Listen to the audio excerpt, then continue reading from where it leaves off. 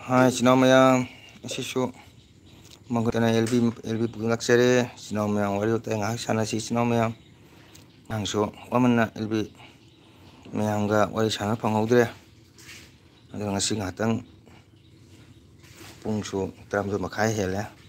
ngatang sinau mayang wari utai sana si ada LB pulang laksere bani, ada nopo sinau mayang, mangkutana te channel sebu yang bermutara kadi like share subscribe to beramo. Aduh sinau ngahak lapiyo support tawbiyo wari utai ngahak sanasi sinau mayang ko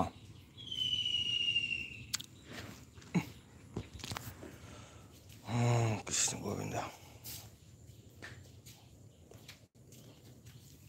is khubumsi nabana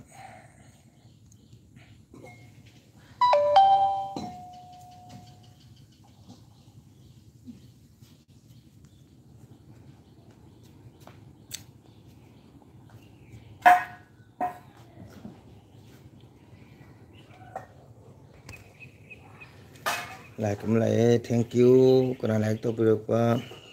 thagatsari comment macha ma thambiramo thank you kana like to birok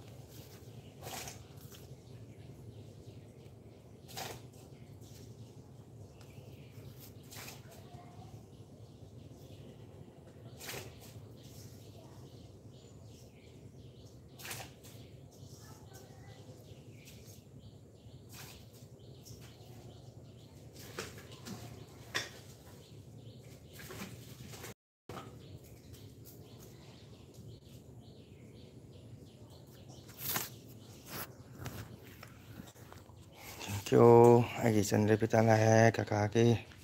kibok phare masani taw tawridi oh thank you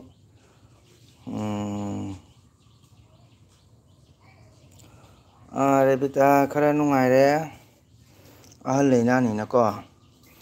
dunang kaka wabana ngarangse support pharabo khara phare rebita masu kari tawrino bendau thank you ai bendau lai bendau amana ngak phamimi sum ngatang elbi thagen thami bendau chaising thongbo bendau papa na ba kha pharabo bendau lai rebita bendau lai bendau chak thongabo bendau papa na ba kha pharabo masu kana narage oh ikubok to koi sangita ge ai papa do khoi da khani le belai yabko ngarang do ayung ta ta nungai ta masa do ta lek tha khidana nomina hospital la pubani do sage nupa jaudra ado nomina pura nomina ngamaro hana heart jam sole sahiju mafutra mathoi surabanina logo medilenda puraga oxygen hare emergency da pusandana kharadi phare bendo hoji kitang normal la du oxygen di thadri kayenda heart jam sumanina doctor na oxygen thaba jakiro hai rebita chakchabo dosagi nupa jaudro jawe rebita moi mapande leidunani rebita chakcharabo khara phare bendo kitang di nungai hore bendo adu oxygen di thadri heart to jamna sole ko adu khangde noni siga khangani magi condition duna di doctor di jamna weak oi hai jamna sole hai bendo ko adu hai bangam de chahi di mafuta ma to sure adu khangdre sona khangre bendo chadre mi pumbase awaba nangata hoi bendo mi ba besidi ching tange rebitana mi ba sidi bendo awabaga nungai baga kappaga nokpaga masimna ni bendo asidi taibang mi taibang pan mi bagi loina hauna bini ai tante mi pumpuna mo to loin jawri matani bendo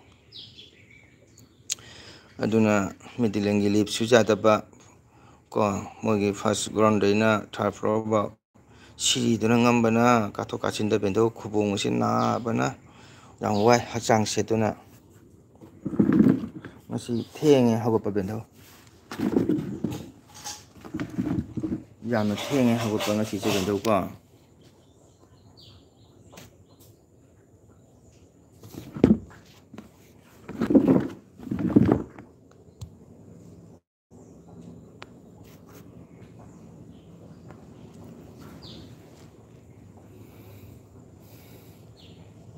ꯑꯅꯥꯕꯗꯣ ꯕꯦꯟꯙꯧ Silchar valley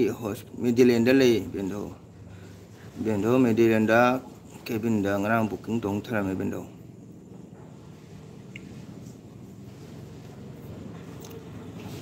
ꯍꯥꯔꯠꯀꯤ ꯑꯣꯏꯔꯗꯤ ꯄꯤ ꯁꯤ ꯁꯔꯃꯥꯗꯔ ꯌꯦꯡꯍꯜꯂꯨ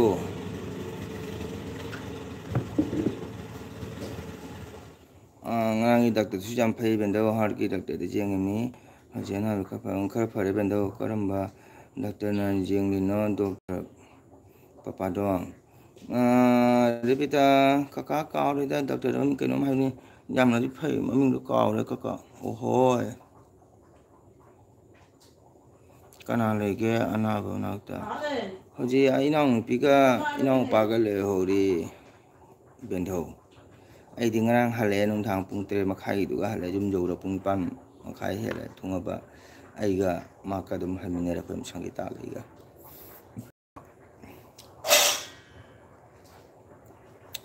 ꯕꯦꯟꯙꯧꯒꯤꯗꯤ ꯄꯄꯥꯗꯣ ꯈꯔ ꯐꯔꯕꯣ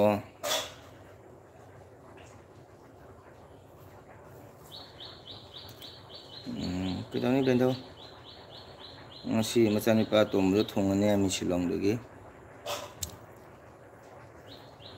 ꯍꯥꯔꯠꯇꯨ ꯌꯥꯝ ꯁꯣꯟꯕ ꯍꯥꯏꯇꯥꯔꯦꯀꯣ ꯑꯗꯨꯅ ꯏꯅꯥꯎꯅꯨꯄꯤ ꯍꯥꯏꯗꯤ ꯑꯩꯈꯣꯏ ꯃꯧꯒꯤꯅꯦ ꯃꯅꯥꯎꯅꯨꯄꯤꯅꯦ ꯏꯅꯥꯎꯅꯨꯄꯤ ꯊꯣꯛꯑꯦꯗꯅꯀꯣ ꯕꯦꯟꯙꯧ ꯑꯩ ꯃꯧꯒꯤꯅꯦ ꯑꯩꯈꯣꯏ ꯅꯨꯄꯤꯒꯤ ꯃꯅꯥꯎꯅꯨꯄꯤ ꯑꯗꯨꯒ ꯏꯅꯥꯎꯄꯥꯒ ꯂꯩꯍꯧꯔꯤ ꯕꯦꯟꯙꯧ ꯑꯗꯨꯗꯤ ꯏꯅꯦꯄꯣꯛꯀ ꯇꯥꯃꯣꯒꯣꯜ ꯌꯥꯝꯅ ꯉꯟꯅ ꯂꯥꯛꯄꯤꯔꯝꯃꯦ ꯕ꯭ꯂꯨ ꯉꯔꯥꯡꯁꯨ LB ꯊꯥꯗ꯭ꯔꯃꯤꯅꯅꯦ ꯉꯥꯛꯇꯪ ꯐꯝꯗꯣꯏ ꯁꯔꯨꯛꯄꯨꯗꯤ ꯉꯥꯛꯇꯪ ꯊꯥꯒꯦꯅ ꯊꯥꯕꯅꯤ ꯕ꯭ꯂꯨ ꯊꯦꯡꯀ꯭ꯌꯨ ꯕ꯭ꯂꯨ ꯊꯥꯒꯠꯆꯔꯤ ꯂꯥꯏꯛ ꯇꯧꯕꯤꯔꯝꯃꯨ ꯅꯪꯒꯤ ꯚꯤꯗꯤꯑꯣ ꯌꯦꯡꯕ ꯌꯥꯝ ꯅꯨꯡꯉꯥꯏ ꯂꯧꯅꯤꯡꯕꯗꯁꯨ ꯌꯦꯡꯕ ꯅꯨꯡꯉꯥꯏ ꯑꯩꯗꯤ ꯀꯥꯔꯒꯤ ꯃꯇꯥꯡꯗꯁꯨ ꯀꯩꯅꯣ ꯑꯦꯗꯚꯔꯇꯥꯏꯁ ꯌꯥꯝꯅ ꯃꯑꯣꯡ ꯇꯥꯈ꯭ꯔꯦ ꯅꯣꯡꯃ ꯅꯪꯒꯤ ꯀꯥꯔꯗꯣ ꯀꯣꯏꯃꯤꯟꯅꯁꯤꯀꯣ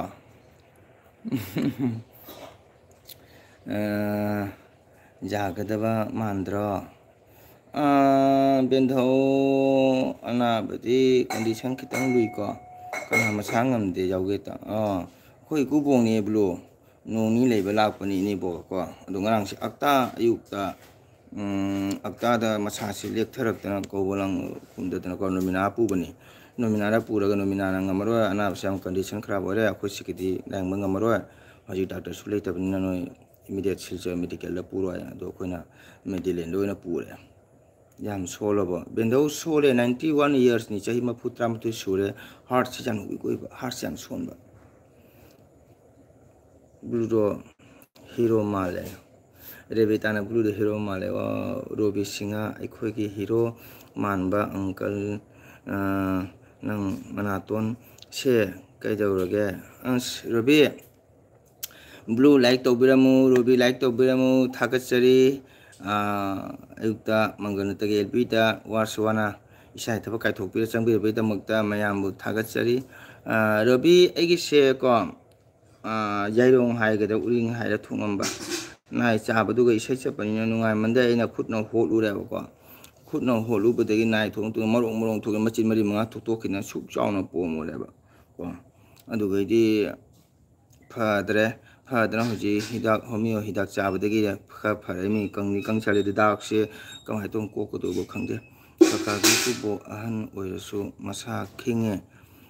ꯔꯦꯕꯤꯇꯥ ꯃꯦꯗꯤꯂꯦꯟꯗ ꯌꯧꯔꯒꯅꯦ ꯔꯣꯃꯤꯅꯥꯗꯗꯤ ꯑꯦꯛꯗꯝ ꯐꯤꯕꯝ ꯀꯟꯗꯤꯁꯟ ꯈꯔꯥꯞꯅꯤ ꯍꯥꯏꯗꯤ ꯃꯦꯗꯤꯂꯦꯟ ꯌꯧꯔꯒ ꯗꯥꯛꯇꯔꯅ ꯍꯤꯗꯥꯛ ꯂꯥꯡꯊꯛ ꯀꯥꯞꯇꯅ ꯈꯣꯠꯇꯅ ꯀꯩꯅꯣ ꯇꯧꯕꯗꯤ ꯋꯥ ꯈꯔ ꯉꯥꯡꯉꯛꯄꯒꯤ ꯋꯥꯔꯤꯅꯤ ꯈꯪꯕ꯭ꯔꯥ ꯑꯗꯨꯁꯨ ꯑꯩꯈꯣꯏꯅ ꯉꯥꯡꯉꯅ ꯁꯣꯔꯣ ꯊꯕꯦꯠ ꯍꯣꯟꯕ ꯌꯥꯝꯅ ꯐꯕ ꯑꯣꯏꯔꯁꯅꯨ ꯍꯣꯏ ꯕ꯭ꯂꯨ ꯑꯣꯏꯔꯁꯅꯨ ꯑꯗꯨꯕꯨ ꯈꯪꯗꯦ ꯑꯅꯥꯕꯗꯣ ꯀꯟꯗꯤꯁꯟꯗꯤ ꯈꯔ ꯂꯨꯏ ꯀꯀꯥꯒꯤ ꯏꯄꯥꯝꯗꯣ ꯑꯄꯣꯝꯕꯗꯣ ꯎꯔꯤꯡ ꯍꯤꯡꯆꯥꯕꯤ ꯍꯥꯏꯗꯨꯅꯤ ꯃꯅꯦ ꯎꯔꯤꯡ ꯍꯤꯡꯆꯥꯕꯤꯅꯤ ꯍꯥꯏꯌꯦ ꯔꯦꯕꯤꯇꯥ ꯍꯧꯖꯤꯛ ꯂꯩꯔꯤꯁꯦ ꯀꯗꯥꯏꯗꯅꯣ ꯇꯥꯡꯕ ꯃꯦꯗꯤꯂꯦꯟꯗ ꯂꯩ ꯕ꯭ꯂꯨ ꯃꯦꯗꯤꯂꯦꯟ 3rd floorꯗ ꯂꯩ ꯀꯦꯕꯤꯟꯗ ꯃꯆꯨꯒꯤ 미 짬떡 레이 와우 땡큐 벤도 마야마 눅시비드나 장비라버시 벤도 얌 타가짜리 앙 호지 16 레마다 호지 48 점 레이 벤도 땡큐 벤도 마야마 눅시비나 장비라버나 수얌 하라우 벤도 벤도기 파파나 바카 파라보 벤도 106 48 레이 벤도 마야마 치노 라이크 또 뷰 블루 듀티 드라 블루기 비디오 yang mayam nungai ha 48 hoi bendo 48 lei bendo ai te jau khre aduna bendo ai ju thabak se hard akan ba suba ngamde adu ngarang floor fa ground de na third floor bo se bendo ka tho ka chin to ri bendo wa na khubung se na ba na bendo lo re bendo lak pa ga ni yam ni se mani ai bên thâu đi ai thawai ni ai bên thâu sibi bên thâu ni ai bên thâu đi ai bên thâu là đi am harau đi có mèo nó một đôi như xí nào nó một đồ ai bên thâu nó một bên thâu à lười mà bên thâu xí nào xí vậy hết lại nó mà đi ô bên thâu ai còn đang lại mà ông lấy bên thâu bên thâu papa na bạc khờ phờ bạc blue duty đó ai blue cái video yang bây giờ nó ngay ai uk te jenga mi blue gi lâu ning bi so matam ta tam go so lok surami sura ga so idi yang kan su bang amak te da blue gari gi su yang nang gari do nang card go nong ma isna ko bi na se yang si bi na like masa ama mam to bi mo ko thank you bendo khara phare o bendo phabo ro so yang nung si bana idi papa do u bada jam na ha wori 55 ho bendo ahan ana ba to Ramina dabu jangan bro kakak oi songi migi se Ranjit khara jengi Ramina Alipur khara jengi nate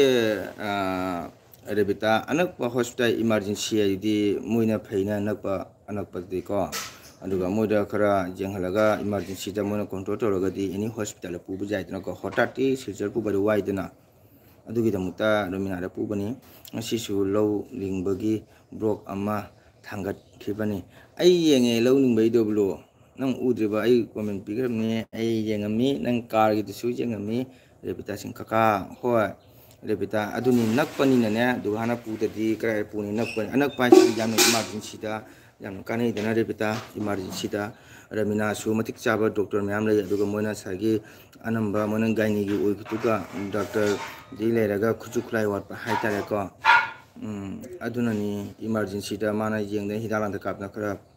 ingtharaga dukan da moina haibani jagati no jangna pukro haidana ne moi ku doctor ni medilen da dare pu bani ibai hona hare pa ponto na medilen da puana koi ibai gi ani ana prom medilen da jam layang gale ba medilen na phai na ko blue gi gari duga kaka ga blue ga koiru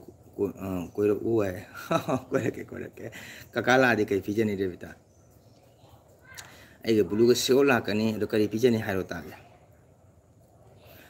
blue nang kada khoi de bita chani pina nang ga koiro wai ado blue nang yara ba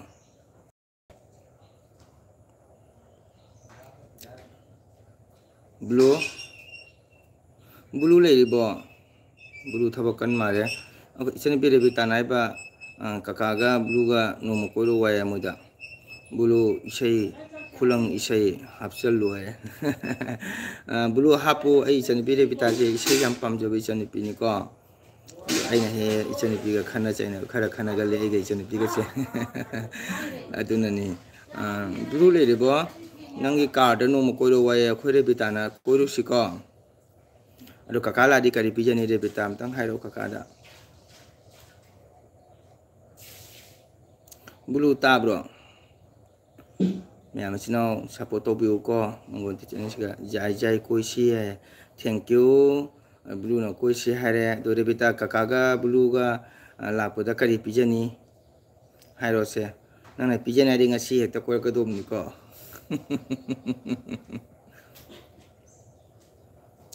re bita ta bro kakagi apanga hojik hairo nachan langjage wow ichen biwa tabra kaka jam pele kaka ge pambai pu chaga kwaga aru blue gi di khangre apamba karino blue di kwa su chagandabni mai di nang hango kaka gi di chaga kwaga ichani pina thamoi siengna pijabado kaka jam pame ibendho no on ha bendho chak thong doroba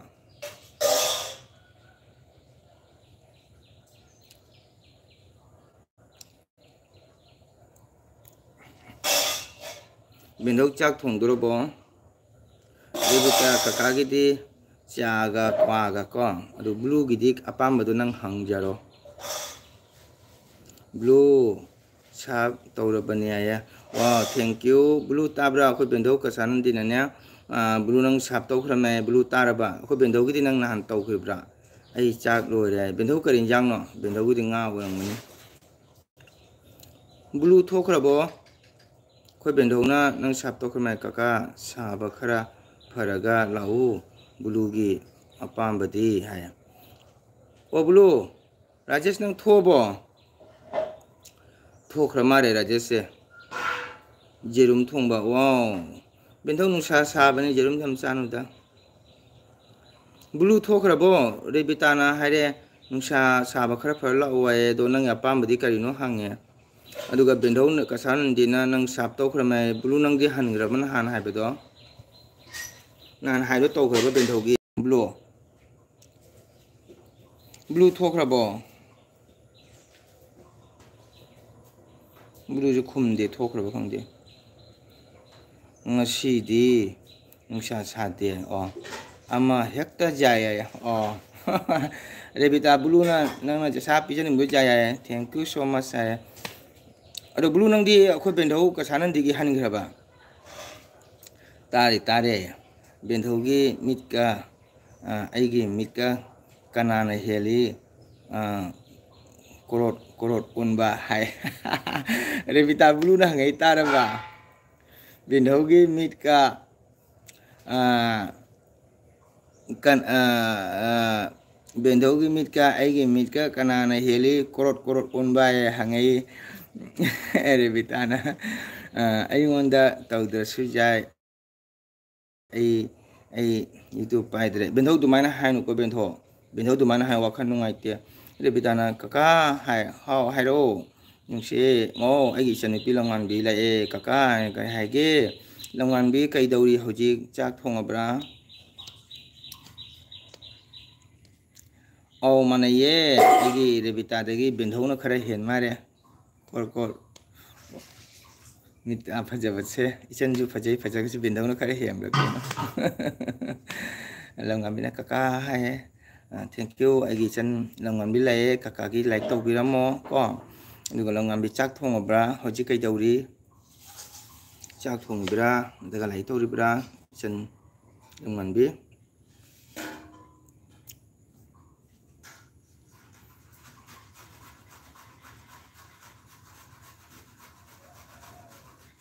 kakagi video ani ahum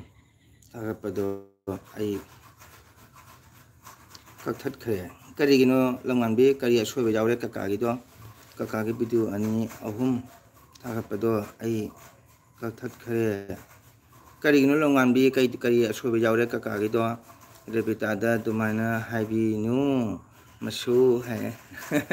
nungsiye bendho ai dung nungsiye ai chanchu yam nungsiye mati kuye udaba aduna hojiti lakpa ware aduna ni chanchu phajai mita bendho ju phajabani longan bi kakagi video ani ahum thagapado ai kakhat khare kai daure rebita kakagi video kai kathalino kari asoiba jawrage rebita longan bi kakagi video kari asoiba jawkrage rebita kakana susun se kakana hayana chawnu ko bendho na haiba rebita da dumaina haibinu masu haiba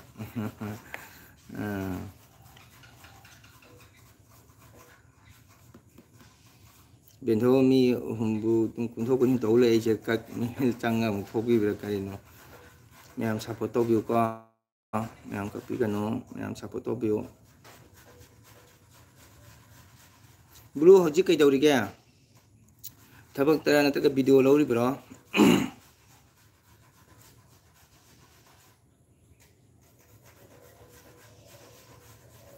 ꯂꯝꯉꯥꯟꯕꯤ ꯂꯩꯔꯤꯕ꯭ꯔꯣ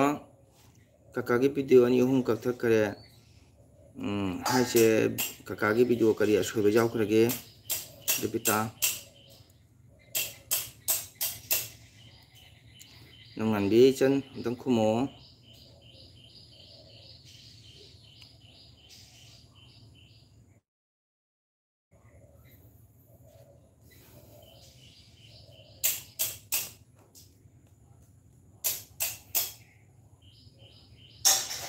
ꯗꯦꯕꯤꯇꯥ ꯀꯩꯗꯧꯔꯤꯒꯦ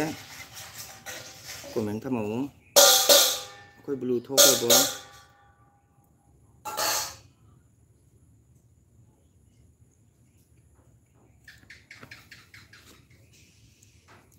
ꯂꯝꯉꯥꯟꯕꯤ ꯂꯩꯔꯤꯕꯣ ꯊꯣꯛꯈ꯭ꯔꯕꯣ ꯀꯀꯥ like ꯇꯧꯔꯝꯃꯣ ꯑꯗꯨꯒ ꯀꯔꯤꯒꯤꯅꯣ ꯀꯀꯥꯒꯤ video ꯑꯅꯤ ꯑꯍꯨꯝ ꯀꯛꯊꯠꯈꯤꯕꯗꯣ ꯀꯔꯝꯕ ꯑꯁꯣꯏꯕ ꯌꯥꯎꯈ꯭ꯔꯒꯦ ꯗꯦꯕꯤꯇꯥ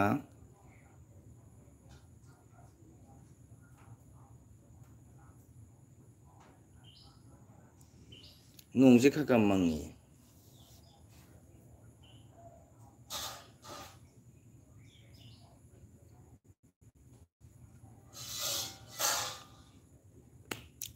ꯏꯆꯤꯟ ꯏꯅꯥꯎ ꯃꯌꯥꯝ ꯀꯅꯥ ꯀꯅꯥ ꯂꯩꯔꯤꯒꯦ ꯑꯩꯈꯣꯏ ꯂꯝꯉꯥꯟꯕꯤ ꯊꯣꯛꯈ꯭ꯔ ꯃꯥꯜꯂꯦ ꯀꯔꯤꯒꯤꯅꯣ ꯀꯀꯥꯒꯤ ꯚꯤꯗꯤꯑꯣ ꯑꯅꯤ ꯀꯛꯊꯠꯈ꯭ꯔꯦ ꯍꯥꯏꯁꯦ ꯀꯀꯥ ꯅꯨꯡꯉꯥꯏꯇ꯭ꯔꯦ ꯀꯔꯝꯕ ꯑꯁꯣꯏꯕ ꯌꯥꯎꯒꯦ ꯔꯦꯕꯤꯇꯥ ꯂꯝꯉꯥꯟꯕꯤ ꯑꯝꯇꯪ ꯈꯨꯝꯃꯛꯑꯣ ꯀꯀꯥꯒꯤ ꯆꯦꯅꯦꯜꯗꯣ ꯀꯔꯝꯕ ꯑꯀꯥꯏꯕ ꯌꯥꯎꯈ꯭ꯔꯒꯦ ꯀꯔꯤ ꯑꯁꯣꯏꯕ ꯌꯥꯎꯒꯦ ꯍꯥꯏꯕꯤꯔꯛꯑꯣ ꯀꯀꯥꯅ ꯈꯪꯗꯅ ꯍꯪꯕꯅꯤꯀꯣ ꯀꯀꯥꯒꯤ ꯚꯤꯗꯤꯑꯣꯗꯤ ꯌꯥꯝꯅ ꯁꯤꯝꯄꯜꯗ ꯊꯥꯡꯒꯠꯆꯕꯅꯤ ꯌꯦꯡꯕ ꯅꯨꯡꯉꯥꯏꯇꯅ ꯇꯧꯔꯤꯕ꯭ꯔꯥ ꯀꯔꯤ ꯑꯁꯣꯏꯕ ꯌꯥꯎꯒꯦ ꯑꯝꯇꯪ ꯍꯥꯏꯔꯛꯎ ꯂꯝꯉꯥꯟꯕꯤ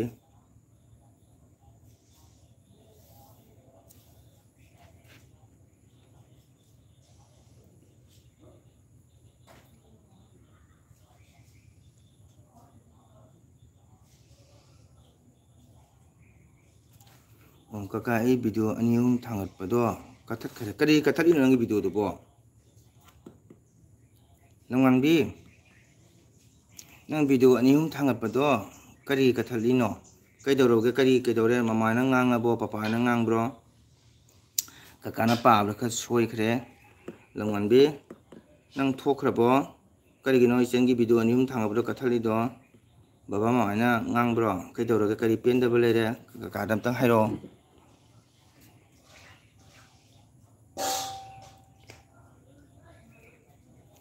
ꯂꯝꯉꯥꯟꯕꯤ ꯇꯥꯕ꯭ꯔꯣ ꯀꯀꯥꯅ ꯄꯥꯕꯗ ꯁꯣꯏꯈ꯭ꯔꯦ ꯀꯔꯤꯒꯤ ꯅꯪꯒꯤ ꯚꯤꯗꯤꯑꯣ ꯑꯅꯤ ꯑꯍꯨꯝ ꯊꯥꯡꯒꯠꯄꯗꯣ ꯀꯩ ꯀꯛꯊꯠꯂꯤꯕꯅꯣ ꯕꯕꯥ ꯃꯃꯥꯅ ꯉꯥꯡꯕ꯭ꯔꯣ ꯆꯦꯅꯦꯜ ꯄꯥꯏ ꯍꯥꯏꯗꯅ ꯑꯝꯇꯪ ꯈꯨꯝꯃꯛꯑꯣ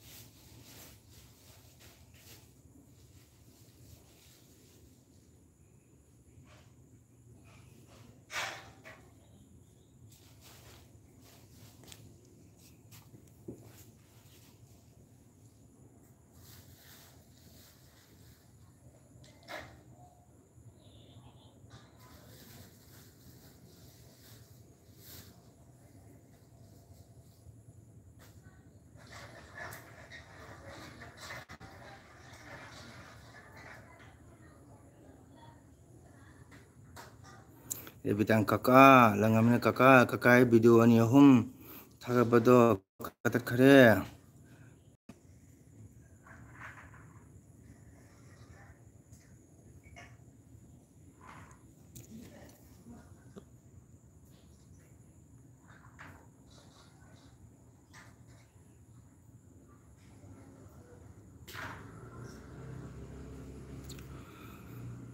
ꯀꯀꯥꯅ ꯑꯩꯒꯤ ꯃꯤꯠ ꯀꯀꯥ ꯑꯩꯅ ꯊꯥꯒꯠꯄ ꯚꯤꯗꯤꯑꯣꯗꯣ ꯀꯛꯈ꯭ꯔꯦ ꯍꯥꯏꯕ ꯀꯀꯥꯒꯤ ꯚꯤꯗꯤꯑꯣ ꯍꯥꯏꯕ ꯅꯠꯇꯦ ꯆꯨꯝꯃꯤ ꯂꯝꯉꯥꯟꯕꯤ ꯀꯀꯥꯅ ꯄꯥꯕꯗ ꯁꯣꯏꯅ ꯇꯧꯕꯅꯦ ꯑꯗꯣ ꯀꯔꯤꯒꯤ ꯅꯪ ꯚꯤꯗꯤꯑꯣ ꯀꯛꯊꯠꯂꯤꯅꯣ ꯇꯧꯔꯤꯁꯤ ꯌꯦꯡꯉꯨ ꯀꯣꯃꯦꯟꯗꯤ ꯄꯥꯗꯦ ꯃꯥ ꯑꯗꯨꯝ ꯉꯥꯡꯅ ꯂꯩꯔꯦ ꯕꯦꯟꯙꯧ ꯎꯍꯧꯗꯅ ꯀꯩꯅꯣ ꯇꯧꯕ ꯕꯦꯟꯙꯧ ꯑꯩꯁꯦ ꯑꯃꯨꯛ ꯐꯔꯛ ꯂꯥꯛꯑꯦ ꯃꯣꯕꯥꯏꯜꯁꯦ ꯑꯗꯨꯅꯅꯤ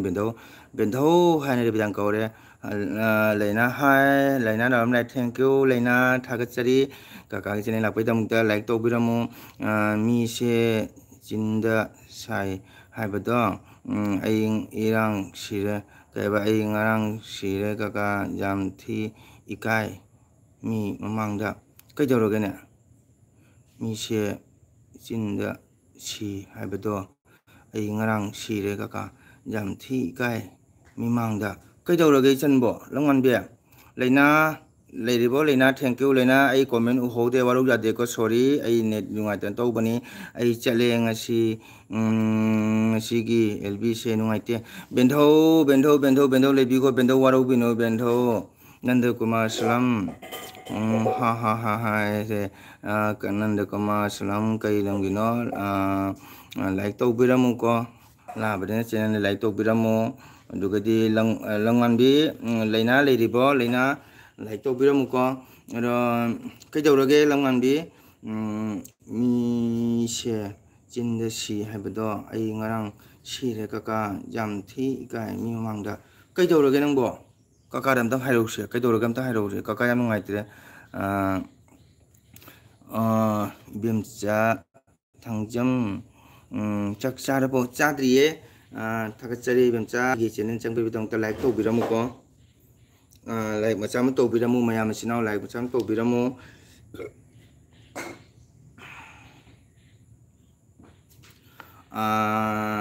Bemcha, like Macham to Bendho, Hagley Co. Bendho, how was that day? Who don't open the message locked up by mobile, who don't worry Bendho, do not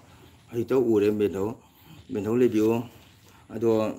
ibem cha kai lam gi no ado like macham to biramo ko gati nanda kumar kai lam gi no like macham to biramo bendho chakhino leina naurem dei bro leina like to biramo ko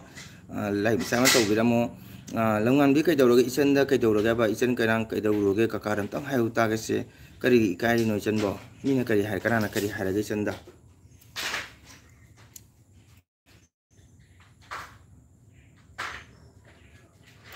Bendho ngangai kho hai ibem cha like macham to biramu changa badi ko support to biramu hai pam tham jage like macham to biramu ko sinomyam like macham to biramu bendho ngalai kho hai de bitana bendho ngalai kho ko bendho kai gum bendho nga thabo ko mring mning tang libi ko bendho waru jate bendho na suna ko mendo message la pa udan to hito ure mobile ma de langwan bi kai do ge ngarang ka karam tang hayu ta ge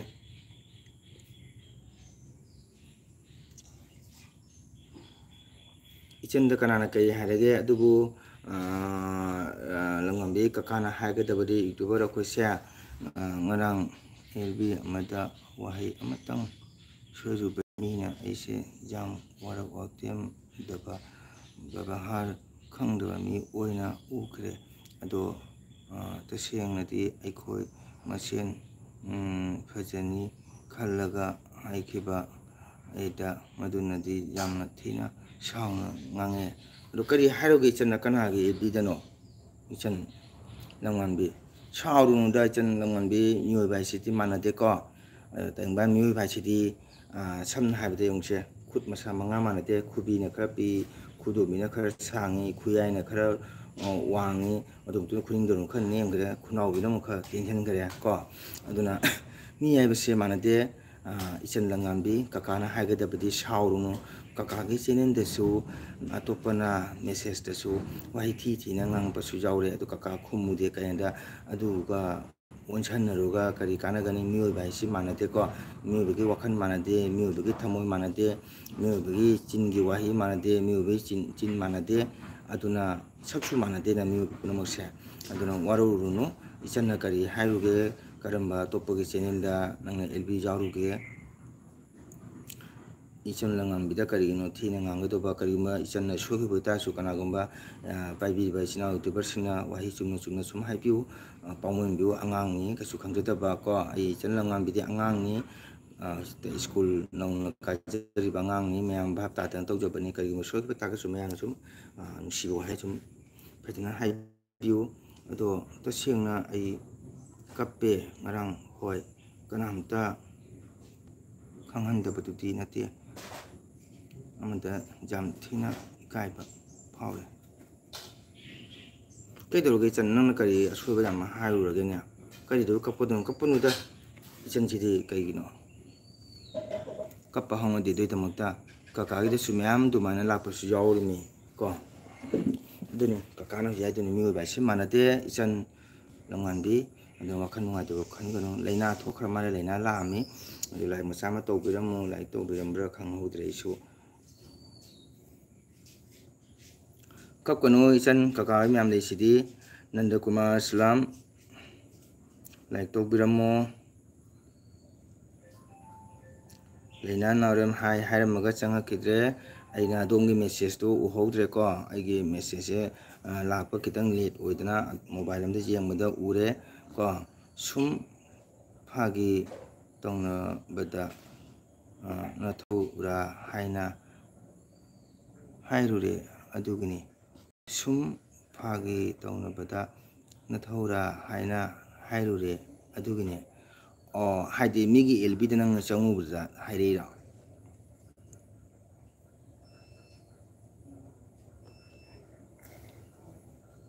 ꯍꯣꯏ ꯏꯆꯟ ꯂꯝꯉꯥꯟꯕꯤꯗꯁꯨ ꯀꯀꯥꯅ ꯍꯥꯏꯅꯤꯡꯕꯗꯤ ꯀꯣ ꯏꯆꯟꯕꯨ ꯅꯨꯡꯁꯤꯗꯅ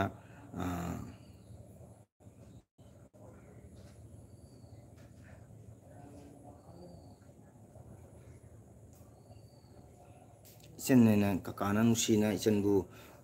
ꯕꯨꯖꯥꯏꯕꯅꯤꯀꯣ ꯃꯊꯪꯗꯒꯤꯗꯤ ꯆꯠꯁꯥ ꯃꯤꯒꯤ ꯑꯦꯜꯕꯤꯗ ꯆꯪꯉꯨꯕ ꯇꯥꯔꯒꯁꯨ ꯃꯤꯒꯤ ꯍꯥꯟꯅ ꯀꯣꯃꯦꯟꯁꯤꯡꯗꯨ ꯌꯦꯡꯉꯣ ꯃꯤꯉꯣꯏꯗꯨ ꯌꯦꯡꯉꯦ ꯍꯥꯏꯔꯒ ꯏꯆꯟꯅ ꯍꯥꯏꯅꯤꯡꯕ ꯂꯩꯔꯁꯨꯀꯣ ꯁꯨꯝ ꯐꯖꯅ ꯁꯨꯝ ꯍꯥꯏꯔꯣ ꯑꯗꯨ ꯃꯤꯗꯨꯅ ꯍꯣꯏ ꯑꯉꯥꯡꯅꯤ ꯈꯪꯗꯅ ꯉꯥꯡꯉꯩ ꯍꯥꯏꯗꯅ ꯋꯥꯔꯤꯗꯨ ꯕꯨꯖꯥꯏꯔꯗꯤ ꯐꯩ ꯀꯣ ꯀꯅꯥꯒꯨꯝꯕ ꯚꯥꯞ ꯇꯥꯕ ꯑꯃꯅ ꯕꯨꯖꯥꯏꯔꯛꯀꯅꯤ ꯚꯥꯞ ꯇꯥꯗꯕ ꯀꯥꯡꯕꯨꯅꯁꯨ ꯋꯥꯍꯩ ꯈꯤꯇꯪ ꯊꯤꯅꯁꯨ ꯉꯥꯡꯉꯛꯄ ꯌꯥꯏ ꯑꯗꯣ ꯋꯥꯔꯧꯔꯨꯅꯨ ꯏꯆꯟ ꯂꯝꯉꯥꯟꯕꯤ ꯃꯗꯨ ꯀꯔꯤꯝ ꯈꯜꯂꯨꯔꯅꯨꯀꯣ ꯏꯆꯟꯅ ꯑꯉꯥꯡ ꯑꯣꯏꯕꯒꯤ ꯈꯟꯊꯍꯧꯗꯅ ꯈꯤꯇꯪ ꯋꯥꯍꯩ ꯁꯣꯏꯈ꯭ꯔꯁꯨ ꯀꯩꯁꯨ ꯋꯥꯔꯧꯔꯨꯅꯨꯀꯣ ꯏꯆꯟꯗꯤ ꯃꯔꯝ ꯃꯣꯛꯄꯅꯤ ꯊꯥꯗꯣꯛꯄꯤꯅꯨ ꯕꯦꯟꯙꯧ ꯂꯥꯎ ꯂꯥꯎ ꯊꯋꯥꯏꯁꯤꯗꯤ ꯕꯦꯟꯙꯧ ꯅꯪꯒꯤꯅꯤ ꯋꯥꯈꯜꯁꯤꯁꯨ ꯕꯦꯟꯙꯧꯒꯤꯅꯤ ꯈꯨꯖꯤꯡ ꯄꯥꯂꯣꯏ ꯇꯝꯅ ꯆꯠꯃꯤꯟꯅꯁꯤ ꯕꯦꯟꯙꯧ ꯋꯥꯎ ꯌꯥꯝ ꯅꯨꯡꯁꯤ ꯏꯆꯟ ꯔꯦꯕꯤꯇꯥꯒꯤ ꯋꯥꯍꯩ ꯇꯥꯕꯗ ꯀꯀꯥ ꯌꯥꯝ ꯄꯦꯜꯂꯦ ꯊꯃꯣꯏꯁꯦ ꯌꯥꯝ ꯅꯨꯡꯁꯤ ꯑꯩꯒꯤ ꯏꯆꯟꯒꯤ ꯋꯥꯍꯩ ꯌꯥꯝ ꯅꯨꯡꯁꯤ ꯌꯥꯝ ꯇꯥꯕꯤꯌꯨ ꯊꯥꯗꯣꯛꯄꯤꯅꯨ ꯕꯦꯟꯙꯧ ꯂꯥꯎ ꯂꯥꯎ ꯊꯋꯥꯏꯁꯤꯗꯤ ꯕꯦꯟꯙꯧ ꯅꯪꯒꯤꯅꯤ ꯋꯥꯈꯜꯁꯤꯁꯨ ꯕꯦꯟꯙꯧꯒꯤꯅꯤ ꯈꯨꯖꯤꯡ ꯄꯥꯂꯣꯏ ꯇꯝꯅ ꯆꯠꯃꯤꯟꯅꯁꯤ ꯕꯦꯟꯙꯧ ꯋꯥꯎ ꯑꯩ ꯏꯆꯟ ꯔꯦꯕꯤꯇꯥ ꯕꯦꯔꯤ ꯒꯨꯗ ꯕꯦꯔꯤ ꯅꯥꯏꯁ ꯊꯥꯒꯠꯆꯔꯤ ꯏꯆꯟꯕꯨ ꯀꯀꯥꯅ ꯐꯔꯦ ꯃꯁꯨ ꯑꯩ ꯀꯣꯟꯅ ꯂꯥꯛꯀꯦ ꯃꯁꯨ ꯊꯕꯛ ꯈꯔ ꯂꯩꯀꯣ ꯑꯣ ꯕꯦꯟꯙꯧ ꯊꯕꯛ ꯂꯩꯔꯤ ꯕꯦꯟꯙꯧ ꯆꯠꯄꯤꯌꯣ ꯊꯕꯛ ꯂꯣꯏꯁꯤꯟꯕꯤꯔꯣ ꯕꯦꯟꯙꯧꯗꯤ ꯋꯥꯔꯕꯅꯦ ꯑꯩꯈꯣꯏ ꯕꯦꯟꯙꯧꯁꯦ ꯑꯩ ꯉꯁꯤꯗꯒꯤ ꯀꯅꯥꯝꯇꯒꯤ ꯑꯦꯜꯕꯤꯗ ꯆꯪꯂꯔꯣꯏ ꯔꯦꯕꯤꯇꯥ ꯂꯝꯉꯥꯟꯕꯤ ꯑꯗꯨꯝꯅ ꯍꯥꯏꯅꯨ ꯀꯀꯥ ꯅꯨꯡꯁꯤꯌꯨꯀꯣ ꯏꯆꯟꯕꯨ ꯂꯝꯗꯝ ꯊꯥꯞꯅꯔꯁꯨ ꯏꯆꯟꯕꯨ ꯀꯀꯥꯅ ꯌꯥꯝ ꯅꯨꯡꯁꯤꯕꯅꯤ ꯀꯣ ꯀꯀꯥꯒꯤꯁꯦ ꯑꯦꯜꯕꯤꯅ ꯁꯨꯝ ꯄꯨꯡꯍꯥꯏ ꯍꯥꯏꯕ ꯅꯠꯇꯦ ꯀꯀꯥꯅ ꯏꯆꯟꯕꯨ ꯌꯥꯝ ꯅꯨꯡꯁꯤ ꯀꯣ ꯏꯆꯟꯅ ꯂꯝꯗꯝ ꯊꯥꯞꯅꯔꯁꯨ ꯏꯆꯟ ꯅꯨꯄꯥ ꯋꯥꯔꯤ ꯁꯥꯟꯅꯕꯁꯦ ꯀꯀꯥ ꯌꯥꯝꯅ ꯄꯥꯝꯃꯤ ꯏꯆꯟꯕꯨ ꯑꯃ ꯃꯤꯅ ꯋꯥꯍꯩ ꯃꯗꯨ ꯍꯥꯏꯈ꯭ꯔꯦ ꯍꯥꯏꯅ ꯑꯗꯨꯁꯨ ꯌꯥꯝꯅ ꯁꯥꯎꯔꯨꯅꯨ ꯏꯆꯟ ꯌꯨꯇꯨꯕꯔ ꯍꯥꯏꯁꯤꯗꯤꯀꯣ ꯑꯃꯅꯁꯨ ꯋꯥꯍꯩ ꯈꯤꯇꯪ ꯍꯦꯟꯖꯜꯂꯛꯄ ꯌꯥꯏ ꯑꯃꯅꯁꯨ ꯈꯤꯇꯪ ꯀꯟꯈꯤꯕ ꯌꯥꯏ ꯃꯗꯨ ꯋꯥꯔꯧꯅꯨꯀꯣ ꯔꯦꯕꯤꯇꯥ ꯅꯪ ꯁꯤꯅꯤꯀꯣ ꯍꯥꯏꯅ ꯀꯀꯥꯒꯤꯕꯨꯗꯤ ꯂꯥꯛꯀꯅꯤꯗ ꯅꯣꯇꯤꯐꯤꯀꯦꯁꯟ ꯂꯥꯛꯄꯒ ꯍꯣꯏ ꯊꯦꯡꯀ꯭ꯌꯨ ꯑꯗꯣ ꯀꯀꯥꯅ ꯍꯥꯏꯒꯗꯕꯗꯤ ꯏꯆꯟ ꯁꯥꯎꯔꯨꯅꯨꯀꯣ ꯏꯆꯟꯅ ꯀꯩꯗꯧꯕꯩ ꯀꯞꯀꯗꯣꯏꯅꯣ ꯏꯆꯟ ꯂꯥꯏꯔꯤꯛ ꯇꯝꯃꯤ ꯑꯗꯣ ꯍꯌꯦꯡ ꯃꯇꯤꯛ ꯆꯥꯕ ꯃꯤ ꯑꯃ ꯑꯣꯏꯔꯒ ꯑꯃꯨꯛ ꯆꯦꯅꯦꯜꯗ ꯑꯃꯨꯛ ꯐ꯭ꯂꯥꯛꯁ ꯑꯣꯏꯔꯛꯀꯗꯧꯅꯤ ꯏꯆꯟꯗꯤ ꯀꯣ ꯀꯀꯥꯅ ꯁꯞꯄꯣꯔꯠ ꯇꯧꯔꯤ ꯏꯆꯟꯕꯨ ꯏꯆꯟꯒ ꯀꯀꯥꯒ ꯊꯥꯞꯅꯔꯁꯨ ꯏꯆꯟꯕꯨꯗꯤ ꯀꯀꯥꯅ ꯀꯥꯎꯔꯣꯏꯌꯦ ꯏꯆꯟ ꯌꯥꯝ ꯅꯨꯡꯁꯤ ꯂꯥꯏꯔꯤꯛ ꯀꯟꯅ ꯇꯝꯃꯨ ꯍꯌꯦꯡ ꯃꯇꯤꯛ ꯆꯥꯕ ꯃꯤ ꯑꯃ ꯑꯣꯏꯔꯛꯀꯗꯕꯅꯤꯀꯣ ꯀꯀꯥꯅ ꯅꯍꯥꯟ ꯍꯥꯏꯈꯤꯕꯗꯣ ꯀꯥꯎꯗꯦꯀꯣ ꯇꯥꯃꯣꯒꯣꯜꯅ ꯍꯧꯖꯤꯛ ꯐꯝꯃꯤꯁꯦ ꯀꯗꯥꯏꯗꯅꯣ ꯑꯩ ꯃꯥꯟꯇꯣꯞꯇꯅꯤ ꯕ꯭ꯂꯨ ꯑꯩ ꯕꯥꯏ ꯑꯣꯏꯔꯒꯦ ꯂꯝꯉꯥꯟꯕꯤ ꯁꯥꯎꯔꯕꯣ ꯀꯀꯥꯅ ꯍꯥꯏꯁꯦ ꯑꯝꯇꯪ ꯈꯨꯝꯃꯝꯃꯣ ꯍꯌꯦꯡ ꯏꯆꯟꯅ ꯃꯇꯤꯛ ꯆꯥꯕ ꯃꯤ ꯑꯃ ꯑꯣꯏꯔꯒ ꯑꯦꯜꯕꯤ ꯌꯨꯇꯨꯕꯔ ꯑꯐꯥꯎꯕ ꯑꯃ ꯑꯣꯏꯔꯛꯀꯅꯤꯀꯣ ꯑꯗꯣ ꯀꯀꯥ ꯀꯥꯎꯅꯨꯀꯣ ꯀꯀꯥꯕꯨꯗꯤ ꯀꯥꯎꯒꯅꯨꯀꯣ ꯀꯀꯥ ꯊꯥꯗꯣꯛꯀꯅꯨ ꯔꯦꯕꯤꯇꯥ ꯂꯝꯉꯥꯟꯕꯤ ꯀꯀꯥꯅ ꯏꯆꯟ ꯂꯝꯉꯥꯟꯕꯤꯕꯨꯗꯤ ꯀꯥꯎꯕ ꯉꯝꯃꯣꯏꯀꯣ ꯏꯆꯟ ꯂꯝꯉꯥꯟꯕꯤ ꯂꯥꯛꯇ꯭ꯔꯗꯤ ꯀꯀꯥ ꯌꯥꯝꯅ ꯋꯥꯔꯧꯒꯅꯤ ꯕꯦꯟꯙꯧꯒ ꯑꯩꯒ ꯆꯠꯄꯒꯤ ꯆꯍꯤ ꯃꯇꯥꯡ ꯌꯧꯔꯛꯄꯅꯤꯅ ꯈꯨꯖꯤꯡ ꯄꯥꯂꯣꯏ ꯆꯠꯃꯤꯟꯅꯁꯤ ꯕꯦꯟꯙꯧ no wali rebita hoi chakiroi masu nugi mando leibro akhugi nate bendho khungi bahmon igawge mando niko ane nongma LB de ko mado mando ge hoi laisang sabagi keno tobodo adugi ai he laga lai bane bahmonda laga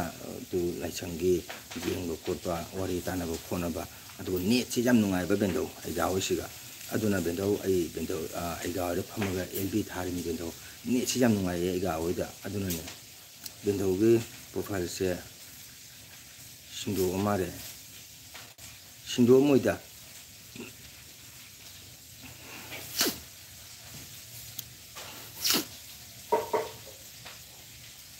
신도 엄마 해라 빈도 프로파일 신도 엄마네 빈도 그 프로파일에 신도 엄마 이 이유되나 이 랭귀지 itu মরণ thank you আমার channel আহিবা কারণে ধন্যবাদ ক প্রথম আইছি নেকি যে মই চ্যানেলটো সাবস্ক্রাইব কৰিবে দে তাৰপিছত লাইক কৰিবে হ্যাঁ মই ল্যাঙ্গুৱেজটো মণিপুৰী ল্যাঙ্গুৱেজ হয় এইটো কাৰণে মই মণিপুৰী কথাটো কৈ আছো মৰণ আপোনাৰ ক'ৰ পৰা কৈছে মই কথাটো মণিপুৰী ল্যাঙ্গুৱেজ হয়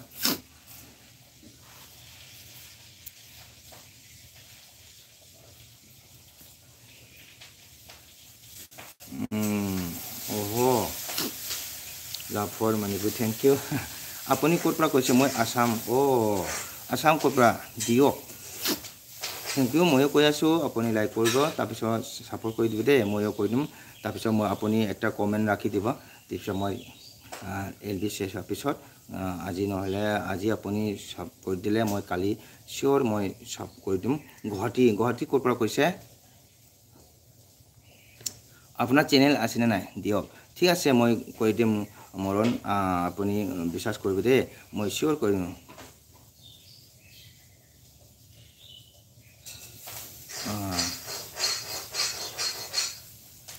ধন্যবাদ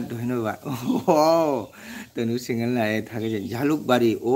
ঝালুকবাৰীৰ পৰা আহিছে গুৱাহাটী ঝালুকবাৰী থেংক ইউ মৰণ মই সাপোৰ্ট কৰিব দে দিয়ক হা মই দি আছো Nandi hain kau le tengku thage ceri khoi tanu la kai chen chang bi se cinta na dio apunar channel tu moi logot bro koi dim dio blue ta mongol khanjenu blue ta da kau he kau mongol napadu napsenu blue moron তোমার channel আসেনি নি moron tanu singa korea se তোমার channel আসেনি নাই tamangol khanau kangamni ayingba ama paisi lao aidi ayingba se use to baja de blue tanu singa itu ei mor channel মরণ হয়েছিল মরল বলে মরণ চ্যানেল এইটো ঠিক আছে মরণ থ্যাংক ইউ মোক চ্যানেলৰ প্ৰথম আহিছে খুব ধন্যবাদ হ্যাঁ ময়ো গুৱাহাটীৰ মানে গাৰ্ডেন ইয়াত থাকিছোঁ ঘূৰিবৰ কাৰণে হেৰি গুৱাহাটী ৰূপনগৰ গুৱাহাটীৰ বঙাইগাঁও মেডিকেলৰ লগতে হেৰি ৰূপনগৰ গাঁও আছে নহয় মণিপুৰী তাতে মই দুমাহ থাকিছোঁ তাৰপিছত গুৱাহাটীৰ মণিপুৰী বস্তিতেও মই আহিছে কীৰ্তনৰ কাৰণে আহিছিলোঁ মই ঠিক আছে মৰণ আমাক মোৰ চেনেলটো আপুনি জানে না মংগল নাটা হেতু আপুনি মানে সাব কৰি দিবে দে মই ৰিটাৰ্ণ কৰি আছো মই শিওৰ ৰিটাৰ্ণ কৰি দিম এটো মানে মন কৰিব দে মই শিওৰ সাপোৰ্ট কৰিম আখোগি তানুজি থাকে চাৰি channel Chang বিবে দামকটা aduna tanu orobo jade aidi matam chana mayamgi LB de changbang ngamje ko aigi di dikti mayamna khangi dune ngasi sangbadu da hatang LB to gana ai LB je thajabani ai sangba matamda sum changjarake ko do chino mayamna dum support to biu chang te waro nangi di jam phaje ko tanu gi di Facebook to su jam na phai ai just subscribe korilu aponar black hawk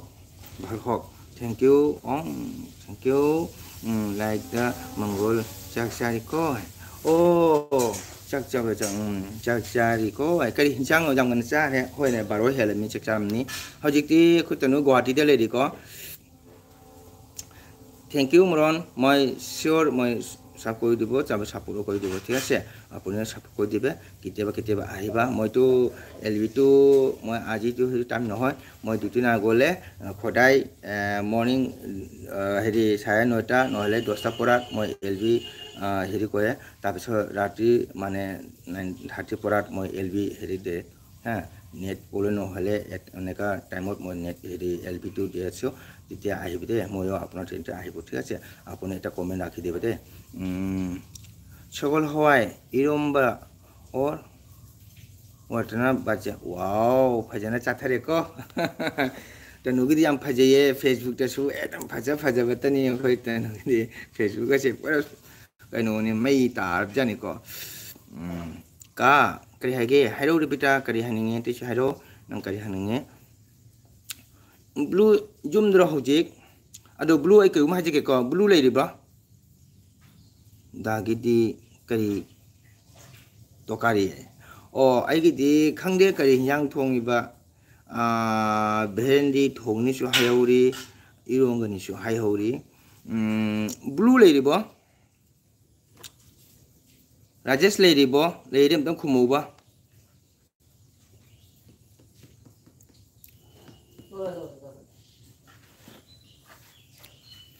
블루 레이디 뭐 quay tới nung tầng chắc chắn sáng ngàn tầng thì bị có mình tầng cả cái bà khung cái bà khăn nào cái problem lấy bro tonsil tàu bro tàu đấy thì bây giờ cả đã na bắt cái này tiệt blue lấy đi bom tầng không màu ba ấy cái nôm hay kìa ấy chẳng là cái bà đó wow ấy cái nào cái sân này Kisan chakcharaba kay daw ri hojik ay kisan lai kano blue nang lay ribo blue am tang khumok se tang jang na blue lay ribo kisan chakcharaba nang lai daw ri bra blue lay ribo am tang khumo kay nom tang hai ge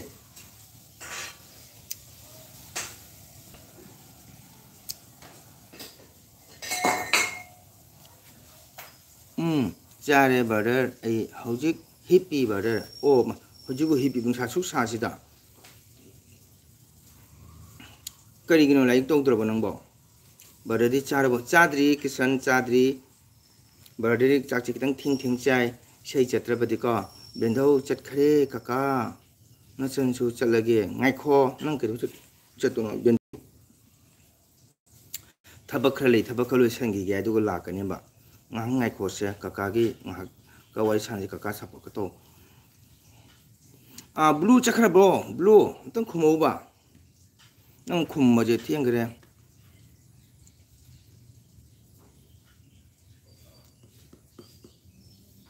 ka ba listener so be hello brother hai kaise ho nungai ribo leirik to rambani aduh wathabagi matam jawre bare oh thank you lai toro achuibam ahamba changpa male ado ahamba changpa male thakachari ado ahamba changpa oiga su lai macha ma to biramo aduga karigumba chene parimba tagadi akoi sinau lone support dominasiko blue lei rebo ei blue je khum je kui chang hedani ko blue lei re ba haiba blue lai kan pagadami ko san lai kan pagadapani ai blue se kui chang re khumba choi pam kakage mathelo kaka haina bro na chandi talle hoi rebita isai chatrabadi kaka kanoni kaya tara sumsai berende suka kaya ba mutum lamchen ba kaya ba kaino blue bo sexlo nate da my channel की ममिंग ने को ma'am लाना खनबीगनो message delete तौबीगनो मिनारानी ना Minarani Haobam hi hi ओ Minarani thank you चंगप माले आई चैनल दा अदो लाइक मचा मा तौबिरमको लमचिंबी मुतुम चंगम मैते इलेप किशन ब्लूडो जेलो थी बचत खरे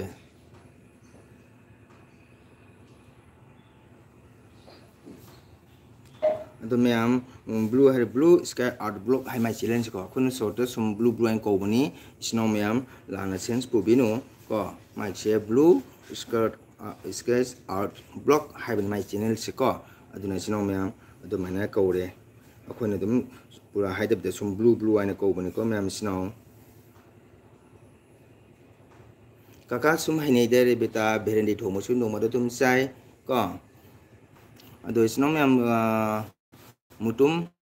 लाइक मचाम तौबिरमो चंगदिको अदुगा कइगुम सपोर्ट लेतदि साबसु तौबिरमो साब तोमदब तारगदिको कोइ सिनाव लोइना support तौबियो मिते सिनाव मतनिको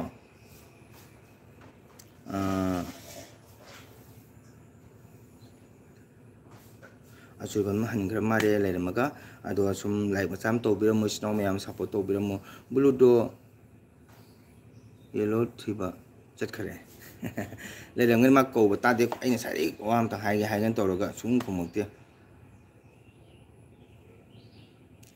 चंबीरेबा सिनाव ma'am प्रमपु मगुनतन थागतचरीको अदुबु चंगदि सिनाव ma'am like मचाम तौबिरमोको support तौबि हाइबा फम सही थामचगे सिनाव मैम रेबिता नंगी चाक थोंगबो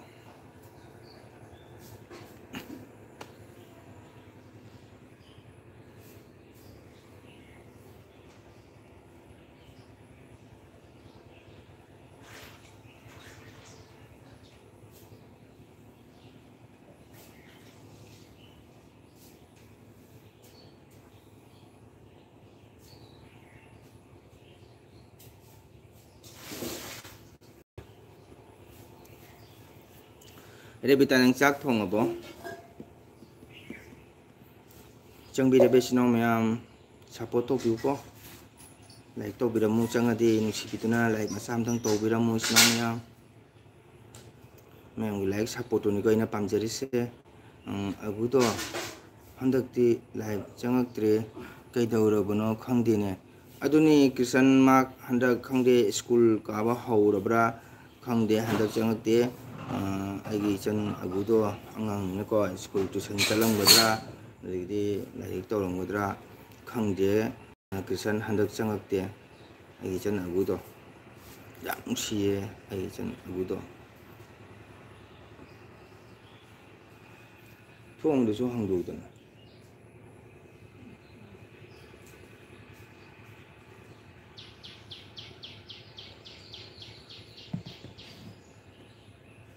रेबिता नंग चाक थोंगबो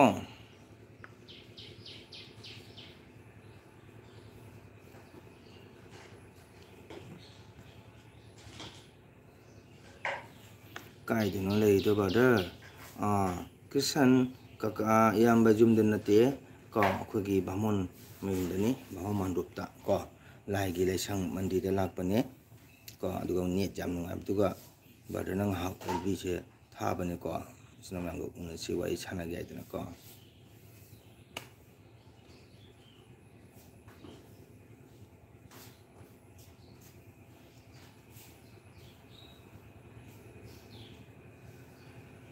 रेबिता चाक थोंगबो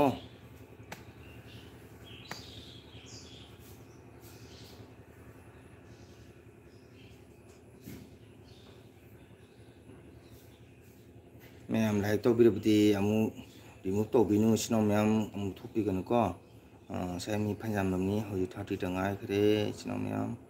नेटी जाम नुंगाये ब्रदर होय नेट नुंगाबदुगा ब्रदर नंग हक एलबी थागायना थाबने कृष्ण ककाई जुमददी नेट जाम नुंगायबा ब्रदर गी जुमददी को अदुना नेट जाम नुंगाबदुगा एलबी थाबने दिल्ली जाम सारंगमनी कनो कृष्ण नत्रा जाम सारंगमनी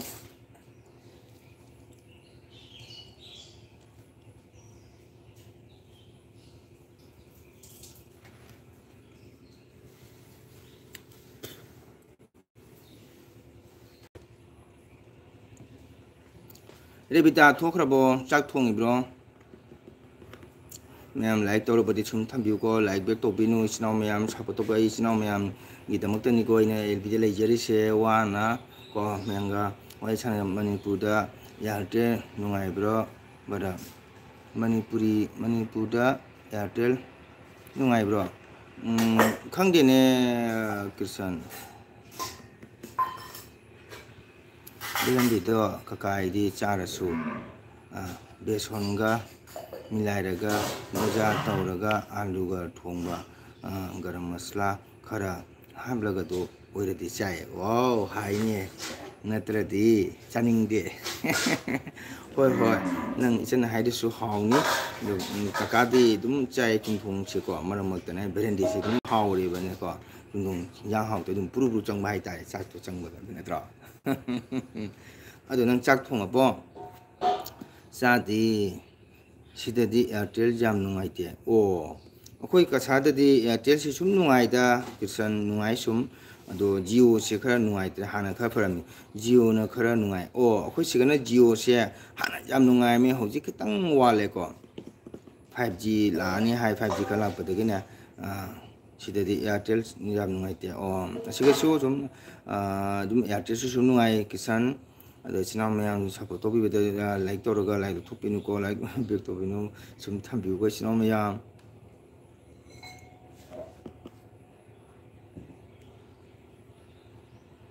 मैम सुम लेयुको आय पामदंग थोके चिना मैम रेबिता चाक थोंगबो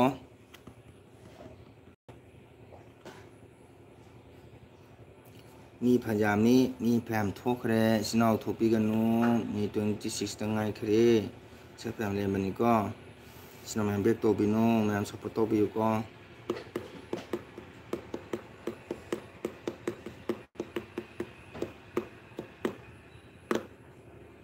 कुमथोक कुमसिन तौना सुम लेरे Sino मैम सपोर्ट तोबियो सपोर्ट काका थोंद्रे चारारोय काका करिगिनोने तो मतम चन चक चागदमिको चक 12 ताई चखुम tung चागदमि कना कनानो लाइक बेक तोबिसि ai saurkani hoy mayam like back tobinu mayam sum thambiu ko nungsibiduna ai samang nungsibide su channel sebu nungsibiduna mayam sum thambiu thank you ai ge na krisna mayam bagi support tobiye saugonu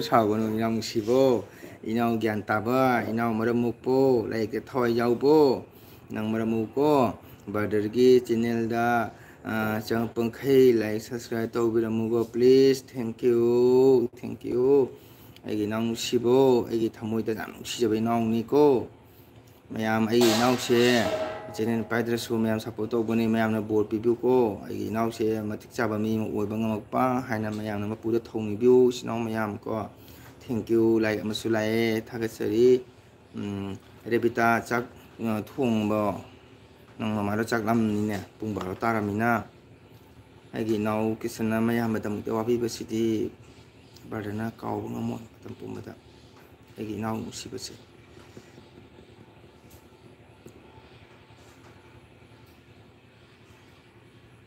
mayam support view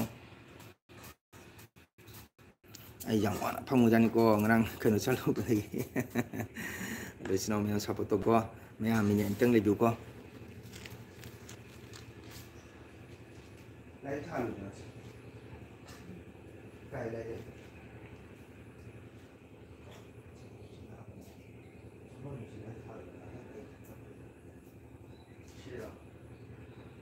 line पांदे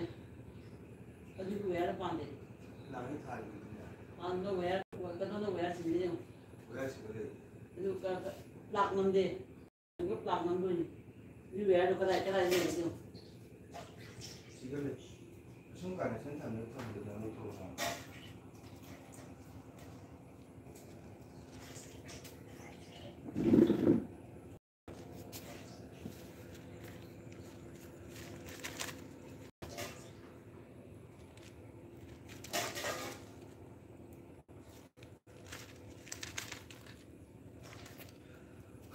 이나 그산 능 waramni lai toro nga pothan hebdo nga potharo ko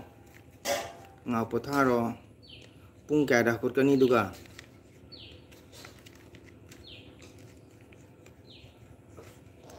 Krisan barawam haige nang tabra. Kakana haiba lau ni hai tadi kakawam haige.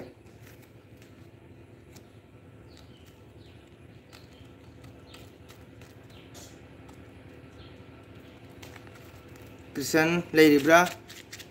barawam tang haige inau da inau gi damak.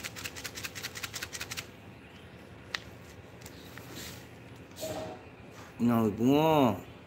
nasi di tau ye hai. Hoi hoi atop pemyam ne hande jauh ni ko tu hai je bai inau se ne mana ai kakak gi dam jang wabi bai tar ai inau se lebita. Kisan leiribra barawam tang haige.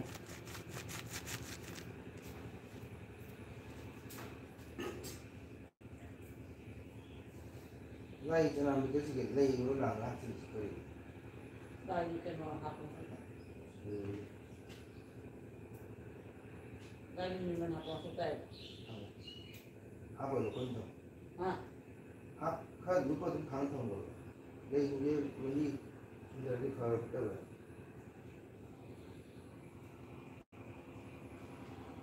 Lu si mana tak ada lu lagi. Mesti masih jauh. Do di lai tu thang pun lai tu foto dum cuma dari mai tu betul.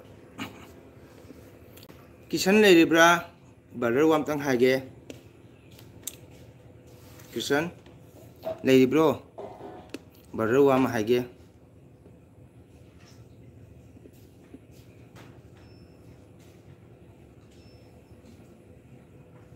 Lebita kering yang thong ya.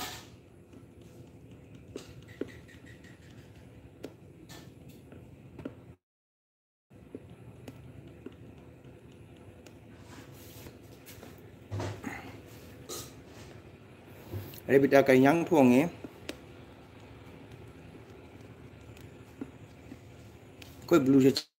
chal lagi suhayam de thok ge suhayam tu minne lai ya. Thabak laba kang de.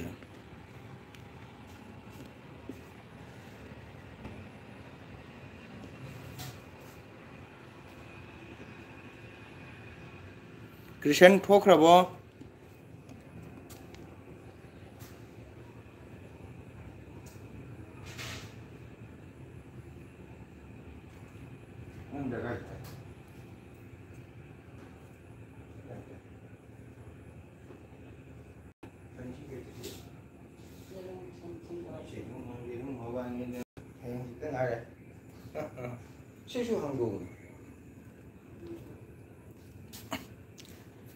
Kakak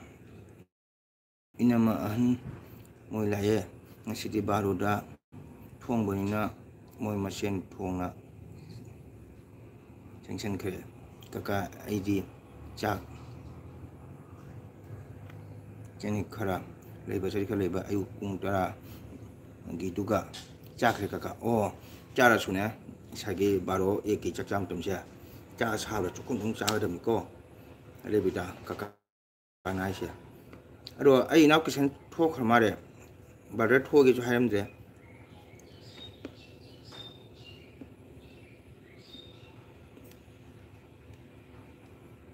lebita kakana itarba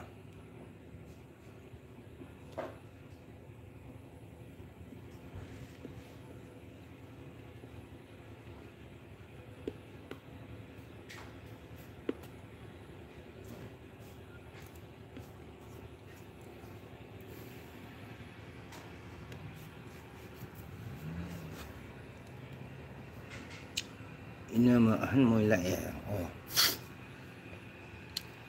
masih ayuk lai lah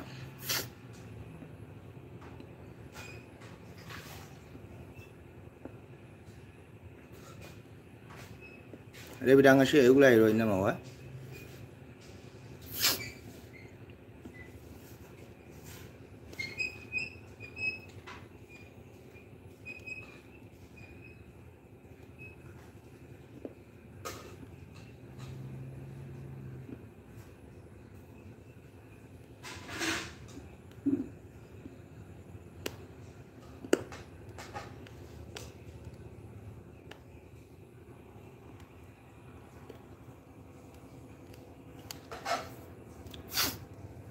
Sinau kana lagi lang ngah lapyo ngah support opyo kisan thok rabo koi bulu su thok ke hayam de thaba kal ba kaina tumin nei gre sinau de kana lagi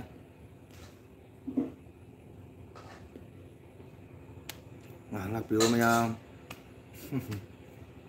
đầu đi mày làm chắc chắn mà tầm này có mày làm chắc chắn mà tầm này nè khởi sinh là bảo vệ nếu con nào của mình xin nó xuống để mà ta cái đi sống sống bí đồ ngà qua yêu đây chúng san là gì xin nó mày làm có sắp tới mình sẽ mày làm xin nó chắc chắn mà ta cái đi cái mà thì hỏng là cái ngà si chỉ vậy đó sẽ phải bên này mô tô ga chơi cái út thùng cha cái mình ngà si nó mày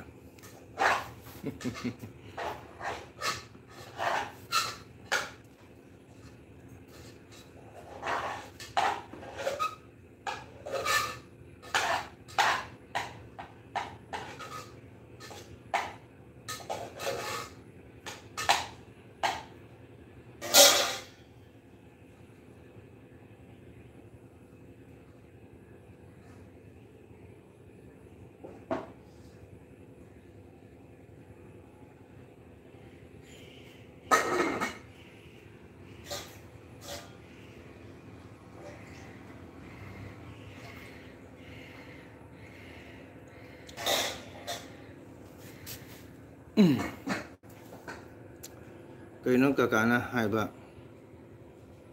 không được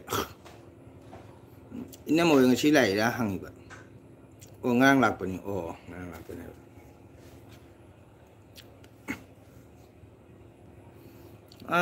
bulu do thôi chú hai em đập này chơi lại cái hai em đập bài pm được đó bulu câu rồi mình đây chứ mai mình ra yes câu rồi còn mai chỉ nên bulu ska block hai bữa rồi nè đúng không mà cái nó thì mấy người sinh ra yes câu rồi quá là cái này nông mà ai cái blue cái máy nó phong là này để bị ta khơi là cái này hay trả cái gì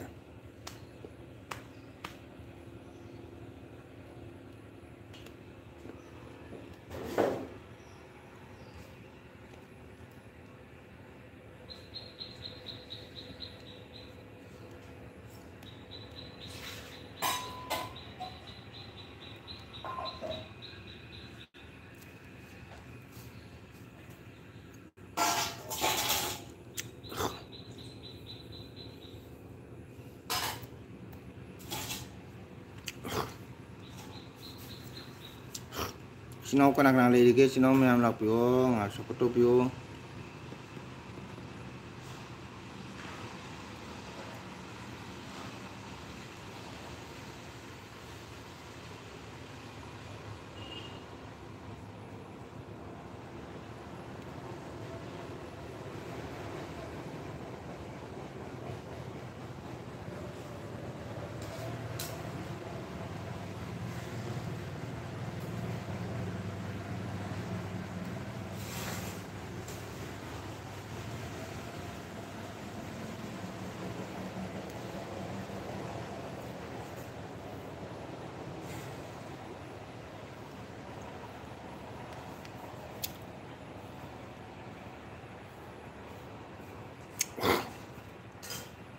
Lebita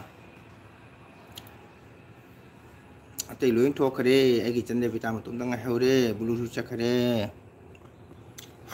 ai nau ki san ju thok khare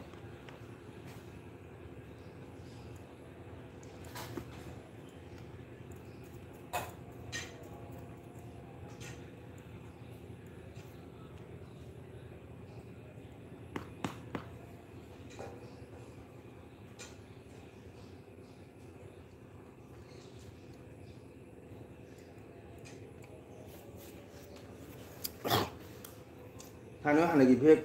cái này tôi cũng bao lông cái nhiều này càng vô lì vậy càng tụ hay này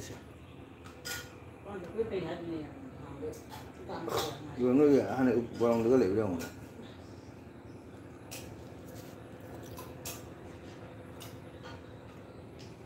Rebita lagi di bawah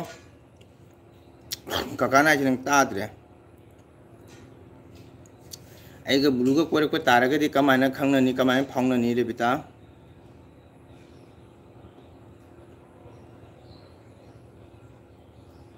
ꯀꯣꯏꯗꯤ ꯀꯣꯏꯔꯛꯀꯅꯤꯀꯣ ꯃꯥꯏ car ꯄꯨꯔꯒ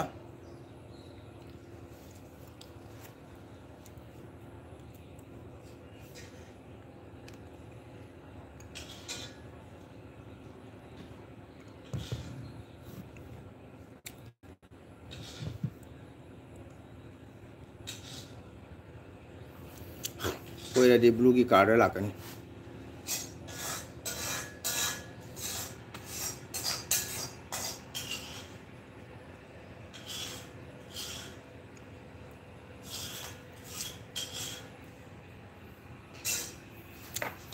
ꯀꯅꯥ ꯀꯅꯥ ꯂꯩꯔꯤꯒꯦ ꯏꯆꯤꯟ ꯏꯅꯥꯎ ꯃꯌꯥꯝ ꯂꯥꯛꯄꯤꯌꯣ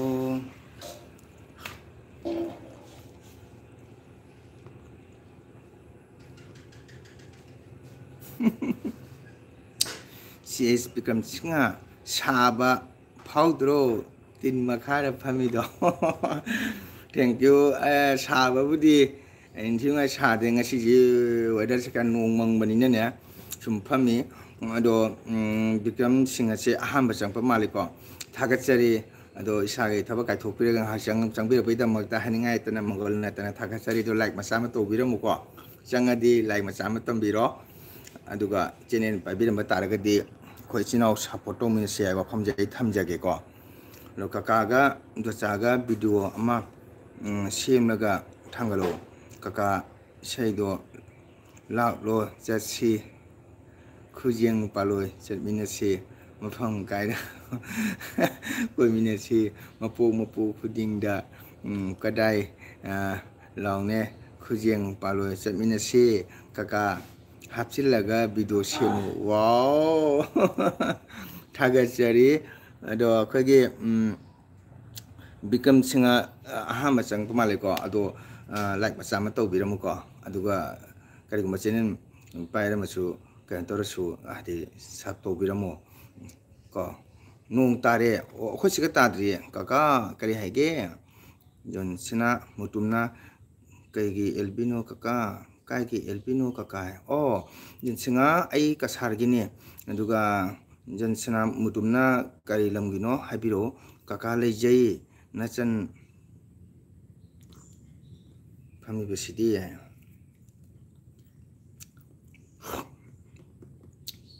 ꯑꯗꯣ ꯖꯣꯟꯁꯤꯡꯍ ꯑꯍꯥꯟꯕ ꯆꯪꯉꯛꯄ ꯃꯥꯜꯂꯤꯀꯣ ꯂꯥꯏꯛ ꯃꯆꯥ ꯑꯃ ꯇꯝꯕꯤꯔꯝꯃꯣ ꯑꯗꯨꯒ ꯁꯕ ꯇꯧꯕꯤꯔꯝꯃꯣ ꯁꯕ ꯇꯧꯔꯝꯗꯕ ꯇꯥꯔꯒꯗꯤ ꯆꯦꯅꯦꯜ ꯄꯥꯏꯕ ꯇꯥꯔꯒꯗꯤ ꯁꯞꯄꯣꯔꯠ ꯇꯧꯃꯤꯟꯅꯁꯤꯀꯣ ꯀꯩꯒꯤ ꯂꯥꯏꯐꯅꯣ ꯀꯀꯥ ꯀꯥꯏꯒꯤ ꯂꯥꯏꯐꯅꯣ ꯀꯀꯥ ꯀꯀꯥ ꯂꯩꯖꯩ ꯑꯦꯜꯕꯤꯗ ꯐꯥꯎꯅꯁꯤ ꯀꯀꯥ ꯑꯣ ꯌꯥꯏꯌꯦ ꯀꯥꯏꯗꯦ ꯑꯦꯜꯕꯤꯗ ꯐꯥꯎꯅꯁꯤ ꯌꯥꯏ ꯑꯩ ꯄꯥꯠꯁꯣꯏꯗꯒꯤꯅꯤ ꯋꯥꯎ ꯊꯥꯒꯠꯆꯔꯤ ꯃꯨꯇꯨꯝꯕꯨ ꯄꯥꯠꯁꯣꯏ ꯏꯝꯐꯥꯜꯗꯒꯤ ꯀꯣ ꯏꯁꯥꯒꯤ ꯃꯇꯝ ꯀꯥꯏꯊꯣꯛꯄꯤꯔꯒ ꯃꯪꯒꯣꯜꯇꯒꯤ ꯆꯦꯅꯦꯜꯗ ꯆꯪꯕꯤꯔꯒ ꯁꯞꯄꯣꯔꯠ ꯇꯧꯕꯤꯕꯁꯦ ꯍꯥꯏꯅꯤꯡꯉꯥꯏꯗꯅ ꯊꯥꯒꯠꯆꯔꯤꯀꯣ ꯑꯗꯨꯒ ꯖꯣꯟꯁꯤꯅꯥꯁꯦ ꯆꯦꯅꯦꯜ ꯄꯥꯏꯕꯤꯕ꯭ꯔꯥ ꯂꯥꯏꯛ ꯇꯧꯔꯦ ꯊꯦꯡꯀ꯭ꯌꯨ ꯍꯥꯏꯅꯤꯡꯉꯥꯏꯗ ꯊꯥꯒꯠꯆꯔꯤ ꯑꯗꯨꯒ ꯁꯞꯁꯨ ꯇꯧꯕꯤꯌꯨꯀꯣ ꯑꯗꯨꯒ ꯕꯤꯀ꯭ꯔꯝ ꯍꯧꯖꯤꯛ ꯑꯗꯣꯝ ꯀꯔꯤ ꯊꯕꯛ ꯇꯧꯕꯤꯔꯤꯕꯒꯦ ꯈꯤꯇꯪ ꯍꯥꯏꯕꯤꯌꯨ ꯑꯗꯨꯒ ꯆꯦꯅꯦꯜ ꯄꯥꯏꯕ꯭ꯔꯥ ꯑꯩꯈꯣꯏꯒꯤ ꯕꯤꯀ꯭ꯔꯝ ꯑꯗꯨꯒ ꯍꯧꯖꯤꯛ ꯄꯥꯠꯁꯣꯏꯗꯒꯤꯅꯦ ꯍꯥꯏꯁꯦ ꯍꯧꯖꯤꯛꯇꯤ ꯃꯅꯤꯄꯨꯔꯒꯤ ꯏꯔꯥꯡꯁꯦ ꯀꯃꯥꯏꯅ ꯇꯧꯔꯤ ꯈꯔꯗꯤ ꯏꯪꯉꯕ꯭ꯔꯥ ꯑꯗꯣ ꯑꯩꯈꯣꯏꯅ ꯅ꯭ꯌꯨꯁꯇ ꯇꯥꯖꯕꯗꯤ ꯊꯨꯅ ꯏꯔꯥꯡꯁꯤ ꯍꯟꯗꯛ ꯇꯥꯗꯦꯀꯣ ꯀꯀꯥ ꯂꯥꯏꯛ ꯇꯧꯖꯔꯦ ꯊꯦꯡꯀ꯭ꯌꯨ ꯊꯥꯒꯠꯆꯔꯤꯀꯣ ꯑꯗꯣꯝꯕꯨ ꯑꯩ ꯕꯤꯀ꯭ꯔꯝꯕꯨ ꯍꯥꯏꯅꯤꯡꯉꯥꯏꯗ ꯊꯥꯒꯠꯆꯔꯤꯀꯣ ꯃꯩꯇꯩ ꯑꯃ ꯏꯆꯤꯟ ꯏꯅꯥꯎ ꯑꯃ ꯑꯣꯏꯕꯒꯤ ꯑꯁꯣꯝꯅ ꯁꯞꯄꯣꯔꯠ ꯇꯧꯕꯤꯕꯁꯦ ꯑꯩ ꯍꯥꯏꯅꯤꯡꯉꯥꯏ ꯊꯥꯒꯠꯆꯔꯤ ꯑꯗꯨꯒ ꯕꯤꯀ꯭ꯔꯝ ꯆꯍꯤ ꯀꯌꯥ ꯁꯨꯔꯦ ꯆꯦꯅꯦꯜꯅꯤꯅ ꯀꯣ ꯁꯛ ꯃꯥꯏ ꯎꯅꯗꯕꯅꯤ나 ꯑꯩꯕꯨꯗꯤ ꯑꯗꯨꯝ ꯎꯔꯦ ꯑꯩꯅꯗꯤ ꯑꯗꯨꯝ ꯎꯗꯕꯅꯤꯅ ꯀꯅꯥꯅ ꯍꯟꯕ ꯀꯅꯥꯅ ꯀꯩꯅꯣ ꯇꯧꯕ ꯍꯥꯏꯕꯗꯤ ꯉꯝꯗꯅ ꯁꯨꯝ ꯃꯤꯡ ꯑꯣꯏꯅ ꯑꯗꯨꯝ ꯀꯧꯅꯔꯦ ꯑꯗꯨꯒ ꯕꯤꯀ꯭ꯔꯝ ꯍꯧꯖꯤꯛ ꯀꯔꯤ ꯍꯣꯠꯅꯕꯤꯔꯤꯕꯒꯦ ꯑꯗꯨꯒ ꯆꯍꯤ ꯀꯌꯥ ꯁꯨꯔꯒꯦ ꯍꯥꯏꯕꯤꯌꯨ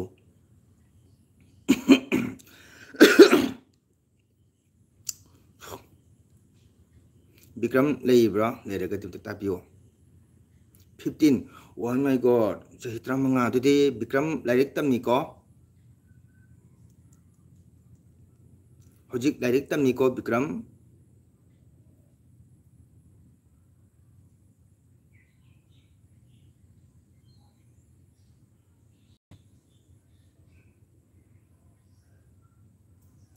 ꯑꯩꯈꯣꯏ ꯕꯤꯀ꯭ꯔꯝ ꯂꯥꯏꯔꯤꯛ ꯇꯝꯃꯤꯀꯣ ꯍꯧꯖꯤꯛ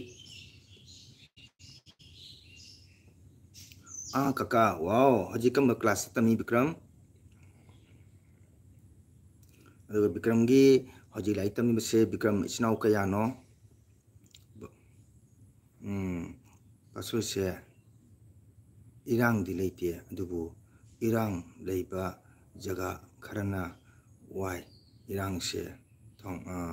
ꯇꯧꯅ ꯂꯩꯔꯗꯤ ꯐꯗꯧꯅꯤ ꯂꯣꯏꯔꯗꯤ ꯐꯗꯧꯅꯤ ꯑꯗꯨꯅꯤ ꯀꯩꯅꯣ ꯖꯟ ꯑꯩꯈꯣꯏꯁꯨ ꯀꯟꯅ ꯍꯣꯠꯅꯔꯤꯃꯤꯀꯣ ꯑꯩꯈꯣꯏꯁꯨ ꯑꯉꯝꯕ ꯃꯇꯦꯡ ꯁꯞꯄꯣꯔꯠ ꯇꯧꯔꯤꯕꯅꯤꯀꯣ ꯏꯌꯥꯝꯕꯁꯨ ꯄꯤꯛꯂꯕ ꯑꯣꯔꯒꯅꯥꯏꯖꯦꯁꯟ ꯃꯆꯥ ꯃꯁꯨ ꯄꯨꯖꯩ ꯑꯩꯈꯣꯏꯁꯤꯁꯨ ꯖꯤꯔꯤꯗꯁꯨ ꯁꯞꯄꯣꯔꯠ ꯇꯧꯕ ꯂꯦꯞꯇ꯭ꯔꯤ ꯃꯇꯦꯡ ꯇꯧꯕ ꯂꯦꯞꯇꯦ ꯑꯩꯈꯣꯏꯁꯨ ꯊꯧꯅꯤꯖꯔꯤ ꯃꯄꯨꯗ ꯌꯥꯡꯅ ꯃꯅꯤꯄꯨꯔꯁꯤ ꯏꯔꯥꯡ ꯂꯣꯏꯁꯤꯟꯕ ꯍꯥꯏꯅ ꯑꯩꯈꯣꯏꯅ ꯏꯁꯣꯔꯗ ꯈꯨꯔꯨꯝꯗꯣꯏꯃꯤ ꯖꯟꯁꯤꯅ ꯑꯗꯣ ꯊꯥꯒꯠꯆꯔꯤ ꯑꯩꯈꯣꯏꯒꯤ ꯕꯤꯀ꯭ꯔꯝ ꯀ꯭ꯂꯥꯁ 10 ꯐꯖꯅ ꯂꯥꯏꯔꯤꯛ ꯇꯝꯃꯨ ꯕꯤꯀ꯭ꯔꯝ ꯀ꯭ꯂꯥꯁ 10 ꯊꯥꯒꯠꯆꯔꯤ ꯑꯗꯨꯒ ꯕꯤꯀ꯭ꯔꯝ ꯍꯧꯖꯤꯛ ꯕꯤꯀ꯭ꯔꯝ ꯏꯆꯤꯟ ꯏꯅꯥꯎ ꯀꯌꯥꯅꯣ ꯕꯕꯥ ꯃꯃꯥ ꯂꯩꯔꯤꯕ꯭ꯔꯥ ꯀꯤꯁꯟꯒꯤ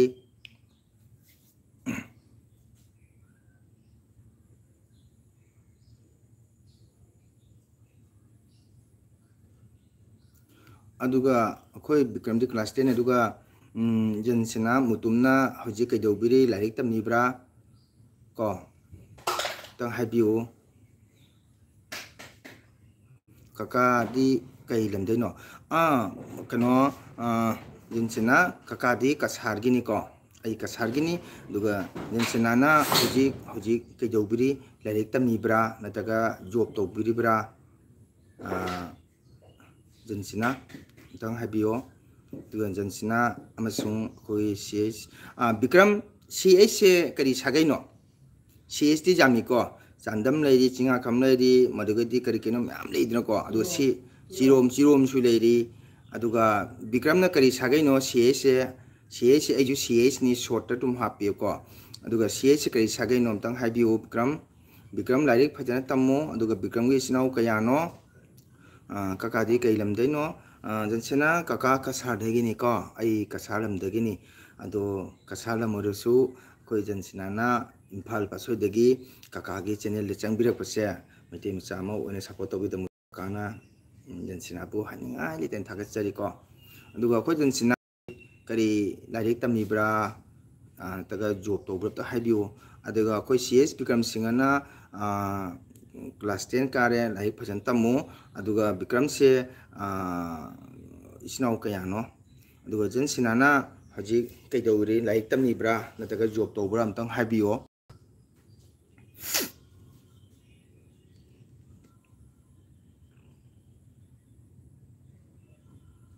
ꯑꯗꯨꯒ ꯕꯤꯀ꯭ꯔꯝꯁꯨ ꯖꯟꯁꯤꯅꯥꯁꯨ ꯀꯀꯥꯕꯨ ꯅꯨꯡꯁꯤꯕꯤꯗꯨꯅ ꯆꯦꯅꯦꯜꯁꯦꯀꯣ ꯂꯥꯏꯛꯁꯨ ꯇꯧꯕꯤꯔꯦ ꯑꯗꯨꯒ ꯁꯥꯞꯇꯨ ꯇꯧꯕꯤꯔꯝꯃꯨꯀꯣ ꯁꯥꯞ ꯇꯧꯕꯤꯌꯨ ꯂꯥꯏꯛ ꯇꯧ ꯁꯤꯌꯥꯔ ꯇꯧꯕꯤꯌꯨꯀꯣ ꯀꯀꯥꯅ ꯏꯆꯤꯟ ꯏꯅꯥꯎ ꯑꯅꯤꯒꯤ ꯃꯐꯝꯗ ꯀꯀꯥꯅ ꯍꯥꯏꯖꯔꯤ ꯀꯣ ꯑꯩꯈꯣꯏ ꯏꯆꯤꯟ ꯏꯅꯥꯎ ꯃꯠꯇꯅꯤ ꯀꯀꯥꯅ ꯆꯦꯅꯦꯜ ꯄꯥꯏꯔꯤꯕꯁꯤꯗꯤ ꯃꯦꯃꯣꯔꯤ ꯑꯃ ꯑꯣꯏꯍꯧꯅꯕ ꯍꯥꯏꯅ ꯇꯧꯕꯅꯤꯀꯣ ꯑꯗꯨꯒ ꯏꯅꯥꯎ ꯑꯅꯤ ꯕꯤꯀ꯭ꯔꯝ ꯁꯤ ꯑꯩꯆ ꯕꯤꯀ꯭ꯔꯝ ꯁꯤꯡꯍ ꯂꯩꯔꯤꯕ꯭ꯔꯥ ꯂꯩꯔꯒꯗꯤ ꯁꯤ ꯑꯩꯆꯁꯦ ꯀꯔꯤ ꯁꯥꯒꯩꯅꯣ ꯑꯗꯨꯒ ꯏꯆꯤꯟ ꯏꯅꯥꯎ ꯀꯌꯥꯅꯣ ꯑꯩꯈꯣꯏ ꯕꯤꯀ꯭ꯔꯝ ꯖꯟꯁꯤꯅꯥ ꯑꯩ ꯀꯁꯥꯔꯒꯤꯅꯤ ꯑꯗꯨꯒ ꯖꯟꯁꯤꯅꯥꯅ ꯍꯧꯖꯤꯛ ꯀꯔꯤ ꯇꯧꯕꯤꯔꯤꯕꯒꯦ ꯂꯥꯏꯔꯤꯛ ꯇꯝꯕꯤꯔꯤꯕ꯭ꯔꯥ ꯅꯠꯇ꯭ꯔꯒ ꯖꯣꯕ ꯇꯧꯕꯤꯕ꯭ꯔꯥ ꯑꯝꯇꯪ ꯍꯥꯏꯕꯤꯌꯨ ꯑꯩꯁꯦ ꯏꯅꯥꯎꯃꯛꯅꯤ ꯍꯥꯏꯅ ꯅꯨꯡꯁꯤꯅ ꯍꯥꯏꯕꯅꯤꯀꯣ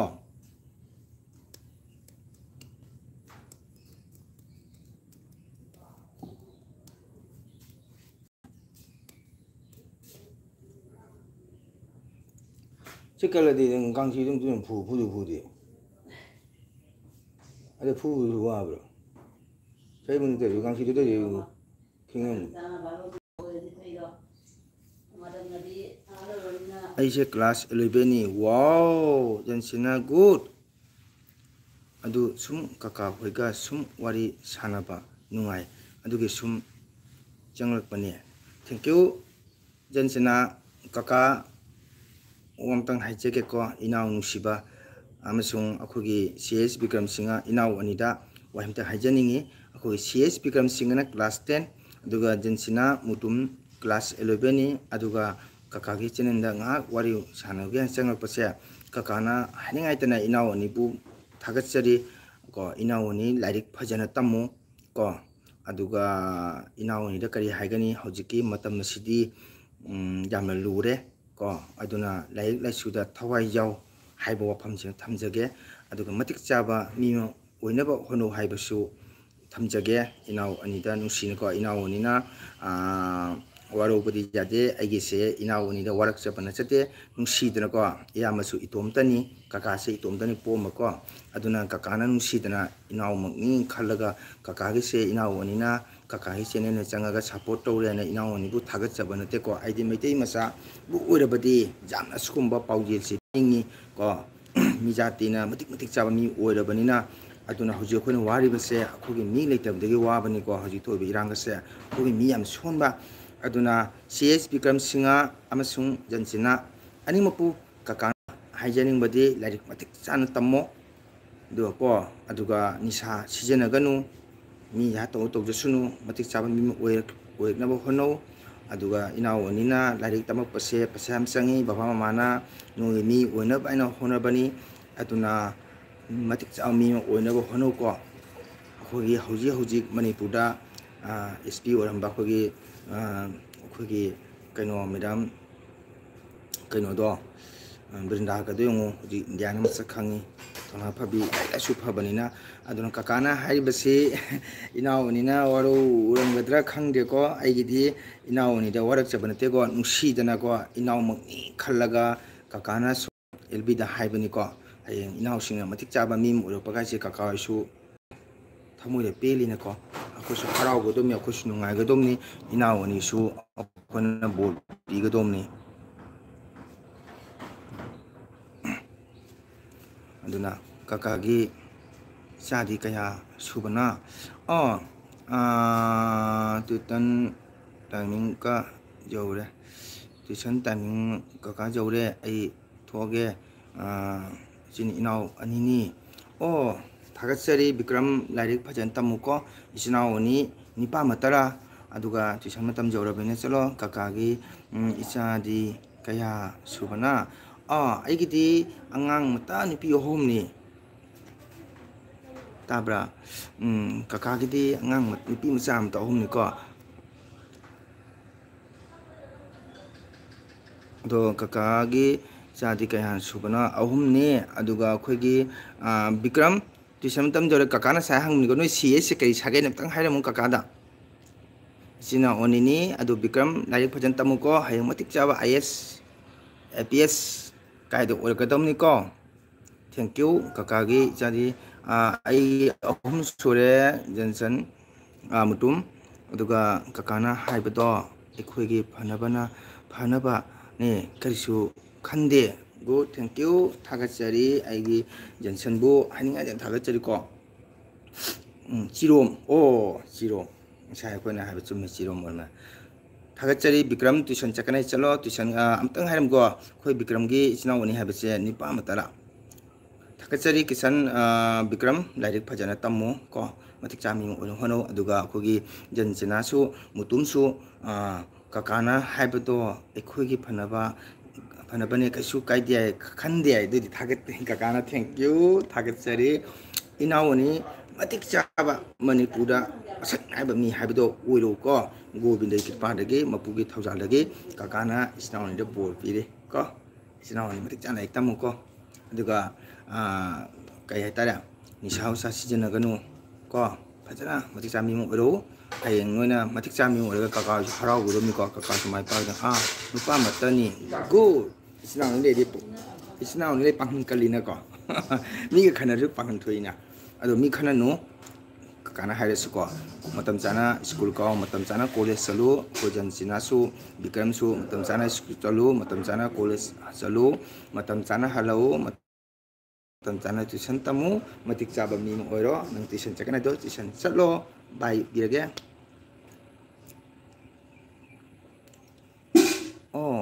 kanta mayangbam thagachari umakanta mayangbam ahanba changpa maleko inabusu thagachari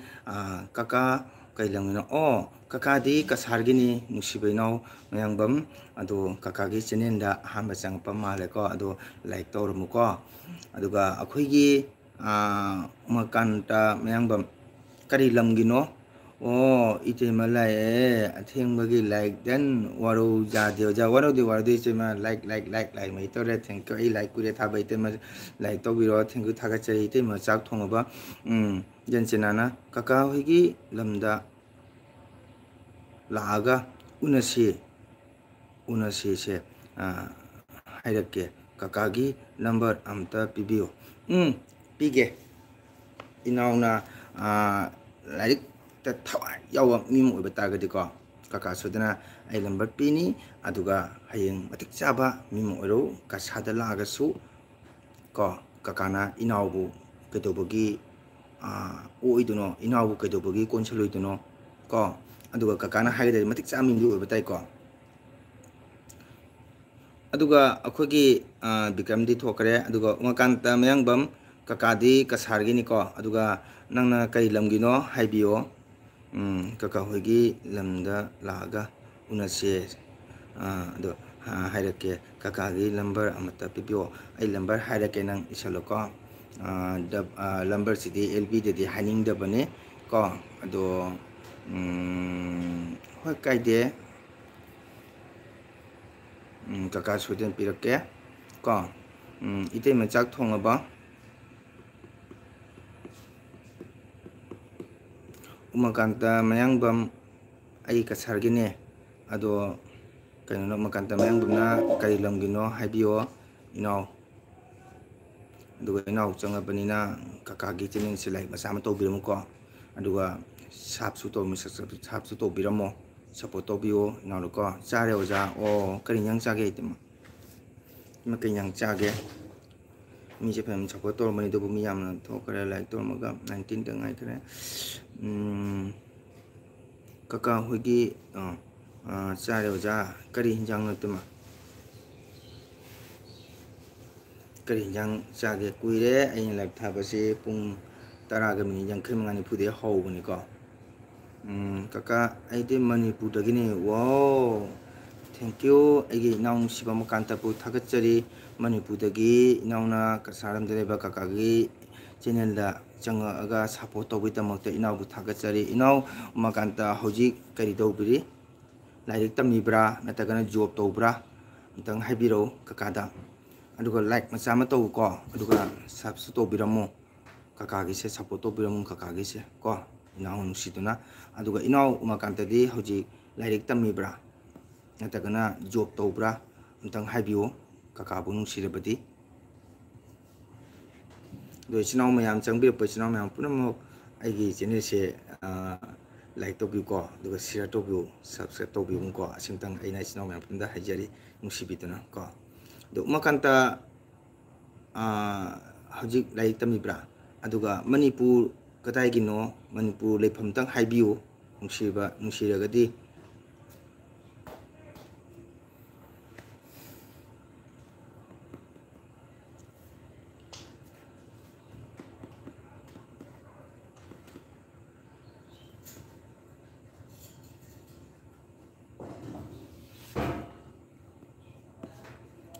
makanta mayangbam leiribra kakaidi manipur dagini adu manipur kadai gino aduga hojik inaw lairik tamibra natagana job to biribra amtang haibiyo jansinanang kaka hoigi lamdo imanabagi lamgi imanabado imphal da leiraga lairik tambane ai khara leiraga makhoida lakani aduda unase okay ado nangi namana ma kasargi se kasar kadai gino nang khangbra jan antang hairamo kasar kadai gino makse aduga umakanta thokhabra leiragadi kakagi channel select tawro aduga nang hojik lairik tamibra natagana job tawbra tang kakada tamu inauna nusiragadi aduga imphal kadai gino aduga jansina jansina nangna namanaba manipur like tamado mana kasar kadai gino tang hairo kaka su khongoge duga kaka number soden pige adubu everyday piba city nuai thebo ko adubu inauna pama bune kaka soden pige inauda inaula pamatamda sum lakpio inaula lakpadu ko kaka gi di kasar gi isesakpa mongol singa haidi loin khangani ko ꯀꯁꯥꯔꯒꯤ ꯏꯁꯩ ꯁꯛꯄ ꯃꯪꯒꯣꯜꯁꯤꯡꯒꯤ ꯃꯌꯨꯝ ꯀꯥꯏꯗꯅꯣ ꯍꯥꯏꯗꯤ ꯀꯁꯥꯔꯗ ꯂꯣꯏ ꯈꯪꯒꯅꯤ ꯑꯁꯤꯒꯤ ꯃꯔꯨꯝꯗꯣ ꯊꯣꯡꯕ ꯆꯥꯏ ꯑꯣꯖꯥ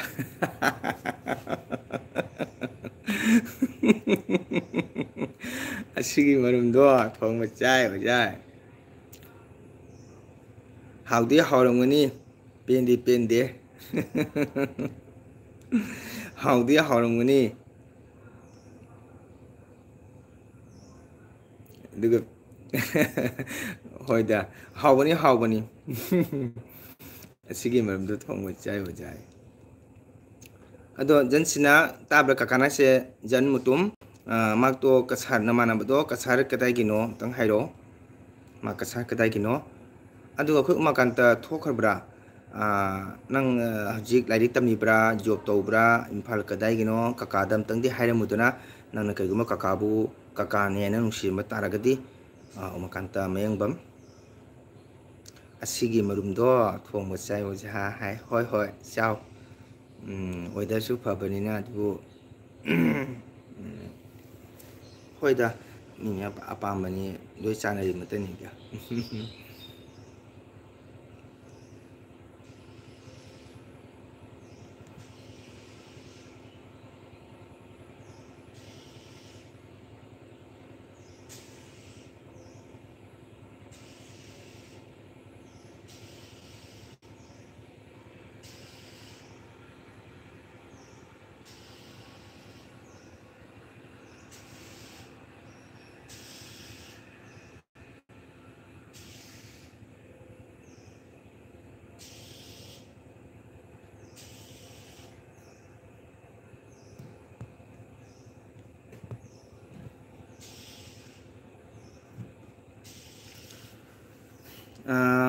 ꯖꯟꯁꯤꯅ ꯂꯩꯔꯤꯕ꯭ꯔꯥ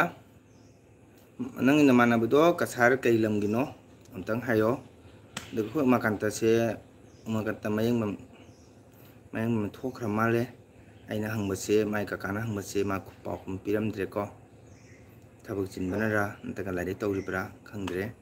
ꯑꯗꯨꯒ ꯆꯪꯕꯤꯔꯤꯕ ꯏꯆꯤꯟ ꯏꯅꯥꯎ ꯃꯌꯥꯝ ꯄꯨꯝꯅꯃꯛ ꯃꯪꯒꯜꯒꯤ ꯑꯦꯜꯕꯤꯗ ꯆꯪꯕꯤꯔꯤꯕ ꯏꯆꯤꯟ ꯏꯅꯥꯎ ꯃꯌꯥꯝ ꯄꯨꯝꯅꯃꯛ ꯍꯥꯏꯅꯤꯡꯉꯥꯏ ꯊꯥꯒꯠꯆꯔꯤꯀꯣ ꯑꯗꯨꯕꯨ ꯂꯥꯏꯛ ꯃꯆꯥ ꯑꯃꯇꯪꯗꯤ ꯇꯧꯕꯤꯔꯝꯃꯣ ꯍꯥꯏꯕ ꯋꯥꯐꯝꯁꯦ ꯑꯩ ꯊꯝꯖꯒꯦ ꯀꯣ ꯅꯨꯡꯁꯤꯕꯤꯗꯨꯅ ꯁꯤꯌꯔ ꯇꯧꯕꯤꯌꯨꯀꯣ ꯁꯕꯁꯀ꯭ꯔꯥꯏꯕ ꯇꯧꯕꯤꯌꯨ ꯏꯆꯤꯟ ꯏꯅꯥꯎ ꯃꯌꯥꯝ ꯑꯗꯣ ꯎꯃꯥꯀꯥꯟꯇ ꯃꯌꯦꯡꯕꯝ ꯊꯣꯛꯈ꯭ꯔ ꯃꯥꯜꯂꯦꯀꯣ ꯀꯀꯥꯅ ꯍꯪꯕꯁꯤ ꯃꯥ ꯈꯨꯝꯃꯝꯗ꯭ꯔꯦ ꯍꯥꯏꯅꯤꯡꯗꯅ ꯇꯧꯕ꯭ꯔꯥ ꯅꯠꯇ꯭ꯔꯒ ꯊꯕꯛ ꯆꯤꯟꯅ ꯇꯧꯔꯤꯕ꯭ꯔꯥ ꯍꯥꯏꯕ ꯉꯝꯗ꯭ꯔꯦ ꯑꯁꯤꯒꯤ ꯃꯔꯨꯝꯗꯣ ꯊꯣꯡꯕ ꯆꯥꯏ ꯑꯣꯖꯥ ꯍꯣꯏ ꯆꯥꯕꯤꯌꯨ ꯆꯥꯕꯤꯌꯨ ꯑꯩꯒꯤ ꯏꯆꯟ ꯔꯦꯕꯤꯇꯥ ꯊꯣꯛꯈ꯭ꯔꯕ꯭ꯔꯥ ꯅꯠꯇ꯭ꯔꯒꯅ ꯏꯆꯤꯟ ꯏꯅꯥꯎ ꯃꯌꯥꯝꯒ ꯋꯥꯔꯤ ꯁꯥꯟꯅꯕ ꯇꯥꯔꯤꯕ꯭ꯔꯥ ꯅꯠꯇ꯭ꯔꯒ ꯆꯥꯛ ꯆꯥꯔꯤꯕ꯭ꯔꯥ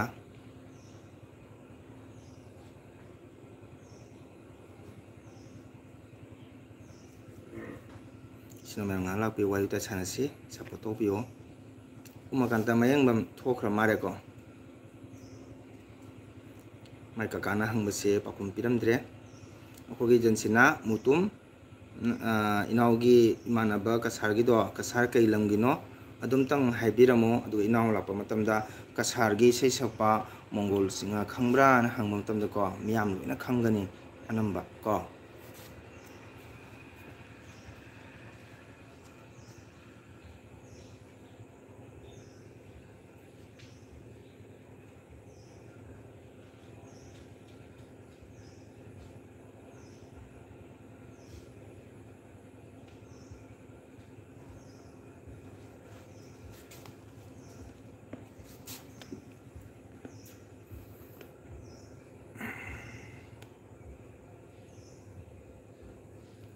ꯖꯟꯁꯤꯅꯥ ꯂꯩꯔꯤꯕ꯭ꯔꯥ ꯀꯀꯥꯅ ꯍꯪꯉꯤꯁꯦ ꯑꯝꯇꯪ ꯈꯨꯝꯃꯨꯀꯣ ꯀꯁꯥꯔ ꯀꯗꯥꯏꯒꯤꯅꯣ ꯅꯪꯒꯤ ꯏꯃꯥꯟꯅꯕꯗꯣ ꯑꯝꯇꯪ ꯈꯪꯅꯤꯡꯉꯤꯀꯣ ꯑꯗꯨꯒ ꯎꯃꯥꯀꯥꯟꯇ ꯃꯌꯦꯡꯕꯝꯁꯨ ꯊꯣꯛꯈ꯭ꯔ ꯃꯥꯜꯂꯦ ꯀꯀꯥꯅ ꯍꯪꯉꯤꯁꯦ ꯈꯨꯝꯃꯝꯗ꯭ꯔꯦ ꯀꯣ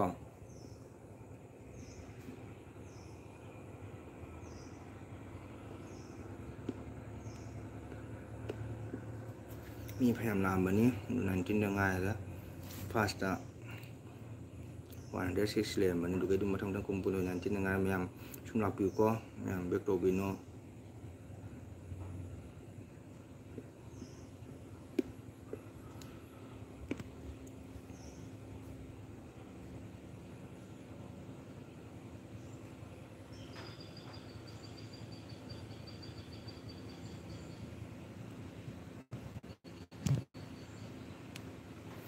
ꯌꯥꯝ ꯅꯨꯡꯁꯤ ꯍꯥꯏꯅꯤꯡꯉꯥꯏꯇꯅ ꯅꯨꯡꯁꯤ ꯍꯥꯏꯅꯤꯡꯉꯥꯏꯇꯅ ꯊꯥꯒꯠꯆꯔꯤ ꯅꯨꯡꯁꯤꯔꯕ ꯏꯔꯝꯗꯝ ꯏꯃꯥꯟꯅꯕ ꯃꯅꯤꯄꯨꯔꯗꯒꯤ ꯅꯨꯡꯁꯤꯔꯕ ꯏꯅꯥꯎ ꯁ꯭ꯇꯨꯗꯦꯟ ꯈꯔ ꯆꯪꯕꯤꯔꯛꯄ ꯃꯥꯏ ꯀꯀꯥꯒꯤ ꯁꯞꯄꯣꯔꯠ ꯇꯧꯕꯤꯕ ꯏꯆꯤꯟ ꯏꯅꯥꯎꯕꯨ ꯊꯥꯒꯠꯆꯔꯤꯀꯣ ꯍꯥꯏꯅꯤꯡꯉꯥꯏꯇꯅ ꯃꯇꯝ ꯄꯨꯝꯕꯗ ꯏꯅꯥꯎꯁꯤꯡꯕꯨ ꯂꯥꯏꯔꯤꯛ ꯂꯥꯏꯁꯨ ꯍꯩꯗꯅ ꯑꯐꯥꯎꯕ ꯃꯤ ꯀꯣ ꯃꯇꯤꯛ ꯆꯥꯕ ꯃꯤ ꯍꯥꯏꯕꯗꯣ ꯑꯣꯏꯕ ꯑꯣꯏꯔꯣꯀꯣ ꯑꯗꯨꯒ ꯑꯩꯈꯣꯏ ꯖꯦꯟꯁꯤꯅ ꯊꯣꯛꯈ꯭ꯔꯕ꯭ꯔꯣ ꯅꯪꯒꯤ ꯏꯃꯥꯟꯅꯕꯗꯣ ꯀꯁꯥ ꯀꯗꯥꯏꯒꯤꯅꯣ ꯑꯝꯇꯪ ꯍꯥꯏꯕꯤꯔꯝꯃꯣ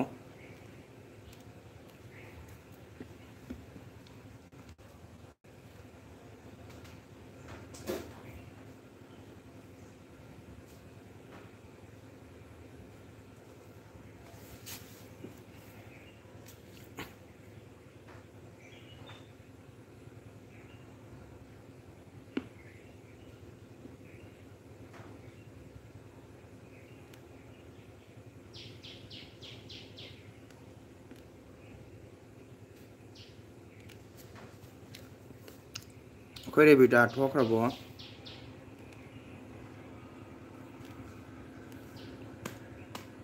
ꯔꯦꯕꯤꯇꯥ ꯊꯣꯛꯈ꯭ꯔꯕꯣ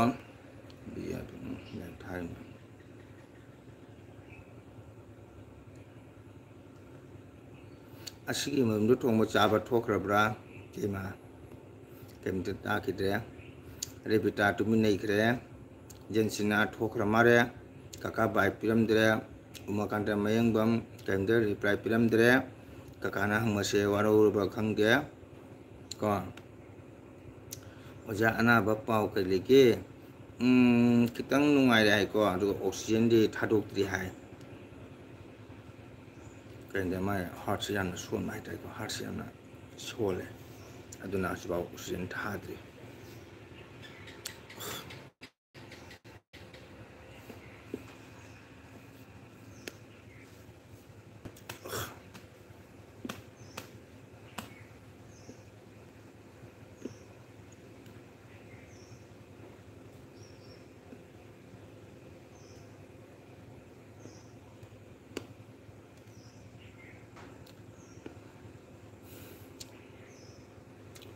ꯏꯃꯥ ꯅꯥꯕꯗꯣ ꯀꯔꯤ ꯂꯝꯗꯩꯅꯣ ꯈꯪꯗꯦ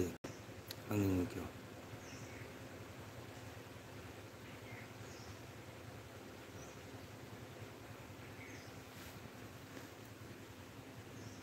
ꯏꯃꯥ ꯅꯥꯕꯗꯣ ꯀꯔꯤ ꯂꯝꯗꯩꯅꯣ ꯈꯪꯗꯦ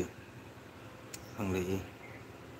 ꯍꯥꯏꯕꯗꯤ ꯑꯩꯉꯣꯟꯗ ꯍꯪꯕ ꯇꯥꯔꯒꯗꯤ ꯏꯃꯥ ꯅꯠꯇꯦꯀꯣ ꯑꯩꯈꯣꯏꯒꯤ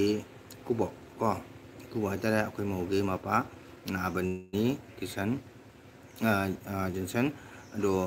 ꯖꯦꯟꯁꯟꯅ ꯉꯁꯥꯏ ꯏꯃꯥꯟꯅꯕꯗꯣ ꯏꯃꯥꯟꯅꯕꯗꯣ ꯀꯩ ꯂꯝꯗꯩꯅꯣ ꯈꯪꯗꯦ ꯍꯪꯂꯛꯀꯦ ꯑꯣꯀꯦ ꯍꯪꯂꯛꯑꯣ ꯏꯅꯥꯎꯅ ꯂꯥꯛꯄ ꯃꯇꯝꯗꯅꯦꯀꯣ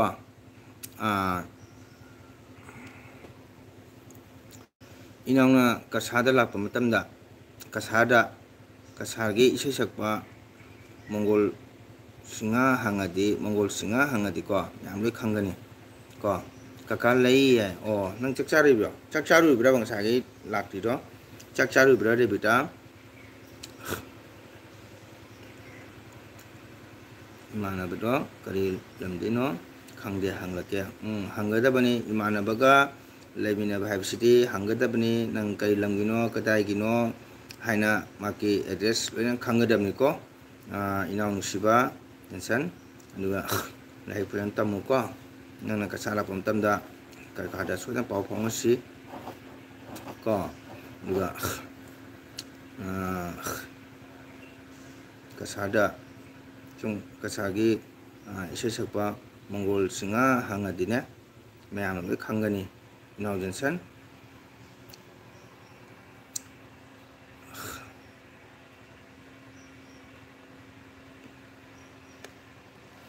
ꯔꯦꯕꯤꯇꯥ ꯆꯥꯛ ꯆꯥꯔꯕꯣ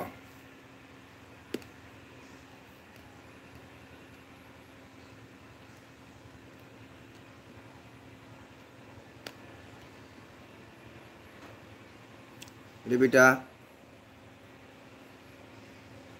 ꯆꯥꯛ ꯆꯥꯔꯕꯣ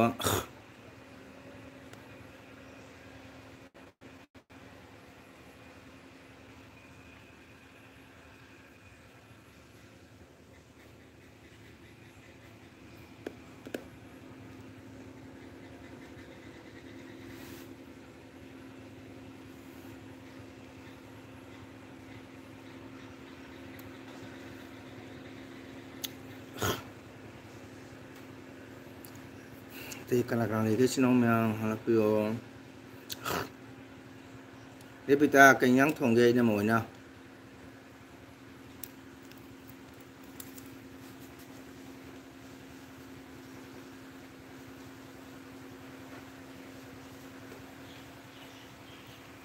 Ina mo na kenyang thongge. Repita.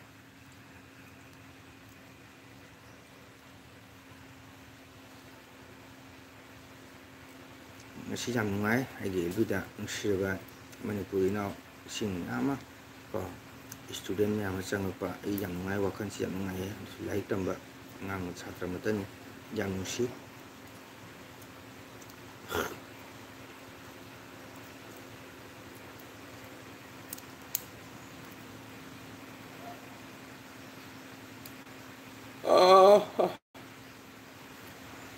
mayam nung tare nung tuba hore nung tare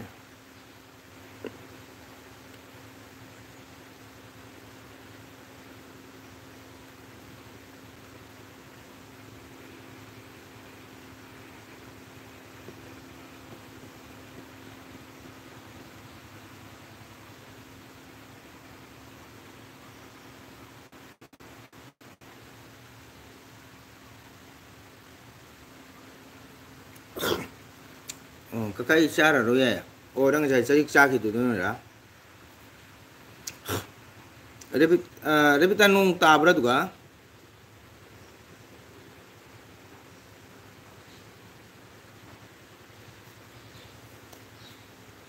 repita nung tabra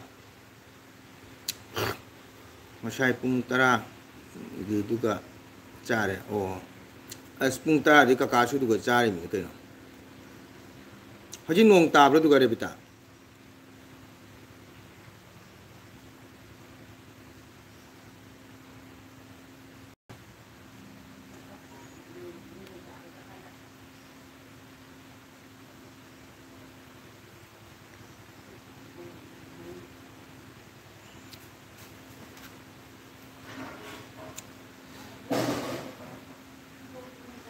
Kaya ba umakanta mo yung bamna kakaisu kakagi lomda jamna lakni phangada khangde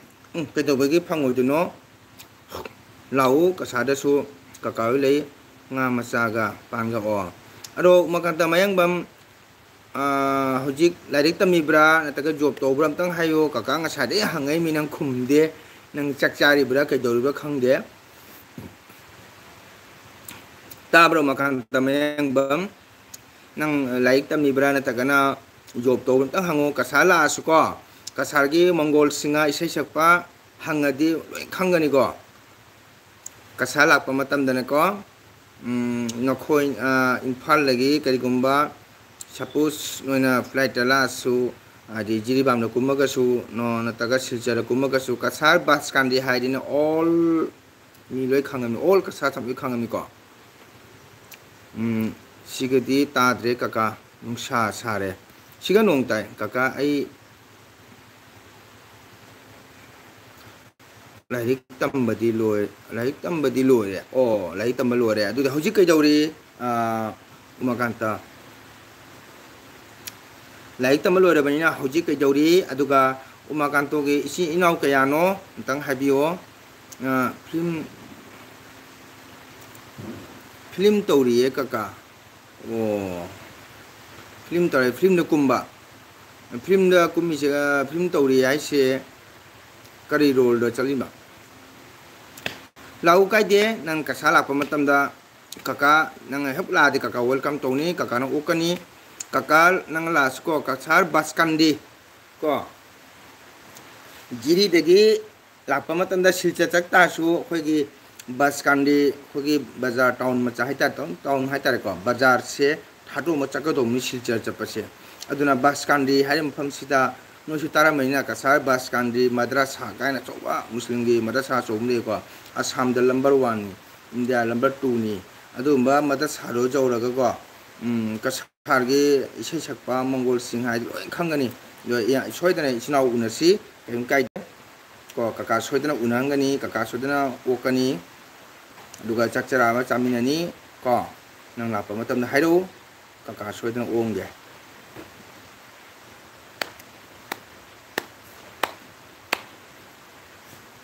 thagatchari umakanta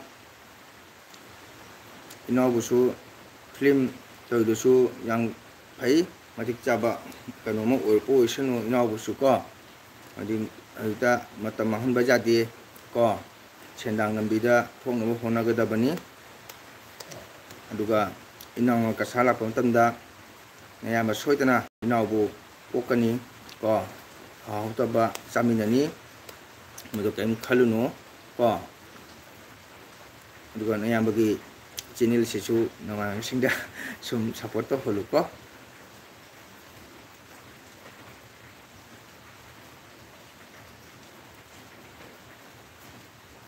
rebita khusiga nong tare ngasigidi nungsaje sararo ain khanjabada achina phaingang yam sakhreba nang sa sabna adum hai khangamde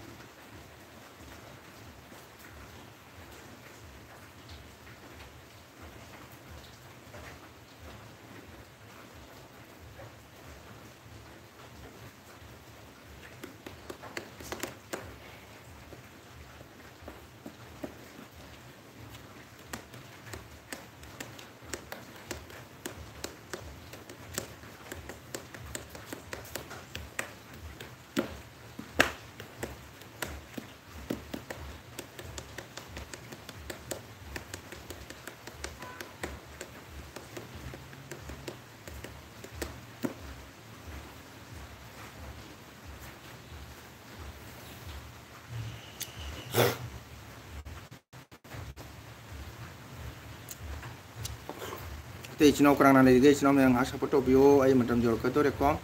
me nga wa san ram support bio chino me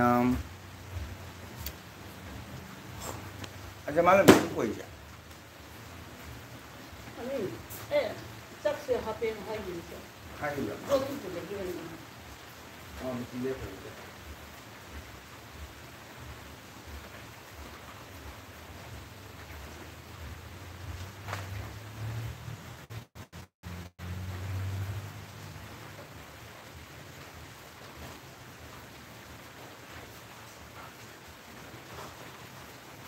kita foto la ko ta na ta ani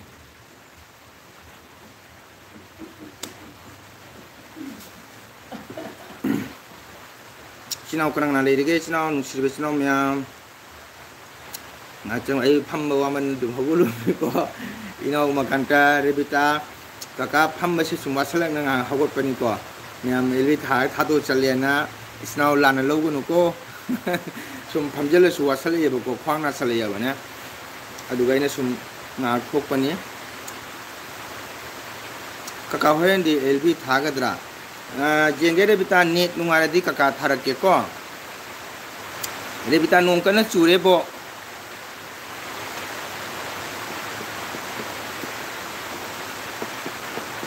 nong kana chure rebita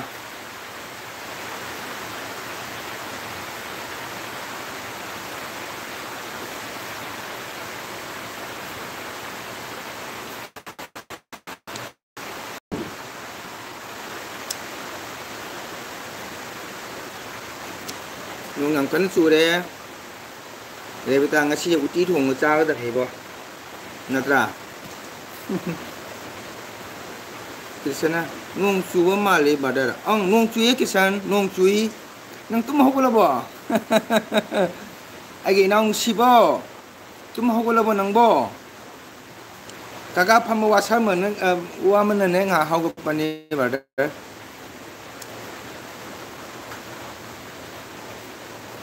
nong chui kisan tum ba jade da badar oh tum ba jadra badi larik yengo nong sibo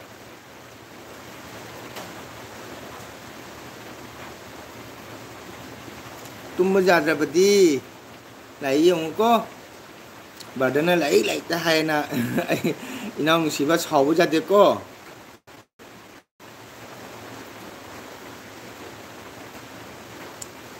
kenyang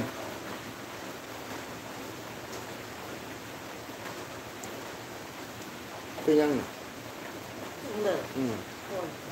근데 Đây là phôi hàng cái gì vậy? À, Nó phôi lên. có kia xem. Nào đây là phôi hai là phôi gì vậy? Có phôi rồi. Nó lấy đi rồi. Cái ra là được không? Ôi người đó rồi.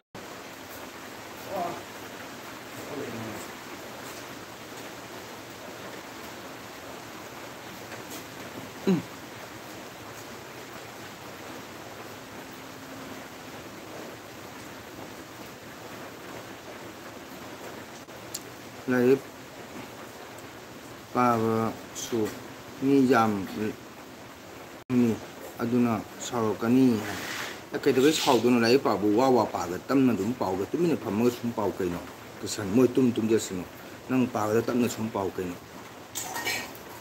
cái khoang na bà cái xuân bà hay đấy aduna xuân nó khoang na bà nhìn thấy na 아시나 팜먹이네 존나 그거 팜 찰력보다 숨 팜대 존나 있더라 거 까까 나선데수 카라 딱 비워 딱게 블루가 고일락 버리면 누가네 딱 비게 까까 손 비게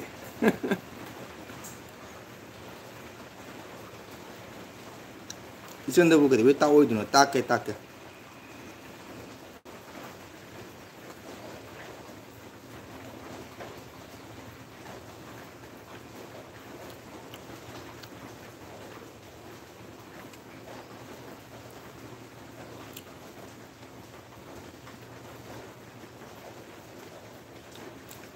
닭비니 소이드나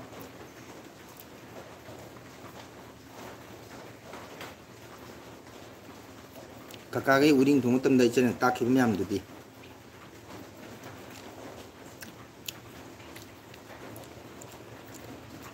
시거디 농사 파잖아 사래 오 앙뻔이 아코 시엔 농주노 되나 파잖아 사미용 거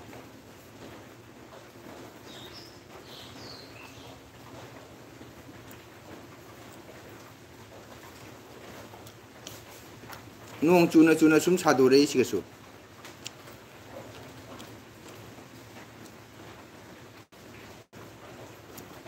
kakang thang di tumma khara jaye as kaka dinga hang tumma jadre karen cha thoki na khangabo aduga nonga laga lakpe wai ni karen do nonga laga lai ba karen do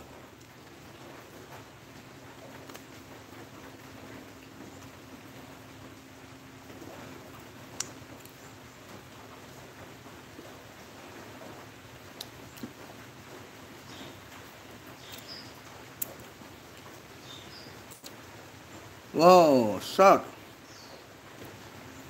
cứ lấy ha ha ha ha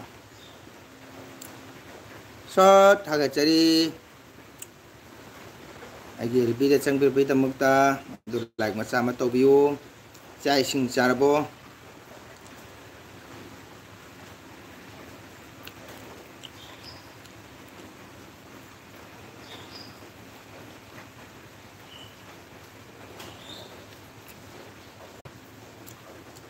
like masa ma to view mo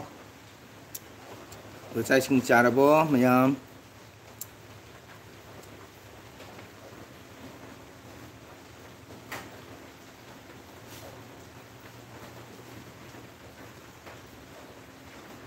nhiệt sẽ lấy vào hầu đấy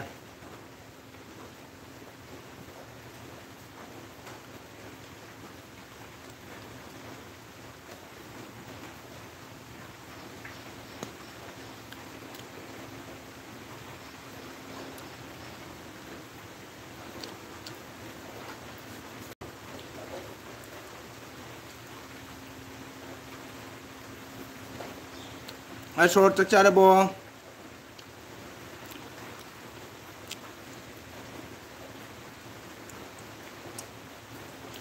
Rebita kakashi kari nungi dum chune re awoi ba dum chune re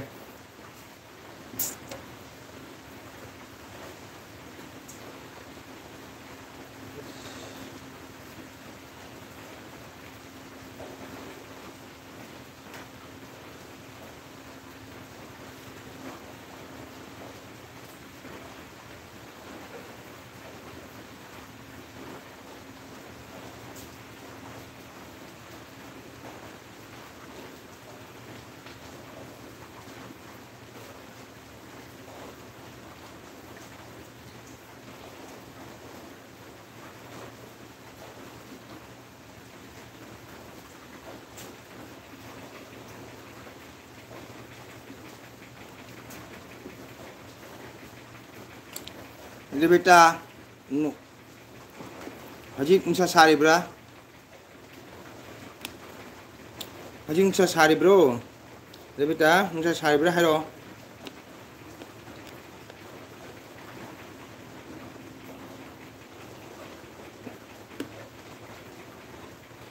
레베타 응사 사리브로 매우 까나까나 레게 정비로 support tóc biểu mày làm ấy support sau em đi cây với nhau chơi liền coi chứ đâu nhở cả cá na cha phun mày nhắm cha đi đùa cha người già rồi cả cá ê già này bữa đó khoang chị ngay chẳng khai ama bật là cái này đây tôi hay ba ra rồi các bạn nhớ tụi nó 시보 이미 슈레 빨라가래 그래가 뭐를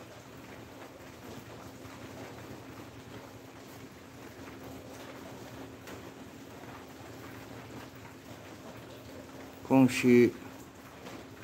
나게 띵캉 아마 빨라가래 커나우시 나 띵캉 아마 빨라가래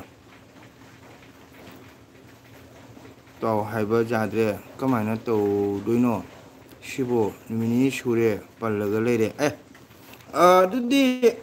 Kishan, hay chắc đấy bữa, chắc tôi một tung cá sấu cái này, cái sấu lô, Kishan, rồi cả kawang hay là cái, nó hồi chỉ ngâm lúc bali đó, chắc nè, một tung ta rồi, chắc một tung, cá sấu cái này, do sấu luồng tăng, một tung mới nè, hay tàu xe, cả cá lấy cái lạnh đó, cả cá bây giờ chúng lấy cái tàu hô luôn.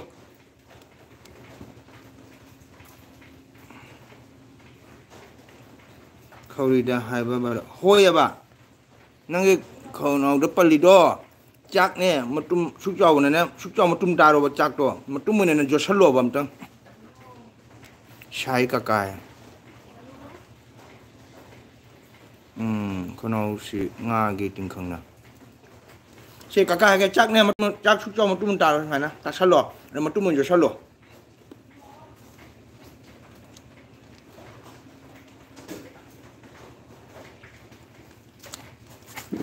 Kishan tabra kakana haisya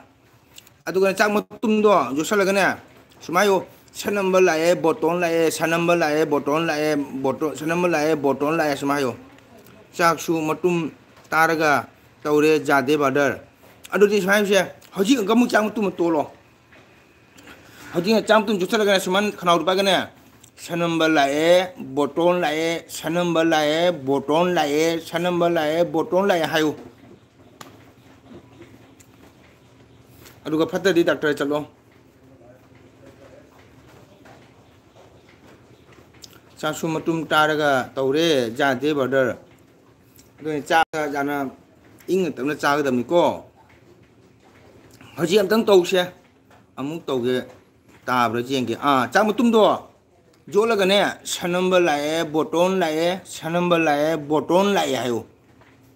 tabra kakana je tabra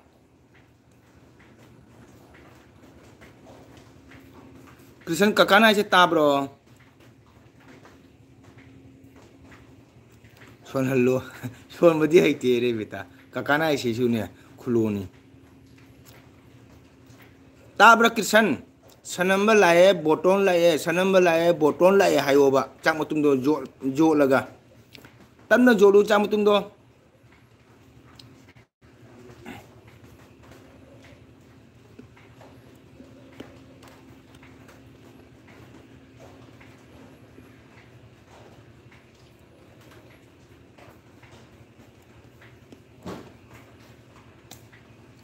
adu mai to kan na di nangu nu khamba cha matum do yo la gane sanamba lae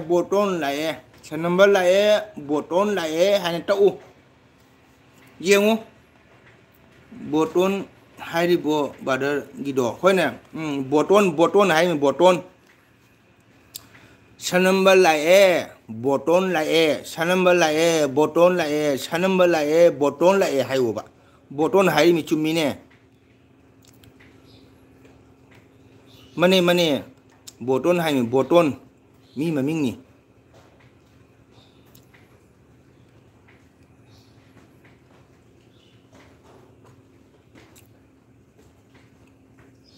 ताब्रो ताई तौरो तौरो अमतंग निमिनी सुरगा नंग केदबे hike नंग काका के call contact number ले दो call top पके दोगे नंग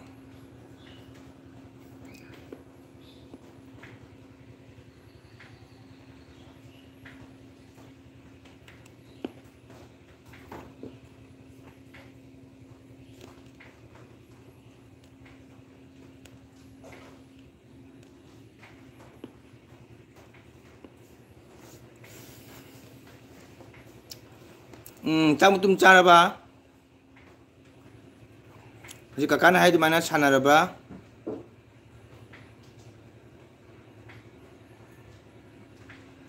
ओ सोर सुनलिला ए ओजा कई हिंजांग चागे आई चक चाद्री आई चाद्री नंग चारबो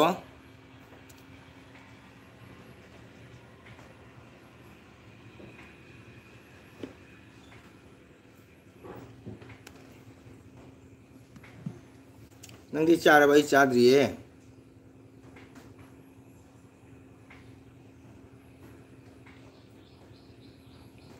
शॉर्ट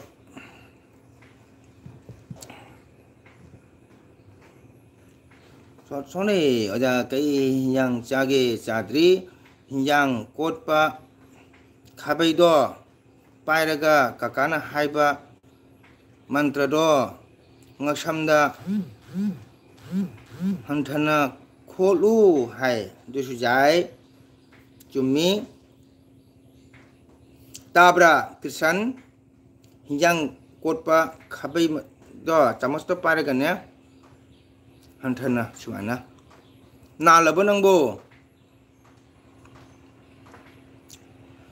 सोनली आइदी चाद्री नंग चारबो करिंजांग चागे लाइक मचा म तौबिरमो चारे ओजा है करिंजांग चागे करिंजांग चागे दु लाइक मचा म तौबियो अमसु अमसुआदि करि रेबि टाइम सोइरसु मेसेज डिलीट तौनु काकारा कान तौनु फतेबा मेसेज तो सोइरसुने सुम लेसुनु डिलीट तौनु रेबि टा नुसिबनि काकाना सु हाइदुनि ई बदे सोगन बनि अब काका सोबे हम जावरे ई बदने सोबे पी ई दने क्यू ई जाई एन ई दने एम ई संगी बजावरी सोगरसु कप तौनु को डिलीट तौनु मेसेज तो किसान चारबा काकाना इदमा नानथारब्रा नंगबो अस नुसा मई मुसा दोरे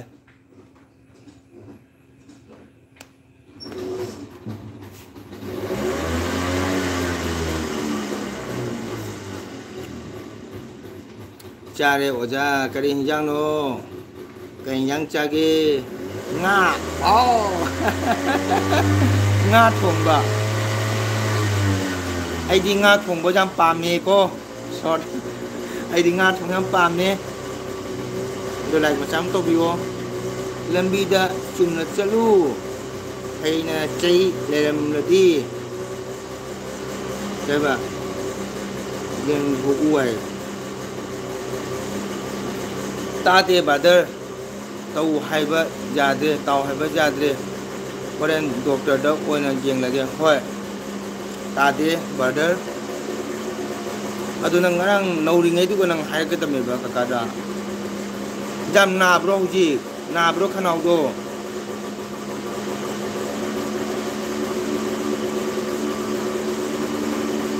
krishan khanau do na bro nang bo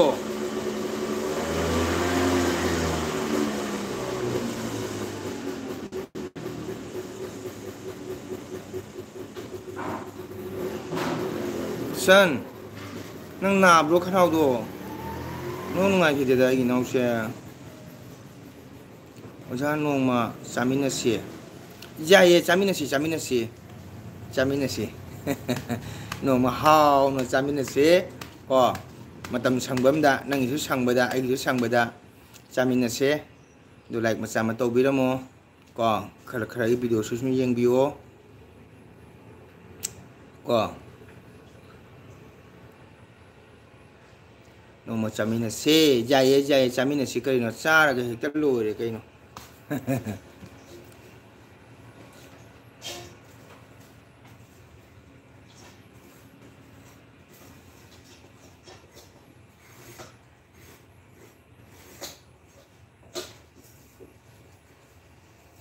오자시 아무 와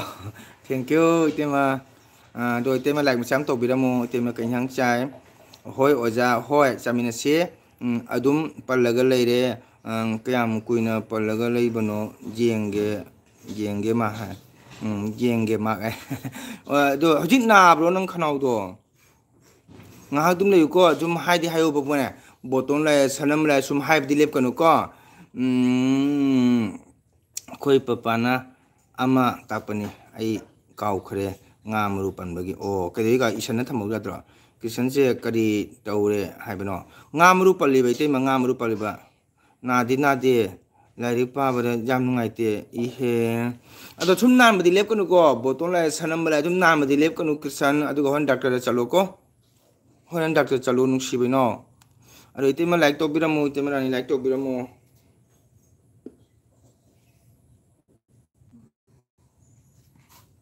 ite ma like to biramu ising thakpa su nu ngai te oi my god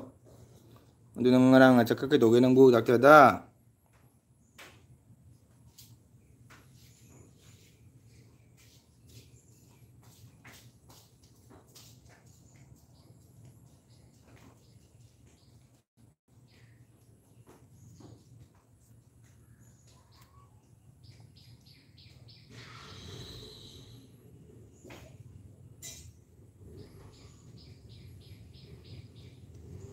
ngarang cha pa ke doge nang bu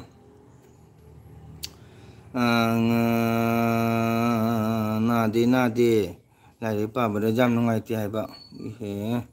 ising thakpa su nu ngai te ba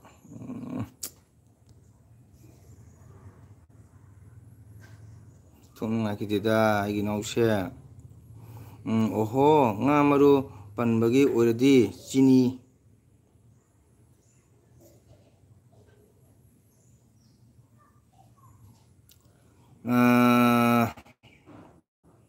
kaya ba oho nga maru pan bagi oradi chini angangba matek ama chaw soidana phagani 100% guarantee oh my god krisan taraba 지제란 이는 하셔 지니 앙ang부디 까이 펑가네 그 딜리데 펑버 자이다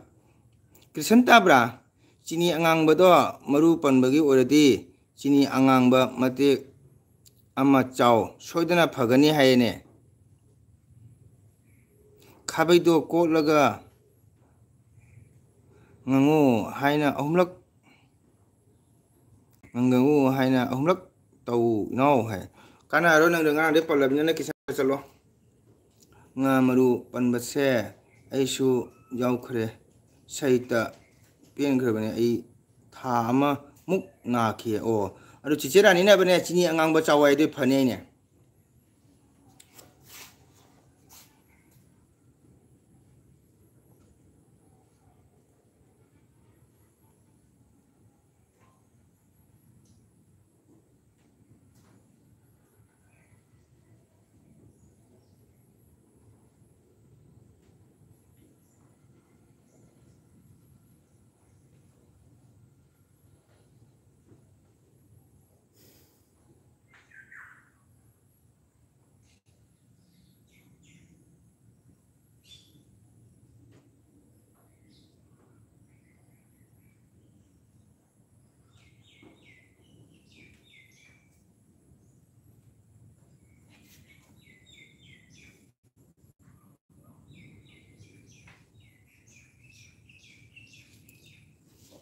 오 꼬로우나 그야바 툼작이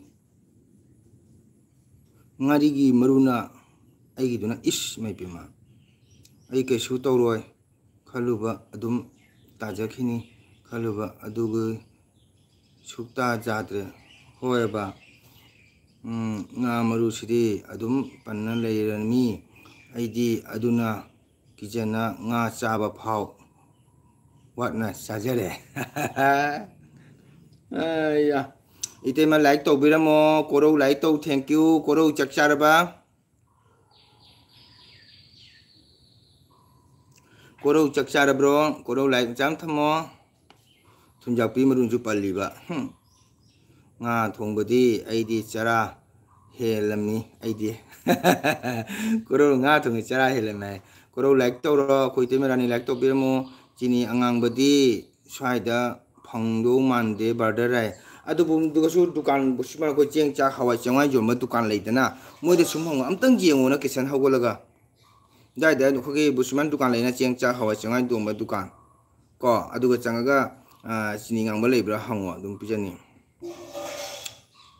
ꯅꯨꯄꯤ ꯂꯩ ꯍꯥꯏ ꯍꯥꯏ ꯅꯨꯡꯉꯥꯏꯔꯤ ꯍꯣꯃꯤꯌꯣꯒꯤ ꯍꯤꯗꯥꯛ ꯆꯥꯁꯜꯂꯣ ꯐꯔꯛꯀꯅꯤ ꯍꯣꯃꯤꯌꯣ ꯍꯤꯗꯥꯛ ꯆꯥꯁꯨ ꯐꯕꯣꯔꯦ ꯆꯠꯂꯦ ꯑꯣꯖꯥ ꯑꯗꯣ ꯏꯇꯩꯃ ꯂꯥꯏꯔꯤꯛ ꯇꯧꯕꯤꯔꯝꯃꯣ ꯂꯥꯏꯔꯤꯛ ꯇꯧꯔꯝꯗꯦ ꯂꯥꯛꯄꯒ ꯆꯠꯂꯦ ꯇꯥꯔꯅꯤ ꯀꯩꯗꯧꯔꯤꯅꯣ ꯉꯥ ꯃꯔꯨ ꯄꯟꯅ ꯇꯧꯕꯅꯤ ꯂꯣꯛꯀꯤ ꯉꯥ ꯃꯔꯨ ꯄꯟꯅ ꯇꯧꯔꯤꯕ ꯉꯥ ꯃꯔꯨ ꯄꯜꯂꯤꯕꯅꯦ ꯈꯅꯥꯎꯗꯅꯦ ꯆꯤꯟꯕꯥꯛꯇꯁꯨ ꯃꯨꯠ ꯑꯃ ꯄꯥꯏꯔꯒ ꯌꯣꯠꯂꯨ ꯁꯤꯗꯅ ꯆꯥꯛ ꯃꯇꯨꯝꯁꯨ ꯁꯥꯏꯗꯅ ꯌꯣꯠꯀꯗꯕꯅꯤ ꯌꯣꯠꯂꯦ ꯐꯠꯇꯦ ꯃꯌꯥꯝꯒꯤꯔꯣꯝꯗ ꯒꯨꯔ ꯍꯥꯏꯕꯅꯤ ꯍꯣꯏꯅꯦ ꯒꯨꯔ ꯍꯥꯏꯕꯅꯦꯕ ꯑꯩ ꯆꯥꯈꯤ ꯇꯞꯅ ꯐꯈꯤ ꯍꯥꯏꯌꯦ ꯀꯣꯔꯧꯅ ꯍꯥꯏꯕ ꯀꯣꯔꯧ ꯂꯥꯏꯔꯤꯛ ꯇꯧꯔꯣ ꯏꯇꯩꯃ ꯂꯥꯏꯔꯤꯛ ꯇꯧꯔꯝꯃꯣ ꯑꯩꯈꯣꯏ ꯔꯨꯀꯤꯁꯨ ꯂꯥꯏꯔꯤꯛ ꯇꯧꯕꯤꯔꯝꯃꯣ ꯀꯣ ꯏꯇꯩꯃ ꯔꯥꯅꯤ ꯂꯥꯏꯔꯤꯛ ꯇꯧꯗꯦ ꯂꯥꯏꯔꯤꯛ ꯇꯧꯕꯤꯔꯝꯃꯣ ꯀꯔꯤꯅꯣ ꯏꯇꯩꯃ ꯀꯣꯔꯧ ꯂꯥꯏꯔꯤꯛ ꯇꯧꯕꯤꯔꯝꯃꯣ ꯑꯗꯒꯤ ꯂꯥꯏꯔꯤꯛ ꯇꯧꯕꯤꯔꯝꯃꯨꯀꯣ ꯉꯥ ꯃꯔꯨ ꯄꯟꯕꯁꯤ ꯋꯥꯕꯅꯤꯍꯦ ꯏꯆꯤꯜ ꯏꯅꯥꯎ ꯃꯌꯥꯝ ꯀꯣ ꯀꯤꯁꯟ ꯀꯥꯟꯅꯗꯦ ꯍꯣꯔꯦꯟ ꯗꯥꯛꯇꯔ ꯆꯠꯂꯣ ꯈꯪꯕ꯭ꯔꯣ ꯅꯠꯇ꯭ꯔꯒ ꯍꯧꯖꯤꯛ ꯍꯥꯏꯕ ꯆꯤꯅꯤ ꯉꯥꯡꯕꯗꯣ ꯑꯝꯇꯪ ꯌꯦꯡꯉꯣ ꯏꯅꯥꯎ ꯅꯨꯡꯁꯤꯕꯣ ꯆꯦꯆꯦ ꯔꯕꯤꯇꯥꯅ ꯍꯥꯏꯁꯦ ꯅꯪ ꯑꯝꯇꯪ ꯅꯣꯏꯗꯥꯏ ꯗꯨꯀꯥꯟ ꯂꯩꯔꯝꯒꯅꯦꯕ ꯑꯩꯈꯣꯏ ꯆꯦꯡ ꯆꯥꯛ ꯌꯣꯟꯕ ꯗꯨꯀꯥꯟꯗꯣ ꯃꯣꯏꯗ ꯆꯠꯂꯒꯅꯦ ꯆꯤꯅꯤ ꯉꯥꯡꯕ ꯂꯩꯕ꯭ꯔꯥ ꯍꯪꯉꯣ ꯑꯗꯨꯒ ꯃꯔꯥꯏꯅ ꯃꯇꯤꯛ ꯈꯔ ꯆꯥꯁꯤꯜꯂꯣ ꯇꯥꯕ꯭ꯔꯥ ꯌꯦꯡꯉꯣꯁꯦ ꯑꯩ ꯆꯥꯈꯤ ꯇꯞꯅ ꯐꯈꯤ ꯍꯥꯏ ꯀꯣꯔꯧꯁꯨ ꯆꯥ ꯁꯨꯝ ꯐꯈꯤ ꯍꯥꯏꯔꯤꯑꯕ ꯐꯖꯈꯤꯅꯤ ꯀꯔꯤꯝ ꯋꯥꯔꯨꯅꯣ ꯏꯅꯥꯎꯁꯤꯗꯤ ꯌꯦꯡꯒꯦ ꯆꯤꯅꯤꯗꯨ ꯆꯥꯔꯒ ꯐꯔꯦ ꯆꯠꯂꯣ ꯍꯧꯂꯨꯁꯦ ꯑꯗꯨ ꯍꯥꯟꯅ ꯌꯦꯡꯉꯨ ꯆꯠ ꯀꯨꯝꯃꯒ ꯉꯥꯅ ꯁꯨꯝ ꯂꯝꯕꯤꯗ ꯆꯠꯂꯒ ꯐꯩꯅ ꯆꯩ ꯈꯪꯗꯦ ꯗꯁꯥ ꯄꯣꯠ ꯑꯃ ꯐꯩꯅ ꯂꯩꯔꯝꯃꯗꯤ ꯆꯠꯊꯣꯛꯎ ꯑꯗꯨꯗꯤ ꯀꯥꯏꯗ ꯇꯥꯎꯟꯗꯨꯒ ꯇꯥꯎꯟꯗ ꯀꯥꯏꯗ ꯆꯩꯅꯣ 12 ꯁꯨꯕ ꯂꯥꯏꯔꯤꯛꯇꯣ ꯑꯩꯒꯤꯅꯤ ꯑꯣꯖꯥ ꯊꯦꯡꯀ꯭ꯌꯨ ꯏꯇꯩꯃ ꯑꯗꯨꯗꯤ ꯑꯩꯅ ꯍꯥꯏꯁꯦ ꯇꯧꯔꯣ ꯑꯃꯨꯛꯇꯪ ꯌꯦꯡꯉꯣ ꯍꯣꯃꯤꯌꯣꯒꯤ ꯍꯤꯗꯥꯛ ꯆꯥꯁꯤꯜꯂꯨ ꯐꯒꯅꯤ ꯍꯥꯏꯌꯦ ꯔꯦꯕꯤꯇꯥ ꯁꯤꯡꯍꯅ ꯈꯟꯕ ꯄꯥꯝꯗ꯭ꯔꯦ ꯀꯀꯥ ꯍꯜꯂꯒꯦ ꯈꯟꯅꯕ ꯄꯥꯝꯗ꯭ꯔꯦ ꯀꯀꯥ ꯍꯜꯂꯒꯦ ꯈꯟꯅꯕ ꯄꯥꯝꯗꯦ ꯅꯠꯇꯦꯗ ꯃꯥꯏ ꯗꯤꯜꯂꯤ ꯃꯤ ꯇꯥꯎꯟ ꯁꯤꯇꯤꯗꯣ ꯀꯗꯥꯏ ꯆꯩꯅꯣꯅ ꯔꯦꯕꯤꯇꯥ ꯑꯗꯨꯒꯤꯅꯤꯗ ꯀꯀꯥꯅ ꯍꯥꯏꯁꯦ ꯈꯟꯅꯕ ꯄꯥꯝꯗ꯭ꯔꯦ ꯀꯀꯥ ꯍꯜꯂꯒꯦ ꯍꯣꯏ ꯍꯟꯒꯅꯨꯀꯣ ꯅꯪ ꯁꯣꯏꯖꯅꯤ ꯅꯅꯥ ꯊꯠꯇꯠꯀꯗꯣꯏꯅꯤ ꯀꯣꯔꯧ ꯀꯔꯤ ꯏꯟꯖꯥꯡ ꯆꯥꯏ ꯀꯣꯔꯧ ꯍꯤꯟꯖꯥꯡ ꯀꯅꯥꯅ ꯑꯃꯨꯛ ꯈꯟꯅꯕ ꯍꯧꯔꯛꯂꯦ ꯈꯟꯅꯕ ꯄꯥꯝꯗ꯭ꯔꯦ ꯀꯀꯥ ꯍꯜꯂꯒꯦ ꯀꯅꯥ ꯑꯃꯨꯛ ꯈꯟꯅꯕ ꯍꯧꯔꯛꯂꯦ ꯍꯧꯗꯦꯗ ꯍꯣꯃꯤꯌꯣꯒꯤ ꯐꯕꯅꯦ ꯍꯣꯃꯤꯌꯣꯒꯤ ꯐꯕꯅꯦ ꯑꯗꯨ ꯆꯤꯆꯦ ꯔꯦꯕꯤꯇꯥꯅꯁꯨ ꯍꯣꯃꯤꯌꯣ ꯍꯤꯗꯥꯛ ꯐꯕꯅꯦ ꯍꯥꯏꯔꯦ ꯀ꯭ꯔꯤꯁꯟ ꯑꯗꯨ ꯅꯪ ꯑꯝꯇꯪ ꯆꯠꯂꯣ ꯆꯤꯅꯤ ꯉꯥꯡꯗꯣ ꯌꯦꯡꯉꯣ ꯆꯠꯂꯣ ꯁꯣꯏꯗꯅ ꯐꯕꯅꯤ ꯑꯩꯅ ꯇꯧꯉꯩ ꯇꯧꯔꯒ ꯔꯤꯁꯜ ꯈꯪꯕ ꯑꯗꯨꯅꯅꯤ ꯆꯂꯣ ꯆꯤꯆꯦ ꯔꯦꯕꯤꯇꯥꯅ ꯅꯨꯆꯥ ꯔꯦꯕꯤꯇꯥꯅ ꯍꯥꯏꯔꯛꯏꯁꯦ ꯃꯤ 100% ꯐꯕꯅꯦ ꯍꯥꯏꯕꯅꯤ ꯆꯤꯅꯤ ꯉꯥꯡꯗꯣ ꯁꯒꯣꯜ ꯍꯋꯥꯏ ꯋꯥꯎ ꯁꯒꯣꯜꯍꯋꯥꯏ ꯊꯣꯡꯕꯁꯨ ꯍꯥꯎꯕꯅꯦ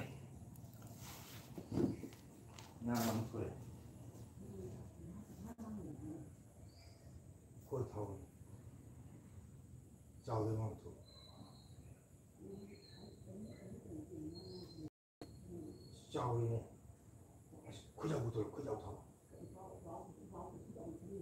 ꯈꯨꯖꯥꯎ ꯊꯥꯎ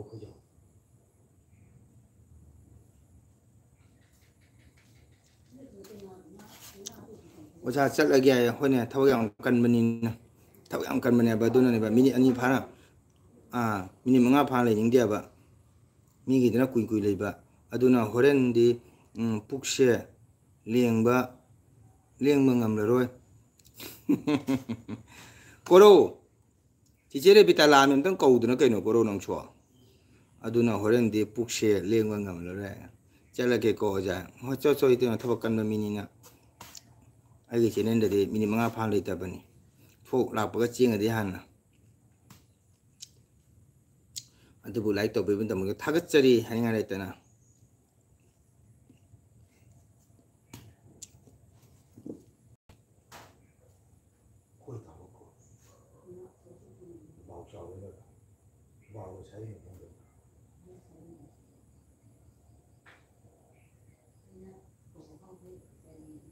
그 좌우가 하나고 그 좌우가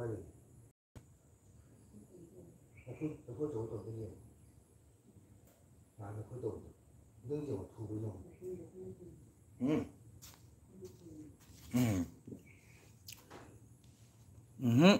Sini pisah karanti karantai tabat ni pini karantabat ni pini mina hai basu tadi tahu riba oh abada cini jadring ida takre badana sanaba Anabala Barton Lai Haibadu Adu Haibadagi Jam Nungaite Badarbu Punshigi Kaungoro Mayam Agi Mantra success Oye Agi now Agi now Kishan Ini sudah merupakan bang Adu ini camu julagan ya Boton la senama la nalu jum nalu haiba hadi tagre kam ran din tagre chakani haiba mani pu ngang do kano hadi IPS ta bagi SS ta bagi tamido IPS ki hadi tagre wow mayam ai man ta success ore sini leiba pokpani ta ki bana hale wow badagi man ta success ore ai no matam pun na ba jate ko Fajaro kaino fajare kaino khanaba talle kaka nacan khananu rebita kaka na haibu phare ai nau kisan se as jam nungai re badar inau dam da yamna waba sidi ai inau sibo badar inau dam to waba sidi ne as hai kante oja isai matek ama saklo harau ba oina nang thone dai ne 토게 하나 혼나이 강음다 토고 이세가 코로나 야 시니 레이바 पैसा도 이암바다 gift kapsillo Google Pay kapsillo no ai nau ri पैसा loro ai nau re na mateng tawgadamni ising thakbasu nungai re wow ai nau phare ai nau kisam yam phare channel le bi besino yam purma mangol na ta ngasi jaifa mangol ma jaifa wafam thamjage kanagumna nga maru jurabadi boton lai sanam lai na haibiu soidan success oigani jamna uhiba targadi upai le jetre ko chumna ge sum mamuru pambu be tagri soidan phagani aigi nau kisana ne minini subada ngasi mana balre haire nga maru jure aina haire sma ha to haibdagi phare na haibire isno myam kaubiganu mangol na tangai thamje wafam ase ojam maiba oina chatba jare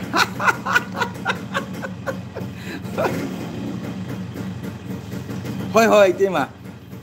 matung dei nga maru palladi yamada pau soidana phaulalani ai kaide kisan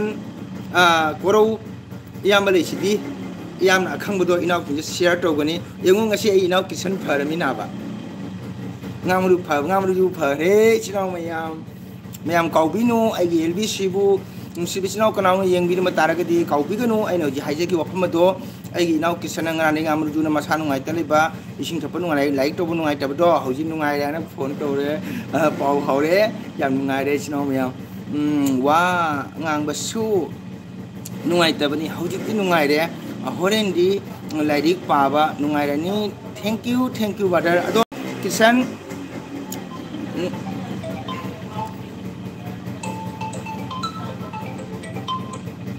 hello okay no hello kaino ơi chalo không cút nào nó không này được cái tiếng à chết ta cái mới lấy được cái đầu được kì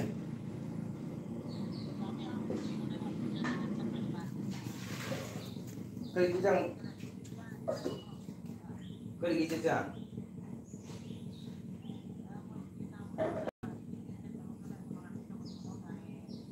mất cái này rồi cái này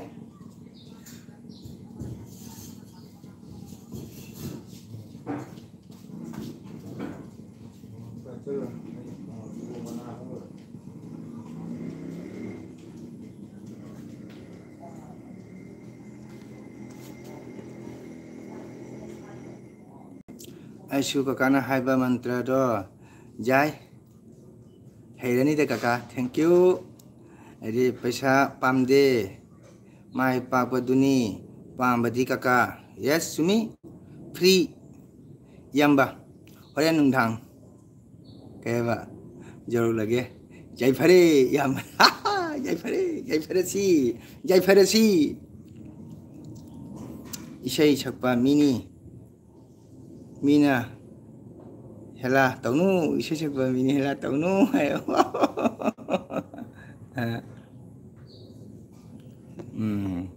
nungaire thank you bada ado o kisan yam ka hore yam wam haidaba pung dung nang thilu dana che pungdo nang thilu dana korona kisan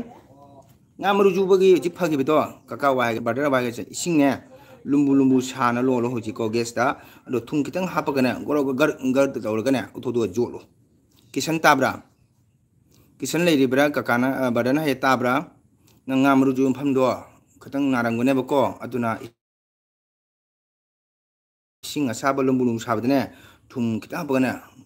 gar tengo uthodo thakchalo Google tawro jalo Google tawro aduni jinkhon lerem khini jekhon lerem khini aduni haise krisan tabra kakana haise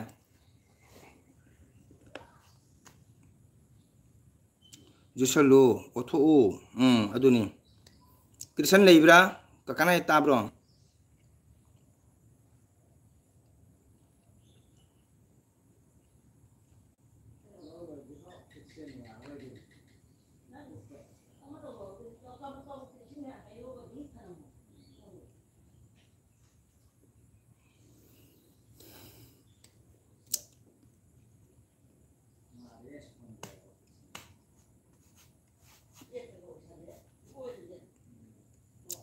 ma horamni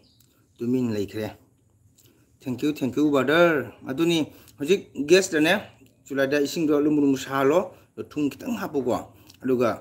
gugot aduga mu thakchal ko singdo dai chodana nungani sa yom phamdo kitang chor charang ne ba phamdo ngamru palambagine do ising sabo do lumrum salo thung kitang hapaga aduga kan to ko lebeta di moibung khongi haina moibung khong hanba moibung khong hanba lebeta di moibung khong hanba 탁드레수 오토수 자바네 타고 탁절로 내가 오토부수 가이데 아메 오토 아고 뭐 탁절로 강아봐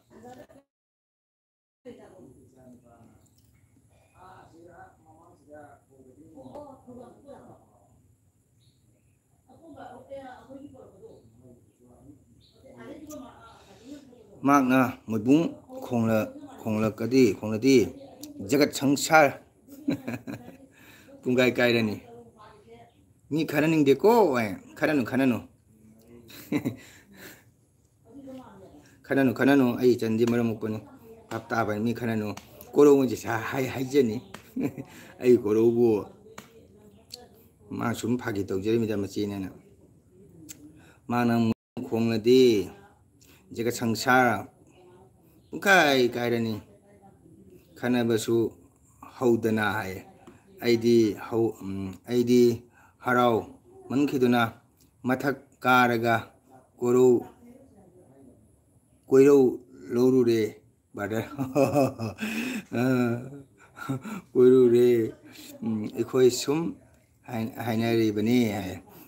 aidi mi khananing deko aidi mi khananing deko khananing ko ai ya isingdo ahumlak kakana haibado tawbu jai hoi adumai tawgudabani kisan tu chiche rebitana su haire singdo ahumlak kakana haibado tawbu jai hai tawdami ko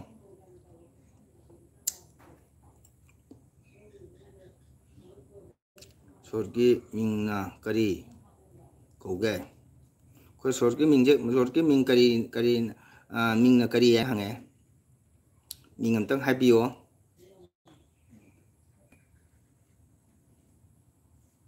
ꯑꯁ ꯑꯌꯨꯛ ꯀꯗꯤ ꯂꯥꯏꯔꯤꯛ ꯄꯥꯕ ꯅꯠꯇꯦ brother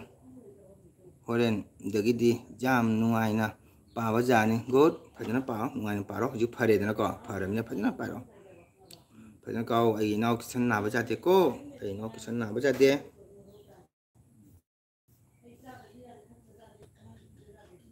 ꯑꯩꯒꯤ ꯏꯅꯥꯎ ꯀꯤꯁꯟ ꯅꯥꯕ ꯌꯥꯗꯦꯀꯣ ꯍꯤꯗꯥꯛ ꯍꯥꯏꯁꯤꯗꯤ ꯆꯥꯕꯒ ꯍꯦꯛꯇ ꯐꯠꯇꯦꯅꯀꯣ ꯍꯧꯖꯤꯛꯀꯤꯁꯤꯁꯨ ꯉꯥꯏꯍꯥꯛ ꯂꯩꯔꯒ ꯐꯔꯤꯗꯨꯅꯤꯗꯅ ꯀꯤꯁꯟ ꯅꯠꯇ꯭ꯔꯣ ꯑꯗꯨꯃꯥꯏꯅ ꯅꯥꯕ ꯍꯦꯛꯇ ꯐꯖꯄꯣꯟꯇꯦꯕ ꯀꯣꯊꯣꯛꯄ ꯌꯥꯄꯣꯟꯇꯦꯕ ꯗꯥꯛꯇꯔꯒꯤ ꯍꯤꯗꯥꯛ ꯆꯥꯕ ꯍꯦꯛꯇ ꯐꯄꯣꯟꯇꯦꯕ ꯃꯤꯅꯤꯠ 5-10 ꯃꯇꯨꯡꯗꯅꯦꯕ ꯑꯦꯛꯁꯟ ꯂꯧꯔꯤꯁꯦꯀꯣ ꯄ꯭ꯔꯀꯥꯁ ꯀꯧꯏ ꯌꯥꯏ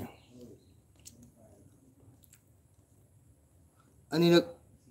ꯎꯊꯣꯛꯀꯗꯕꯅꯤ ꯑꯍꯨꯝꯂꯛ ꯊꯛꯀꯅꯤ ꯋꯥꯎ ꯑꯣꯀꯦ ꯍꯥꯏꯌꯦ ꯀꯣꯔꯧꯅ ꯑꯗꯨ ꯅꯨꯡꯁꯤꯔꯕ ꯏꯆꯤꯜ ꯏꯅꯥꯎ ꯑꯦꯜꯕꯤꯗ ꯑꯩꯒꯤ ꯆꯪꯕꯤꯔꯕ ꯏꯆꯤꯜ ꯏꯅꯥꯎ ꯃꯌꯥꯝ ꯄꯨꯝꯅꯃꯛ ꯑꯩ ꯊꯥꯒꯠꯆꯔꯤ ꯑꯗꯣ ꯑꯦꯜꯕꯤꯗ ꯂꯩꯔꯤꯕ ꯏꯆꯤꯜ ꯏꯅꯥꯎ ꯑꯩꯈꯣꯏ ꯃꯌꯥꯝ ꯏꯆꯤꯜ ꯏꯅꯥꯎ ꯌꯨꯇꯨꯕꯔ ꯄꯨꯝꯅꯃꯛ ꯑꯩꯈꯣꯏ ꯂꯣꯏ ꯁꯞꯄꯣꯔꯠ ꯇꯧꯃꯤꯟꯅꯁꯤꯀꯣ ꯅꯨꯡꯁꯤꯔꯕ ꯏꯆꯤꯜ ꯏꯅꯥꯎ ꯃꯌꯥꯝ ꯑꯩꯈꯣꯏ ꯂꯣꯏꯅ ꯁꯞꯄꯣꯔꯠ ꯇꯧꯃꯤꯟꯅꯁꯤꯀꯣ ꯋꯥꯎ ꯑꯩ ꯑꯣꯖꯥ ꯂꯥꯛꯑꯦ ꯂꯩꯔꯝꯗꯔꯦ ꯑꯣꯖꯥ ꯊꯦꯡꯀ꯭ꯌꯨ ꯑꯣꯖꯥ ꯑꯩꯒꯤ ꯑꯣꯖꯥ ꯂꯥꯛꯑꯦ ꯑꯣꯖꯥ ꯀꯔꯤ ꯏꯟꯖꯥꯡ ꯆꯥꯏ ꯉꯁꯤ ꯑꯣꯖꯥ ꯉꯁꯤꯗꯤ ꯁꯥꯕ ꯈꯔ ꯐꯔꯝꯅꯤ ꯑꯣꯖꯥ ꯑꯗꯣ ꯀꯣꯔꯧꯒꯤ ꯈꯨꯟꯁꯦ ꯀꯗꯥꯏꯗꯅꯣ ꯍꯥꯏ ꯀꯗꯥꯏꯗꯅꯣ ꯍꯥꯏꯉꯩ ꯑꯣꯖꯥ ꯀꯔꯤ ꯑꯩꯈꯣꯏ ꯑꯣꯖꯥ ꯀꯔꯤ ꯏꯟꯖꯥꯡ ꯆꯥꯏ ꯑꯩꯈꯣꯏ ꯑꯣꯖꯥ ꯀꯔꯤ ꯏꯟꯖꯥꯡ ꯆꯥꯏ ꯉꯁꯤ ꯑꯗꯣ ꯀꯥꯡꯁꯣꯏ ꯑꯩꯈꯣꯏ ꯑꯣꯖꯥꯗꯤ ꯀꯥꯡꯁꯣꯏ ꯇꯧꯅꯩ ꯈꯪꯉꯦꯕ ꯀꯥꯡꯁꯣꯏꯗꯨꯒꯁꯨ ꯌꯥꯎꯔꯝꯅꯤ ꯕꯖꯥ ꯉꯥ ꯕꯖꯥꯔ ꯅꯠꯇ꯭ꯔꯒꯅ ꯑꯦꯅꯤ ꯕꯖꯥꯔ ꯑꯃ ꯌꯥꯎꯔꯝꯒꯅꯤꯀꯣ ꯑꯩꯈꯣꯏ ꯑꯣꯖꯥꯒꯤꯗꯤ ꯑꯩꯈꯣꯏ ꯑꯣꯖꯥꯒꯤꯗꯤ ꯃꯊꯦꯜ ꯑꯅꯤꯃꯛꯇꯅ ꯆꯨꯝꯊꯣꯡ ꯑꯣꯏꯔꯕꯁꯨ ꯀꯥꯡꯁꯣꯏ ꯑꯣꯏꯔꯕꯁꯨ ꯁꯨꯝ ꯃꯆꯤꯗ ꯑꯍꯥꯎꯕ ꯁꯨꯝ ꯌꯥꯎꯕꯅꯤ ꯈꯟꯕꯒꯤ ꯋꯥꯗ ꯃꯤꯡ ꯄꯟꯗꯦ ꯎꯗ ꯉꯥꯡꯂꯒ ꯋꯥꯗ ꯄꯥꯟꯕꯁꯦ ꯐꯕꯅꯤ ꯑꯩꯈꯣꯏ ꯈꯨꯔꯥꯗ ꯉꯥꯡꯉꯒ ꯏꯟꯗꯣꯅ ꯄꯥꯝꯕꯗꯣꯀꯣ ꯔꯦꯕꯤꯇꯥ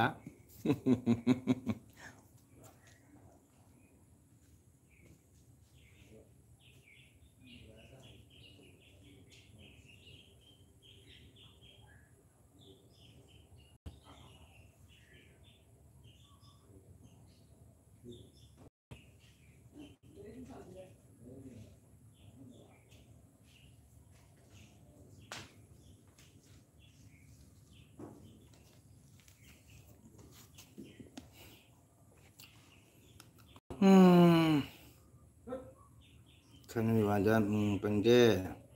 ꯎꯗ ꯉꯥꯡꯂꯒ ꯋꯥꯗ ꯄꯥꯟꯕꯁꯦ ꯐꯕꯅꯤ ꯐꯠꯇꯕꯅꯤ ꯍꯥꯏꯕ ꯆꯨꯝꯃꯤ ꯑꯩ ꯀꯣꯔꯧꯁꯨ ꯍꯩꯕꯅꯤ ꯕ꯭ꯔꯗꯔ ꯑꯒꯨꯗꯣ ꯃꯥꯅ ꯍꯥꯏꯕ UPSC ꯑꯦꯛꯖꯥꯝꯒꯤ ꯂꯥꯏꯔꯤꯛ ꯃꯃꯤꯡ ꯈꯔ ꯍꯥꯏꯔꯛꯎ ꯍꯥꯏꯕꯗꯣ ꯑꯩꯅ ꯈꯔ ꯍꯥꯏꯈꯤꯕꯅꯤ ꯑꯅꯤ ꯋꯥꯠꯄꯅꯤ ꯑꯗꯣ ꯃꯥꯅ ꯑꯅꯤꯗꯨ ꯊꯥꯔꯛꯑꯣ ꯍꯥꯏꯕ ꯑꯩꯅ ꯑꯩ ꯑꯅꯤꯗꯨ ꯃꯃꯤꯡ ꯀꯥꯎꯈ꯭ꯔꯦ ꯍꯥꯏꯕꯅꯤ ꯑꯗꯨꯗ ꯃꯥꯗꯤ ꯁꯥꯎꯈ꯭ꯔꯦ ꯀꯩꯗꯧꯕꯩ ꯁꯥꯎꯗꯣꯏꯅꯣꯅꯦ ꯈꯪꯗꯕꯗꯨꯗꯤ ꯈꯪꯗꯦ ꯍꯥꯏꯔꯦ ꯑꯗꯨꯕꯨ ꯏꯅꯥꯎ ꯀ꯭ꯔꯤꯁꯟ ꯁꯥꯎꯔꯨꯅꯨꯀꯣ ꯑꯉꯥꯡꯅꯤ ꯃꯛꯇꯤ ꯑꯒꯨꯗꯣ ꯑꯉꯥꯡ ꯄꯤꯇꯨꯅꯦꯕꯀꯣ ꯀ꯭ꯂꯥꯁ 7 8ꯗ ꯀꯥꯖꯔꯤꯕ ꯑꯉꯥꯡꯅꯤ ꯑꯉꯥꯡ ꯑꯁꯤꯗꯤ ꯅꯤꯡꯉꯥꯏ ꯆꯥꯎꯋꯤꯅꯀꯣ ꯑꯗꯨꯅ ꯏꯅꯥꯎꯅ ꯋꯥꯔꯧꯔꯨꯅꯨ ꯀꯣ ꯃꯥꯗꯨꯝ ꯁꯥꯎꯖꯔꯤꯃꯤꯗ ꯑꯉꯥꯡꯅꯤꯗꯅꯀꯣ ꯑꯉꯥꯡ ꯑꯁꯤ ꯅꯤꯡꯉꯥꯏ ꯀꯜꯂꯤꯗꯅꯀꯣ ꯑꯗꯣ ꯏꯅꯥꯎꯅ ꯈꯪꯕ ꯃꯇꯝꯗ ꯅꯤꯡꯁꯤꯡꯉꯛꯄ ꯃꯇꯝꯗ ꯁꯨꯝ ꯍꯥꯏꯕꯤꯈꯣꯀꯣ ꯑꯗꯨ ꯂꯥꯏꯐꯇ ꯑꯒꯨ ꯆꯪꯂꯛꯑꯗꯤ ꯕꯥꯔꯗꯅ ꯐꯖꯅ ꯍꯥꯏꯕꯤꯌꯨ ꯍꯥꯏꯒꯦ ꯕꯥꯔꯗꯅ ꯁꯣꯏꯗꯅ ꯍꯥꯏꯒꯦꯀꯣ ꯑꯗꯣ Kisan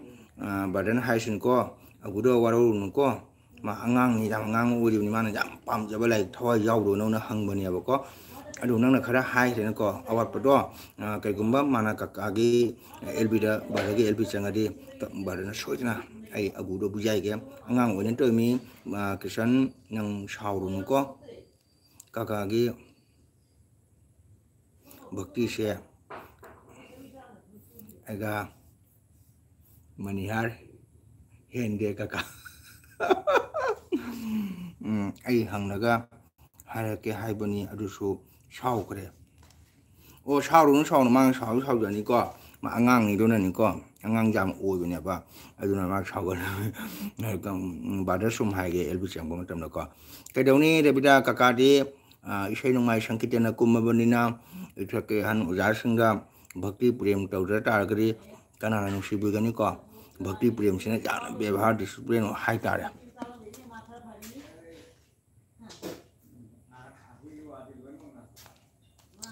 isai nongai to bo khodi kano rebita bhakti prem jaudab yade ko ithake handa ai hanglaga hairake haibani adusu saukre ho saujari mi angang ni ko kisan saurno asengba gidi lairik anido maming kau khibani badar pormis kain khaluno inaw ningsing apa matamda sum mayam su hangaga ko so haibi ko kakasu lb changadi ai soidana haige mak changak tengasi mak tuition chaksi bra natagana school ka ki bra nata kai thaba ngang ka to mayumna ka thaba sui ba hai ngamdre ko agudo changadi kakana soidana badana haigani adu nang saurun ko angang ointo mi class 7 8 ka angang ni ko angang ga ji ka saugoli da pe pa boli da ko akhagi manipuri medium da haida anam bi chan do na hiding thok da ning mai ni ngai je khamang de ka hayo utong je manung da samu mo cha li lalu to di kappa phane na haide ti ye pe man ning thau na jet thang ba nakana sana ge na chom ma jan bi de ring ama mari man thu ka pa mi kuti ma jet tamang sam pai pin lai bo nam bi chan do sia ai ding thong na khale kari no masina manga samje pai pai lai suwan no muring thong hang ya ba bichan do nang na kai no khoi ra soba kar podana nang samje pai pai na sum lai nang sam kai jawro ge hang bone ko kirsan matam du ga onam bichan don har maharaj nu sibidna gone award pidana ai na ton siga ring achoba sana mohor kaya jan san bire adon jet se ngaksam de haigilo ba jatre tuna injel on pai chali mi hana madigo nam be chando je peman da nan thau na maksa kamu sana gi ring mo janbe chap ting che khare ba aduni angang gi ninga che akoi re bita su du mai tawri angang ni na ko do saurunu ai inau du bhapta bani krisan nang gi upsc gi subject ani do nang ni chang pa matam da agugi whatsapp ta sum thabi ko mana kai gumba badagi lp de changa badi badana soidana ai agu do bujai ge ko bhapta ba angang ni maramu pa angang ni ma gyan ta ni lai te thawai jau angang ni ko agu do phare kisan nang tum su jadre nang potharo nang hale na like pa bang tam joro kani ko do nungare nang na khnau na ri do sangam ru ju phare tana do ji singa sa ba thung dam ba kana khnau ting tho na hale ta re ngam ru do aina do so lo hayo nung dak de chakan lem khoi thau lu nga chi thok sang ji the ba theng ji sang gi ka chi kin da ka chi kin 욕도 저기 뭐냐 나 한기 이게 자기 그는 비드리야 봐. 아주 같이 그는 또 같이 되는 폰동을 하려 봐. 아 근데 폰도 무슨 봐도 그때 봐. 같이 많아 폰동을 봐. 같이 마 어디 실제로 마 같이 마 주세요. 블록도 라더니 하더니 ado mayam badargi chinenda changlak pamakhe like to biramo hai thank you inau kisan bye bye inau na ba jate ko cha ta chek salu cha to ko cha chek salu lari mutik chan to ko jam tham na le haba mafam ni ni o no hona siko okay kisan bye korok thokra bo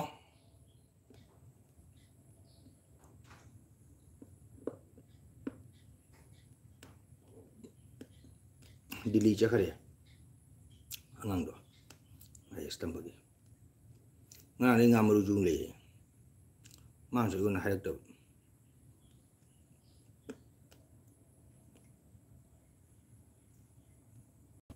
Sinom yam lady bro.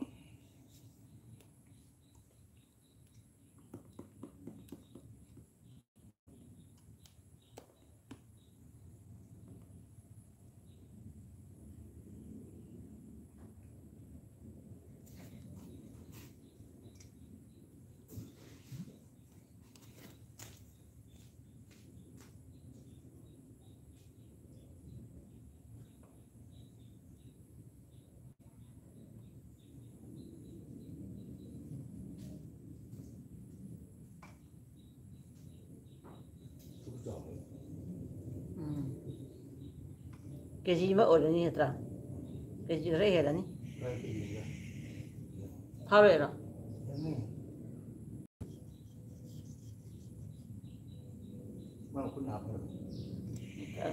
나리 실라이 독걸로지 해바다 마에 소리 실라이 독걸로지 봐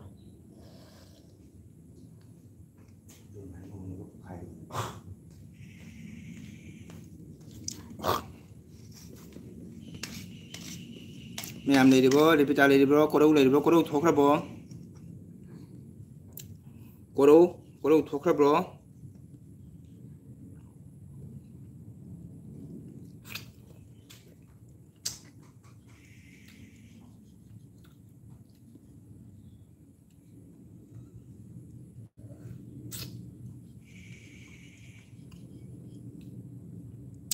Cô đâu lấy đi bố. Để pita lấy bố, để pita. Đâu nè.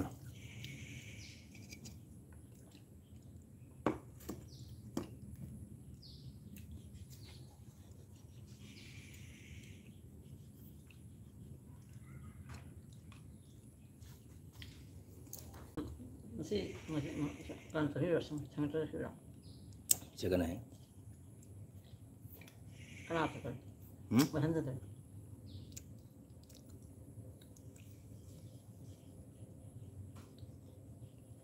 Makan lau, kan lau cái mùi à đấy. Ano? Để pita lấy bố, cô đâu lấy bố.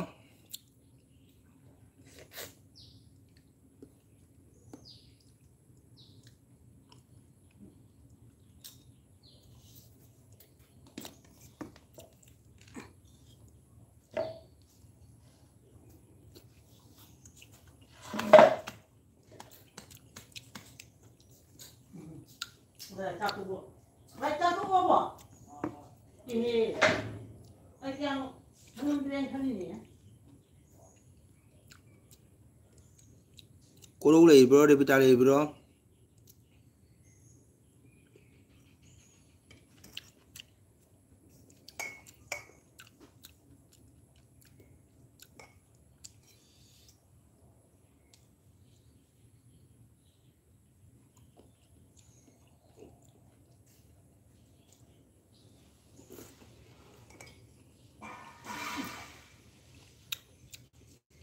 Dum mayam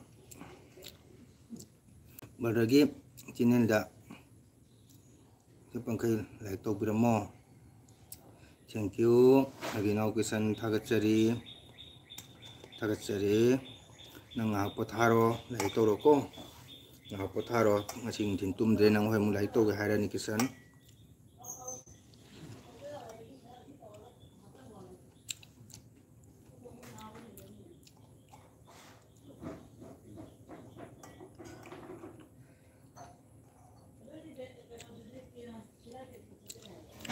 Lấy cả nang potha rồi intra cả vi tham này potha phăng tới đó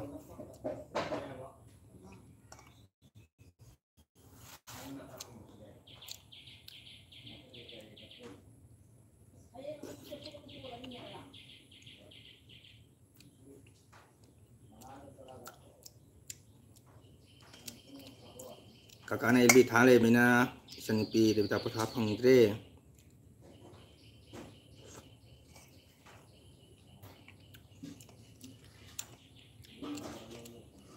cô đâu thuốc ra mà đây ta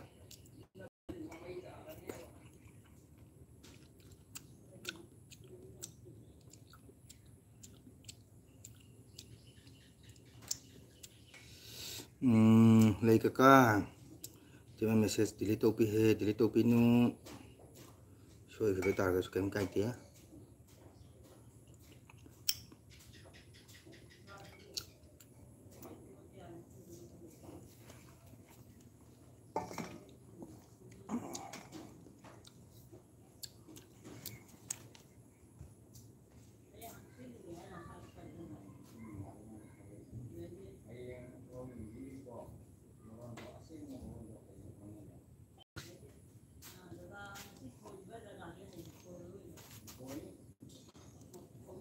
mẹ em lấy đi bro.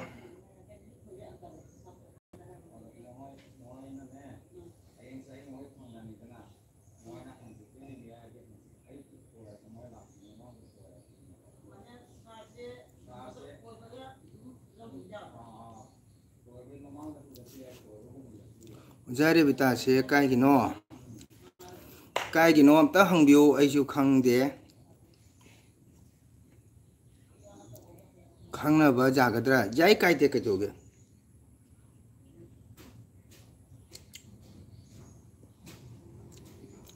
ꯑꯣꯖꯥ ꯔꯦꯕꯤꯇꯥꯁꯦ ꯀꯥꯏꯒꯤꯅꯣ? ꯈꯪꯅꯕ ꯌꯥꯒꯗ꯭ꯔꯥ? ꯑꯗꯣ ꯑꯝꯇꯪ ꯍꯪꯕꯤꯌꯣ. ꯔꯦꯕꯤꯇꯥ ꯀꯥꯏꯒꯤꯅꯣ ꯍꯪꯉꯛꯏ, ꯑꯝꯇꯪ ꯍꯥꯏꯕꯤꯌꯣ ꯁꯣꯔꯠꯅ.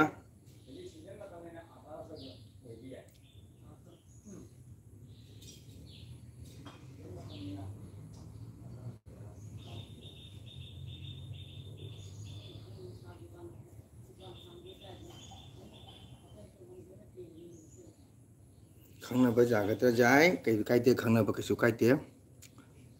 ꯑꯗꯣ ꯔꯦꯕꯤꯇꯥ ꯑꯝꯇꯪ ꯈꯨꯝꯃꯣ. ꯅꯪ ꯀꯥꯏꯒꯤꯅꯣ ꯍꯥꯏꯌꯦ, ꯈꯪꯅꯕ ꯌꯥꯒꯗ꯭ꯔꯥ ꯍꯌꯦ? ꯑꯗꯣ ꯑꯝꯇꯪ ꯁꯞꯄꯣꯔꯠ ꯇꯧꯕꯤꯔꯝꯃꯨ ꯔꯦꯕꯤꯇꯥ.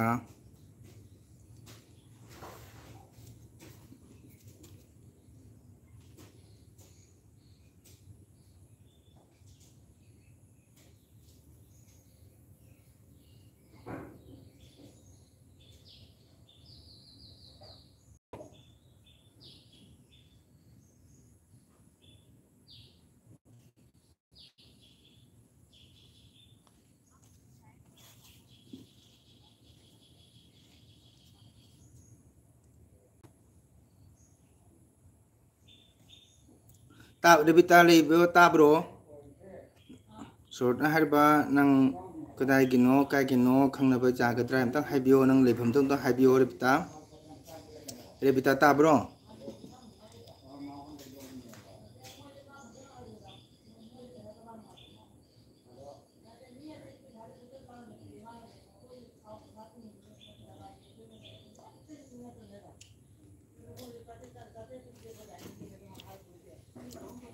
ꯑꯣꯖꯥ ꯑꯩꯅ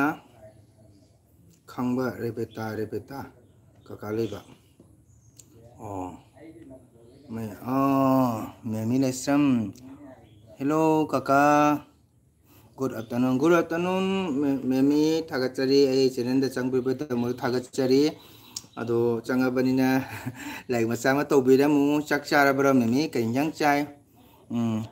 ꯑꯗꯨꯅ ꯍꯪꯕꯅꯤ ꯑꯣꯖꯥ. ꯍꯣ ꯀꯥꯏꯗꯦ, ꯍꯪꯕ ꯀꯩꯝ ꯀꯥꯏꯗꯦ. ꯔꯦꯕꯤꯇꯥ ꯂꯩꯕ꯭ꯔꯣ? ꯁꯣꯔꯠꯅ ꯍꯪꯉꯤꯗꯣ ꯈꯨꯝꯕꯤꯌꯣ. ꯅꯪ ꯀꯥꯏꯒꯤꯅꯣ ꯍꯥꯏꯗꯣ. ꯅꯪꯒꯤ ꯈꯨꯟ ꯃꯃꯤꯡꯗꯣ ꯍꯥꯏꯕꯤꯌꯣ. ꯑꯗꯣ ꯃꯦꯃꯤ ꯂꯥꯏꯛ ꯃꯆꯥ ꯑꯃ ꯇꯧꯕꯤꯔꯝꯃꯣ. ꯔꯦꯕꯤꯇꯥꯅ ꯑꯩ ꯁꯥꯇ꯭ꯔꯥꯒꯤꯅꯤ ꯍꯥꯏꯔꯦ.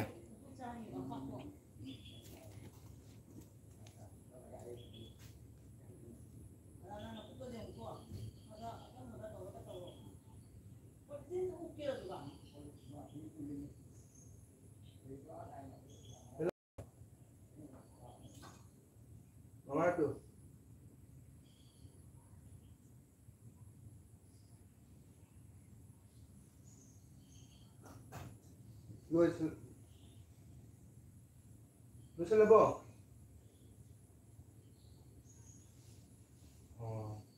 ꯂꯣꯏꯁꯤꯜꯂꯗꯤ ꯒꯥꯔꯤ ꯆꯥꯕꯤꯗꯣ ꯄꯨꯔꯛꯑꯣ ꯍꯥꯏꯔꯤꯅꯤ. ꯂꯣꯏꯔꯗꯤ ꯆꯥꯕꯤꯗꯣ ꯄꯨꯔꯛꯑꯣ.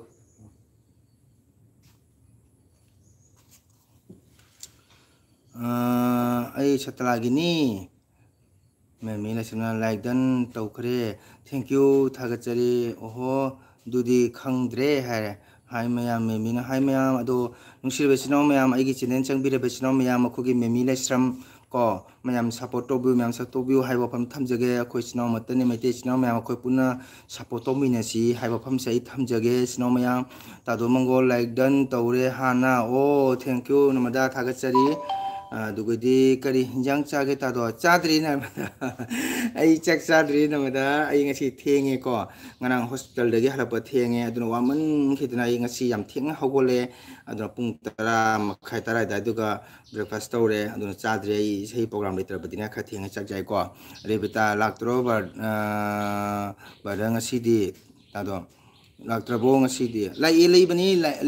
ꯑꯦꯜꯕꯤꯗ ꯌꯥꯎꯔꯤ. ꯂꯩꯕꯅꯤ. ꯀꯧꯅ ꯑꯝꯇꯪ. ꯔꯦꯕꯤꯇꯥ ꯂꯥꯛꯇ꯭ꯔꯕꯣ? ꯂꯩꯕꯅꯤ. ꯑꯗꯣ ꯔꯦꯕꯤꯇꯥ ꯆꯨꯝꯕ꯭ꯔꯥ ꯅꯪꯒꯤ ꯈꯨꯟꯖꯦ ꯁꯇ꯭ꯔꯥꯁꯦ? ꯃꯥꯅ ꯍꯪꯖꯔꯛꯏꯁꯦ.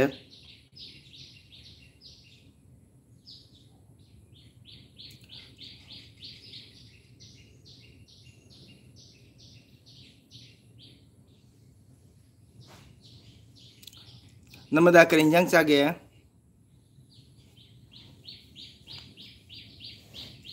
Rebita leibani narmada leibani leibani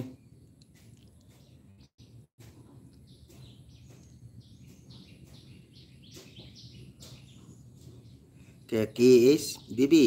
हाय पाबुंग है ओ थागचरी के केस बीबी करीलम गिनो अगोना पाबुंग कोरिसे सही कयानो अंगांगला अहला अदो कईलम गिनो अहम चंग प मालिको अदो अहम चंग प तारगदी लाइक मचा म तोबिरमो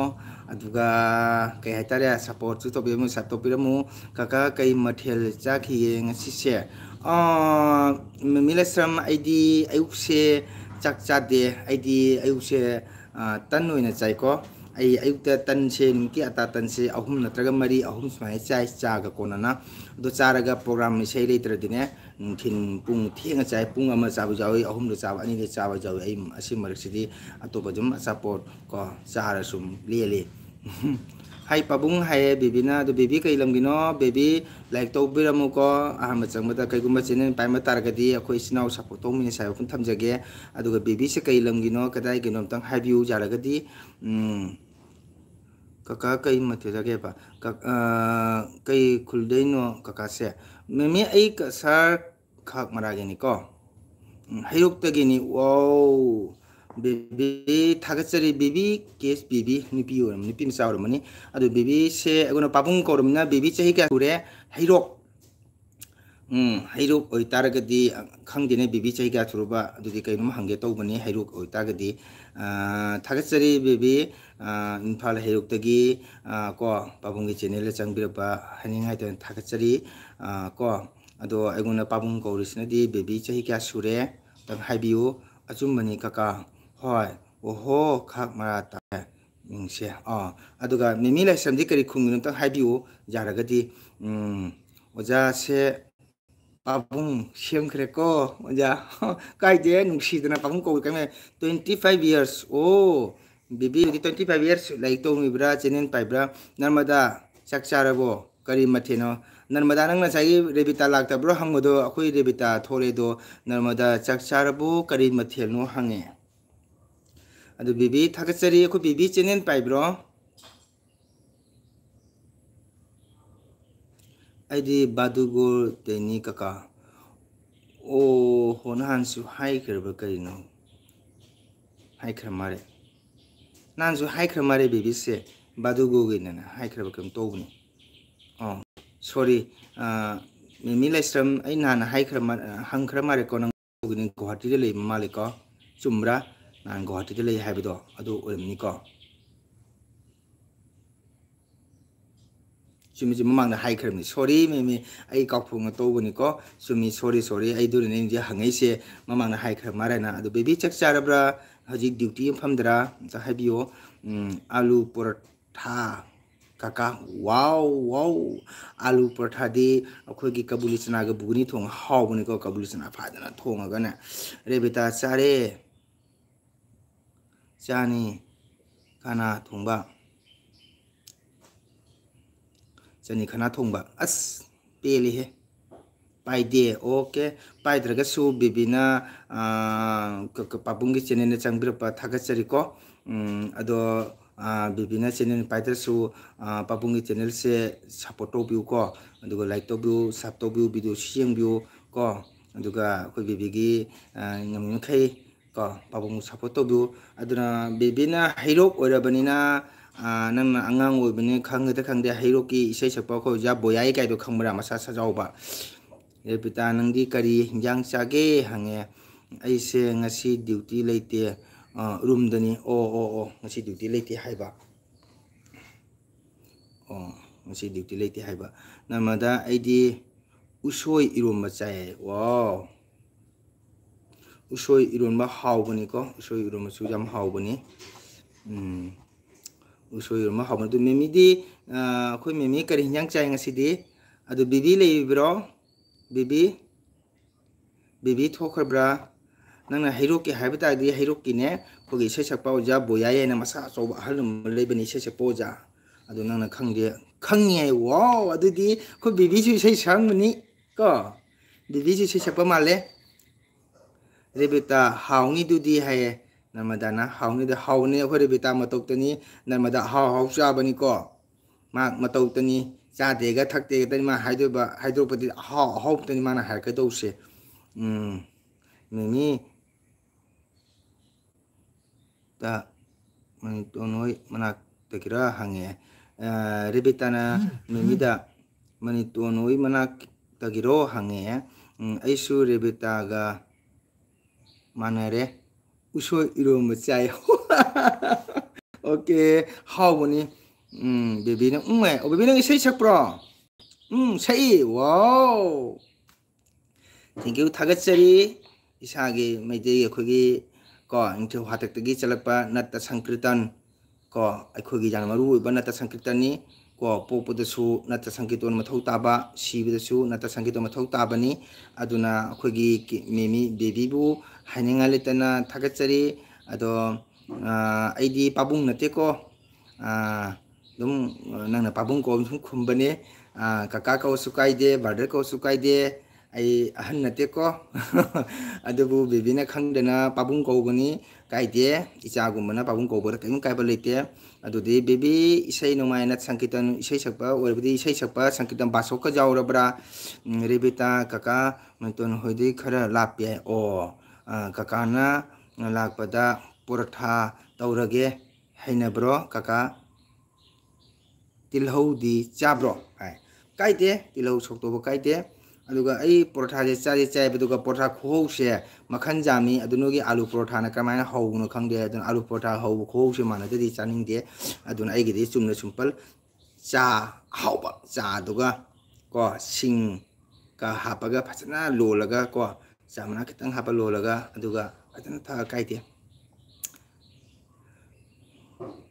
alu paratha hobagi niu amle ko ai myam da haijege ado hoi akoi myam su akoi narmada su am haibani ko ado akoi alu paratha se kamai to na da ata se patana noi da ne ba ko duga palane ba duga alu se patana melani ko akogi tilau su hapani madagari phadji gom moro ati pase su sak makam ka hapa jade mo tanghai mo se me khai ba kupna soi ba ko do moroi mapang patana hapa ga noi ga dom ni ko aduga hapaga belen tanina daga hana tawada kangna pongpong sang duba hap mulan ko aduga thawda fry to go refine da wow akoi mainu macha lai kapiri soma lai thank you mainu macha karing yang chai ado like to ro mainu macha lai macha to mo karing yang chai ngasi kaka ta do mani tondo khang dro mani ton se ai lam phang drebo market ori pungje be chepra kaka how adoni alu portha hobogini alu portha se atumaina alu se fatana hapaga bla taga ne bela da hana kanghan batai kangna hoboko aidi sangiton nati kaka mangkadani oh mangkada wow adu sukai de thagachari bebe thawai jangna to ko thagachari khu bibi je namnusi ko mangna ngasi imphal heutagi kasargi kaka mongol natagi bida changbira poidamakta khoigi bibi bu haningai te thagachari ado masagi alu porta hawdore bita khu narmada su jam haibani khoi narmada su jam haibani mainu macha kai nyang chai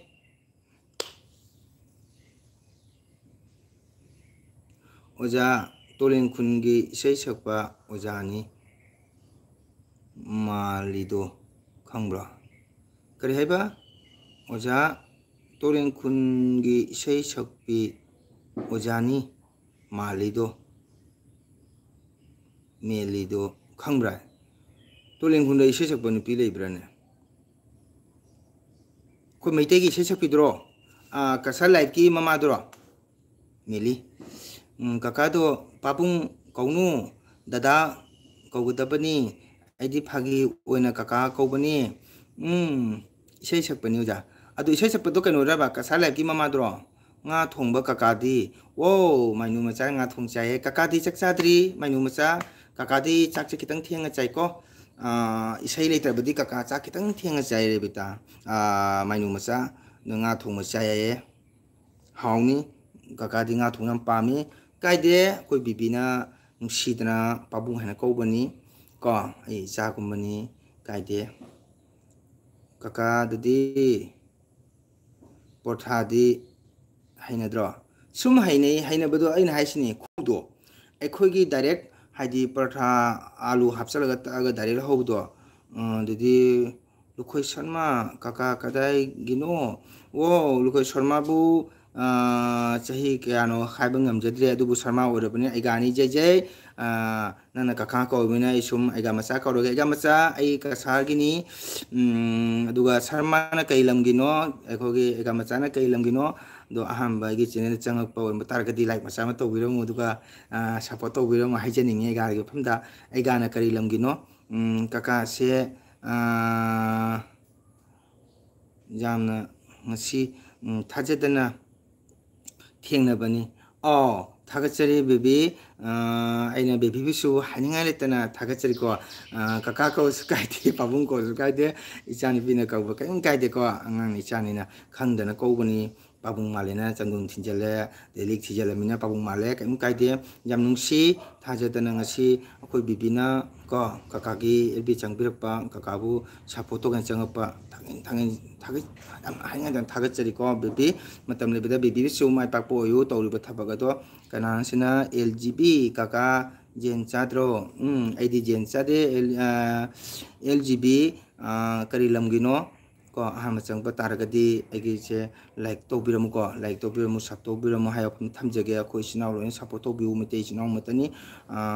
ꯁꯣꯔꯠꯅ ꯍꯥꯏꯔꯦ ꯍꯣꯏ ꯑꯣꯖꯥ ꯍꯥꯏꯌꯦ ꯈꯪꯉꯤ ꯑꯗꯨꯗꯤ ꯃꯥꯒꯤ ꯏꯁꯩ ꯁꯛꯄꯤꯅꯤ ꯔꯦꯕꯤꯇꯥꯅ ꯃꯅꯤꯇꯣꯟꯗꯣ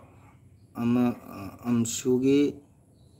ꯆꯦꯟꯕꯅꯤ ꯃꯅꯤꯄꯨꯔ ꯅꯤꯉꯣꯜ ꯂꯧꯕꯗꯣ ꯈꯪꯗ꯭ꯔꯣ ꯑꯩ ꯍꯥꯏꯕ ꯉꯝꯗ꯭ꯔꯦꯕꯣ ꯀꯥꯎꯔꯦꯕꯣ ꯔꯦꯕꯤꯇꯥ ꯅꯦꯅꯦꯆꯥꯗꯨꯔꯣ ꯇꯣꯂꯦꯡꯈꯨꯡꯒꯤ ꯈꯪꯗꯦ ꯏꯁꯩ ꯁꯛꯄꯤ ꯍꯥꯏꯕꯗꯤ ꯃꯩꯇꯩ ꯏꯄꯨꯒꯤ ꯏꯁꯩ ꯁꯛꯄꯤꯅꯦꯕꯀꯣ ꯑꯩꯈꯣꯏ ꯀꯁꯥꯔ ꯂꯥꯏꯐꯇꯣ ꯃꯥꯏ ꯃꯃꯥꯅꯤ ꯊꯥꯒꯠꯆꯔꯤ ꯑꯩꯈꯣꯏꯒꯤ ꯑꯦꯜ ꯖꯤ ꯕꯤ ꯀꯩ ꯂꯝꯒꯤꯅꯣ ꯑꯝꯇꯪ ꯍꯥꯏꯕꯤꯌꯣ ꯑꯗꯨꯒ ꯑꯩꯈꯣꯏꯒꯤ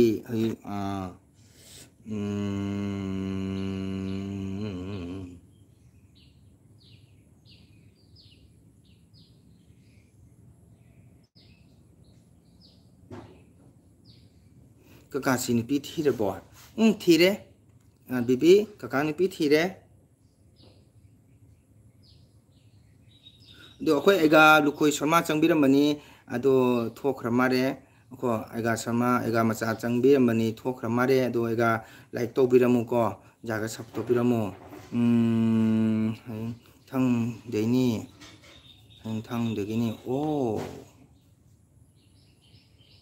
ꯊꯥꯡꯗꯒꯤꯅꯤ ꯑꯗꯨ ꯏꯝꯐꯥꯜꯅꯦꯕꯀꯣ ꯊꯥꯒꯠꯆꯔꯤ ꯑꯗꯨꯒꯗꯤ ꯅꯦꯅꯥꯆꯥꯗꯨꯗꯤ ꯑꯩꯁꯨ ꯈꯪꯉꯤꯗ ꯅꯦꯅꯥꯆꯥꯕꯨꯗꯤ ꯑꯣꯖꯥ ꯅꯦꯅꯥꯆꯥꯕꯨꯗꯤ ꯈꯪꯉꯤ ꯑꯗꯨꯒ ꯏꯇꯩꯃꯅ ꯄꯥꯕꯨꯡ ꯃꯥꯏꯕ ꯄꯥꯕꯨꯡ ꯃꯥꯏꯕ ꯀꯅꯥꯅꯣ ꯈꯪꯂꯅꯤ ꯆꯥ ꯁꯤꯃꯇꯪ ꯊꯛꯄꯤꯌꯨ ꯋꯥꯎ ꯊꯦꯡꯀ꯭ꯌꯨ ꯏꯇꯩꯃ ꯑꯩ ꯑꯦꯜ ꯕꯤ ꯊꯥꯕꯗ ꯈꯅꯥꯎ ꯀꯪꯉꯝꯕꯅꯦꯅ ꯆꯥ ꯀꯥꯝꯕ ꯂꯥꯜꯂꯛꯄꯒꯤꯗꯃꯛꯇ ꯏꯇꯩꯃ ꯍꯥꯏꯅꯤꯡꯉꯥꯏ ꯂꯩꯇꯅ ꯊꯥꯒꯠꯆꯔꯤ ꯋꯦꯜꯀꯝ ꯏꯇꯩꯃ ꯊꯛꯆꯒꯦ ꯆꯥꯗꯣ ꯀꯀꯥ ꯑꯩ ꯃꯅꯤꯄꯨꯔꯗꯩꯅꯤ ꯋꯥꯎ ꯍꯔꯦ ꯀ꯭ꯔꯤꯁꯅ ꯖꯩ ꯖꯩ ꯑꯩꯒꯥ ꯃꯆꯥ ꯖꯩ ꯖꯩ ꯀꯀꯥ ꯀꯧꯔꯁꯨ ꯚꯥꯃꯣꯟꯅꯤꯅ ꯀꯣ ꯃꯤꯡ ꯗꯥꯏꯔꯦꯛ ꯀꯧꯕꯁꯤꯗꯤ ꯐꯠꯇꯦ ꯍꯥꯏ ꯑꯗꯨꯅ ꯑꯩꯒꯥ ꯃꯆꯥ ꯍꯥꯏꯅ ꯀꯧꯖꯔꯒꯦ ꯑꯗꯣ ꯑꯩꯒꯥ ꯃꯆꯥꯕꯨ ꯍꯥꯏꯅꯤꯡꯉꯥꯏ ꯂꯩꯇꯅ ꯃꯪꯒꯣꯜ ꯅꯠꯇꯅ ꯊꯥꯒꯠꯆꯔꯤ ꯂꯣꯏꯅꯅ ꯈꯨꯔꯨꯝꯖꯔꯤ ꯑꯩꯒꯥꯅ ꯏꯝꯐꯥꯜꯗꯒꯤ ꯑꯩꯒꯤ ꯆꯦꯅꯦꯜꯗ ꯆꯪꯕꯤꯔꯛꯄꯁꯦ ꯑꯩꯒꯥꯅ ꯅꯥꯏꯅ ꯍꯥꯏꯅꯤꯡꯉꯥꯏꯇ ꯍꯔꯥꯎ ꯅꯨꯡꯉꯥꯏꯖꯩ ꯑꯩꯒꯥ ꯃꯆꯥꯕꯨꯁꯨ ꯒꯣꯕꯤꯟꯗ ꯊꯧꯖꯥꯟꯕꯤ ꯑꯣꯏꯁꯅꯨ ꯑꯗꯣ ꯑꯩꯒꯥ ꯂꯥꯏꯛ ꯃꯆꯥ ꯑꯃ ꯇꯧꯕꯤꯔꯝꯃꯣ ꯑꯗꯨꯒ ꯁꯞꯄꯣꯔꯠꯁꯨ ꯇꯧꯕꯤꯌꯨꯀꯣ ꯑꯣꯖꯥꯗ ꯁꯤꯃꯇꯪ ꯑꯩꯅ ꯑꯩꯒꯥꯗ ꯃꯐꯝꯗ ꯍꯥꯏꯒꯠꯆꯔꯤ ꯑꯣꯖꯥ ꯃꯥꯜꯂꯤꯗꯣ ꯑꯩꯈꯣꯏꯒꯤ ꯕꯨꯕꯣꯛꯅꯤ ꯑꯣꯖꯥ ꯃꯥꯜꯂꯤꯗꯣ ꯑꯩꯈꯣꯏꯒꯤ ꯕꯨꯕꯣꯛꯅꯤ ꯕꯦꯕꯤꯅ ꯍꯥꯏꯌꯦ ꯕꯦꯕꯤ ꯌꯥꯝ ꯅꯨꯡꯁꯤ ꯑꯩꯒꯤ ꯀꯀꯥ ꯀꯧꯔꯕꯅꯤꯅ ꯏꯆꯟ ꯀꯧꯔꯒꯁꯨ ꯀꯥꯏꯗꯦ ꯏꯆꯥꯅꯨꯄꯤ ꯀꯧꯔꯁꯨ ꯀꯥꯏꯗꯦ ꯑꯗꯣ ꯃꯔꯛ ꯃꯔꯛꯇ ꯁꯪꯕ ꯃꯇꯝꯗ ꯀꯀꯥꯒꯤ ꯑꯦꯜ ꯕꯤ ꯊꯥ ꯃꯇꯝꯗ ꯆꯪꯉꯨꯀꯣ ꯑꯗꯨꯒ ꯑꯦꯜ ꯖꯤ ꯕꯤꯅ ꯁꯕꯁꯀ꯭ꯔꯥꯏꯕ ꯇꯧꯔꯒꯦ ꯊꯦꯡꯀ꯭ꯌꯨ ꯑꯦꯜ ꯖꯤ ꯕꯤ ꯊꯥꯒꯠꯆꯔꯤ ꯍꯥꯏꯅꯤꯡꯉꯥꯏ ꯂꯩꯇꯅꯀꯣ ꯑꯩꯈꯣꯏ ꯃꯩꯇꯩ ꯏꯆꯤꯜ ꯏꯅꯥꯎ ꯃꯊꯅꯤ ꯃꯌꯥꯝꯅ ꯁꯞꯄꯣꯔꯠ ꯇꯧꯕꯤꯒꯗꯕꯅꯤꯀꯣ ꯑꯁꯤꯃꯇꯪ ꯑꯩꯅ ꯃꯌꯥꯝꯗꯁꯦ ꯑꯩ ꯌꯥꯝ ꯇꯣꯏ ꯇꯣꯏꯅ ꯍꯥꯏꯖꯩ ꯑꯗꯣ ꯃꯌꯥꯝꯅ ꯂꯥꯟꯅ ꯂꯧꯕꯤꯒꯅꯨꯀꯣ ꯑꯗꯣ ꯅꯣꯏ ꯕꯨꯕꯣꯛ ꯐꯕꯅꯤ ꯀꯣ ꯑꯩꯗꯤ ꯈꯪꯅꯩꯌꯦ ꯑꯗꯨꯅꯤ ꯕꯦꯕꯤꯁꯨ 하니 타겟자리고 Manipur Sanai Paktagi kakagi channel changpirpa support tawbiba kakana kausaroi bibi su matam lebeda tawjebe thabaga do mongol oisunu haiba pham thamjage ko mayam mayam mayam tri phangdore mayam phangdore kakado hoi rebita ichangi thawja ichangi mating deini ichanna hubdena kakabu support tawbudin tro mayam changbire se bibina aidi mawoise aidi keba mawoise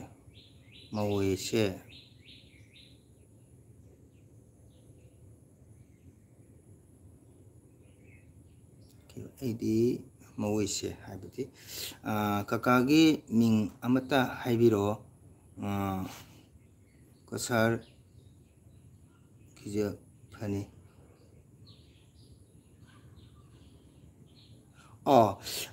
jani egamacha aigi miyam kaka sigi channel se subscribe tobio thank you aigi chan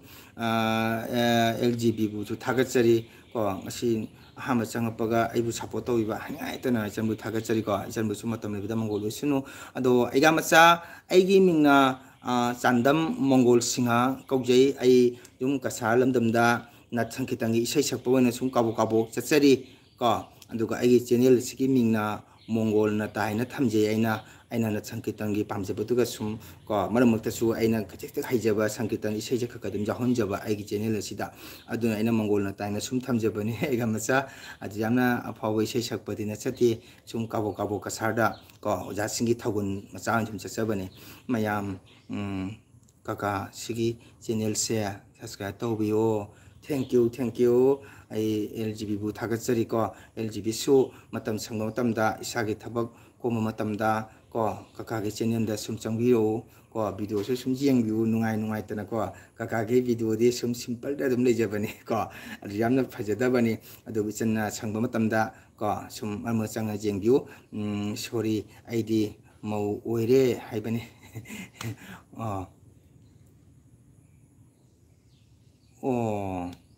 masai da mau oire haiba oga chahi 25 years okay didi bibidi angang kya leire kaide ko migi kaitare isona silakpa migi matamna jawrokpa migi laibakta isona tamkhrabadi soidana yum panba sidi miube khogi hona sani taung panda ni piu na polabadi ni pa na pobadi nomari yum panga domni ko bibi kaide maduga ikai ningai waro ningai kemite miube sidi nomari lo yum panga domni ni pi na pobadi ni pa na pobadi nomadi lo na sakana to domni ko kaide bibi dudi bibi ge angang kya sure kaka isai ngai ngang thokshi kaidorage aina elbidana sumai sei mai sakngdaba haitare ko aigi inakta mayang chunga khara leibasina kakana ngangna baga tadre tarisidina kakatai ama kakana kari sei sakani mayamna luna sakna bai sei matani kakadi dudamna su haiti sum kasada ko mayamge sum kai haitara thagun chatpani bibi ko adubu agi nushirabi agi chan bibi ko dagadi LGB kakana sakchabai se yamna pamjar taningabu ko bunina kaka matim tin ngange adu no kinung nanu kaka su jamna heibadi nate ko sum kasada oja singi dum thogol chapani ko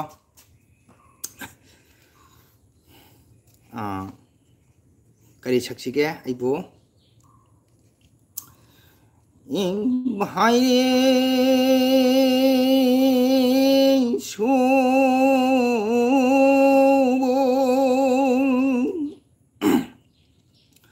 prani sakha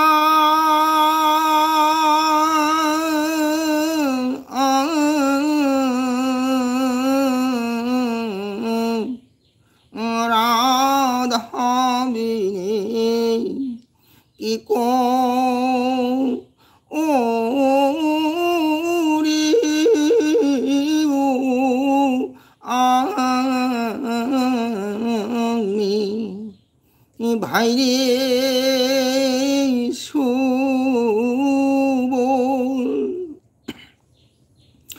잉라당 아망 노야니 따라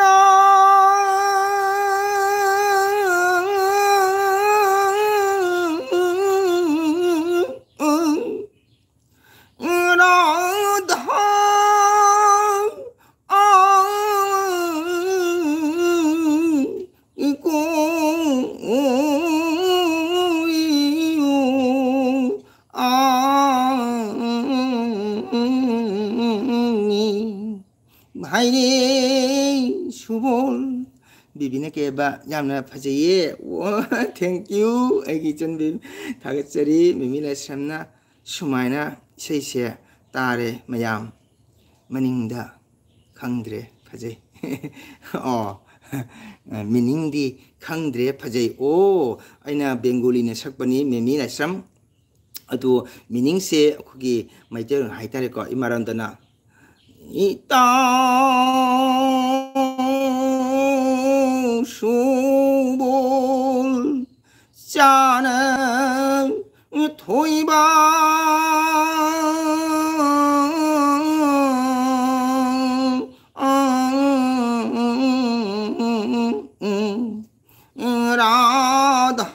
라다하다는 프레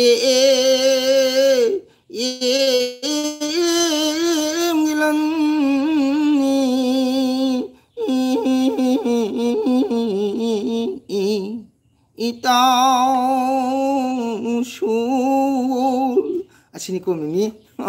하이폰 때가 가서 숨 야는 성에는 숨체이미나 아시나 사이나나 미닝 강더도 아두게 메제는 sakpani 사기 키스나나 라다하기 때문에 또 와져봤고 Shrimati भी मेरा आधा से किस तरह हम निजे बा किस तरह हम खुदा जे किस तरह पमजे बा माकी श्रीमती में भी मेरा अधिका तो उदबा तो को माना जुम तेंग थाना सक्से बेवारी को आधा धागी तो मक्ता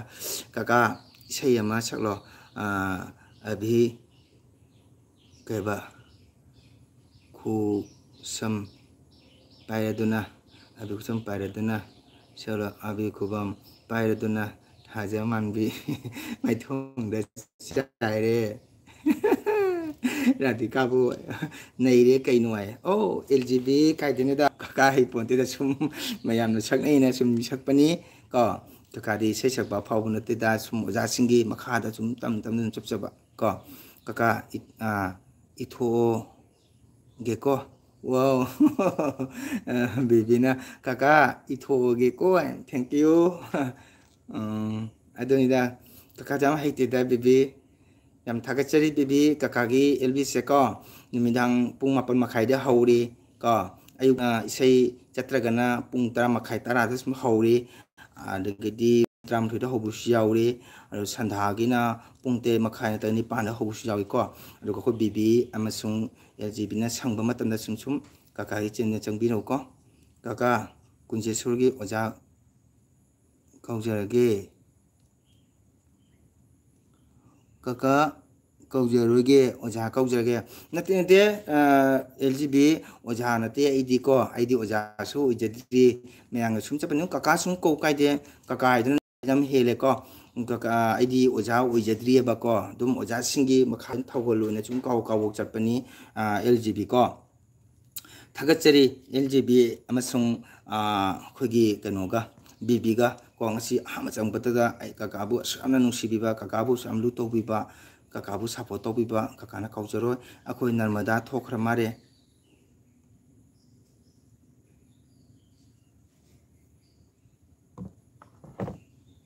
काकासु हैबो नतेदा सुम मयामना सकनेना सुम सकपनी बीबी को बीबी की अंगांग के सुरे बीबी अमतंग हायोने दुगा बीबी की नंगी निपा नंगी हस्बैंड करी थबक तौरी ओजा कौजर के हाय ओजा कौकनु काका सुम कौको काका ना नुसीबे हेले बीबी को बीबी की इचा कया लेरे अदुगा बीबी की निपा ना करी थबक तौरे अमतंग हायरो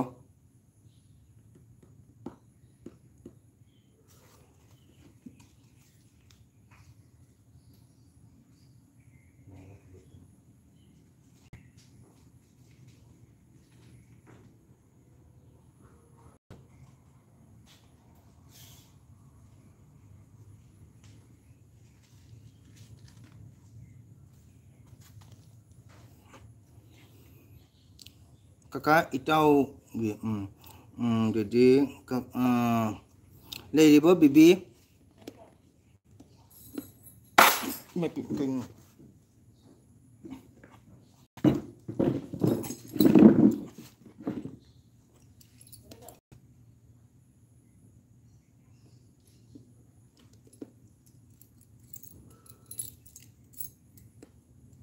kaka igi ama kiper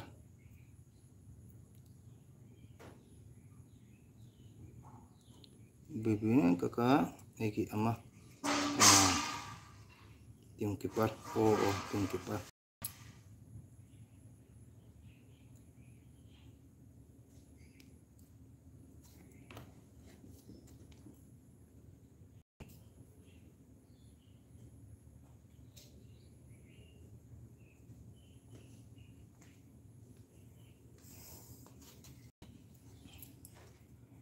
sampai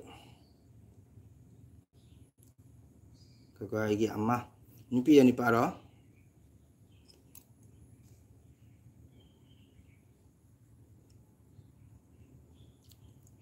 bibi ama se hai nipi ya nipa ro sei kya sure nipi sei kya sure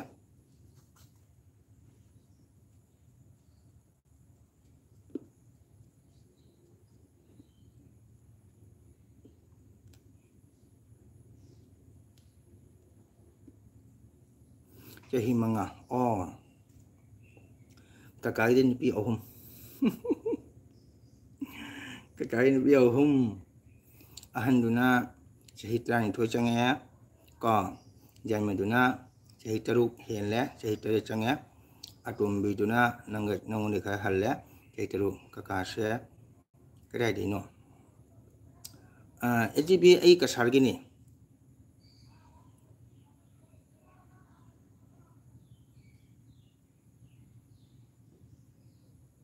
Aisyah kasar gini LGB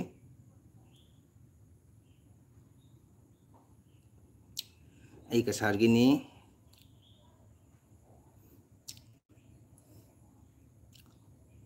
ai kasar hai balam du gini LGB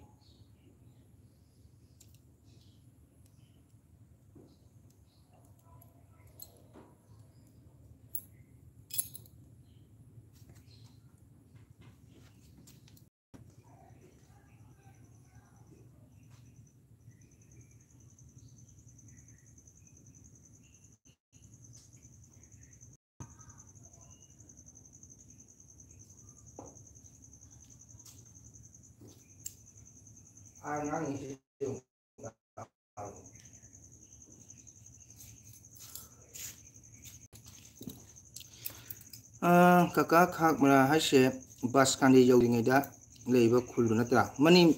mimina sam khogi kai haitare bus kandi bajar do lan silchari lakpada ni ko silchari lakpada bus kandi madrasa lan tho kadang chakhalaga right side to ne ban MB school am leiba do madugi left side ta khoi main road ma chang do pis road ram kha madugi hek main road to gi maluga amita Indian gas agency na sanbut tong thepne ko madugi oi thangba da changi ba lamjang do pis road to maduni khoi khama chamham se ko left side am do leiba do aw mani left side am dang sagi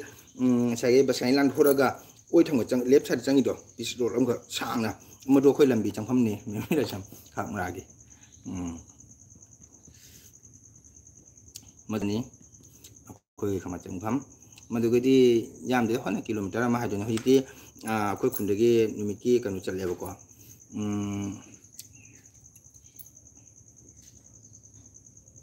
kaka hayang thangda lao hai hoi la kani engani manipur irang pharakan da ne kaya da khogi train che phau matamda lakani da dugo unasi aduga da hadi maram ka su LB da dum pau phangna ni ne ko kanu da dugo sum pau phangna daga lakani chang kani da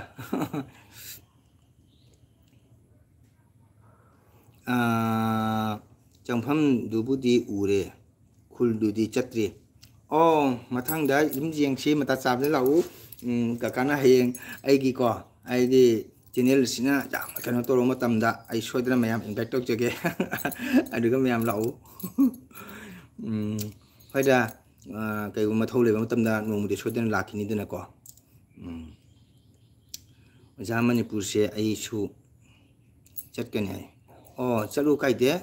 ꯃꯅꯤꯄꯨꯔꯗ ꯀꯣꯏꯕ ꯌꯥꯝ ꯅꯨꯡꯉꯥꯏꯕꯅꯤ ꯍꯣꯏ ꯍꯣꯏ ꯁꯣꯏꯗꯅ ꯀꯀꯥ ꯍꯣꯏ ꯍꯣꯏ ꯁꯣꯏꯗꯅ ꯀꯀꯥ ꯅꯪꯗꯤ ꯀꯗꯥꯏ ꯂꯥꯛꯀꯅꯤ ꯍꯥꯏꯒꯦ ꯅꯪꯗꯤ ꯒꯨꯍꯥꯇꯤꯗ ꯖꯣꯕ ꯇꯧ ꯂꯩꯔꯝꯃꯤꯅ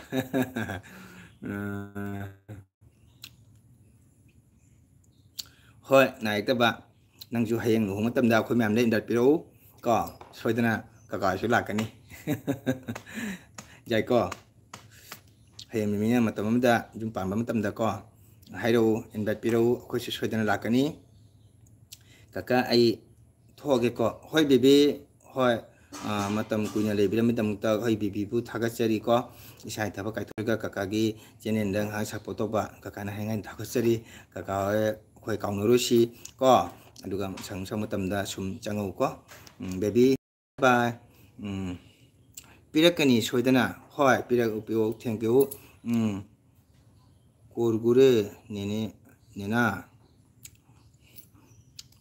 ꯀꯣꯔꯒꯨꯔꯦꯅꯦꯅ ꯑꯗꯨꯅꯤ ꯂꯥꯏꯁ꯭ꯔꯝ ꯃꯇꯝꯗꯨꯒꯗꯤ ꯀꯥꯎꯊꯣꯛꯈꯤꯅꯨꯀꯣ ꯉꯁꯥꯏ ꯅꯪꯅꯗꯤ ꯖꯣꯕ ꯇꯧꯔꯃꯤꯅ ꯍꯌꯦꯡ ꯂꯨꯍꯣꯡꯝꯗꯥꯏ ꯀꯥꯎꯕꯗꯤ ꯌꯥꯗ꯭ꯔꯦ ꯑꯩꯕꯨꯗꯤ ꯅꯪꯅ ꯍꯌꯦꯡ ꯑꯗꯨꯒ ꯇꯥꯎꯔꯨꯝꯗ ꯑꯗꯨꯝ ꯍꯥꯏꯔ ꯁꯨꯝ ꯌꯥꯅꯦꯕꯀꯣ ꯑꯩ ꯁꯣꯏꯗꯅ ꯀꯀꯥ ꯂꯥꯛꯀꯅꯤ ꯑꯗꯨꯒ ꯑꯩꯈꯣꯏ ꯎꯅꯁꯤ ꯀꯣ ꯑꯗꯨ ꯅꯠꯇ꯭ꯔꯁꯨ ꯑꯗꯨꯝ ꯃꯃꯥꯡꯗꯁꯨ ꯀꯩꯒꯨꯝꯕ ꯅꯪꯅ ꯀꯁꯥꯔꯗ ꯒꯨꯍꯥꯇꯤꯗ ꯂꯥꯛꯄ ꯃꯇꯝꯗ ꯀꯩꯒꯨꯝꯕ ꯀꯩꯅꯣ ꯇꯧꯔꯁꯤ ꯑꯩꯈꯣꯏ ꯃꯌꯥꯝ ꯑꯝꯇ ꯎꯅꯁꯤ ꯏꯆꯤꯜ ꯏꯅꯥꯎ ꯌꯨꯇ꯭ꯌꯨꯕꯔ ꯃꯌꯥꯝ ꯀꯣ ꯀꯀꯥ ꯀꯩ ꯃꯊꯦꯜ ꯆꯥꯒꯦ LGB ꯑꯩ ꯆꯥꯛ ꯆꯥꯗ꯭ꯔꯤ ꯀꯀꯥꯗꯤ ꯆꯥꯛꯁꯦ ꯈꯤꯇꯪ ꯊꯦꯡꯅ ꯆꯥꯏꯌꯦꯕꯀꯣ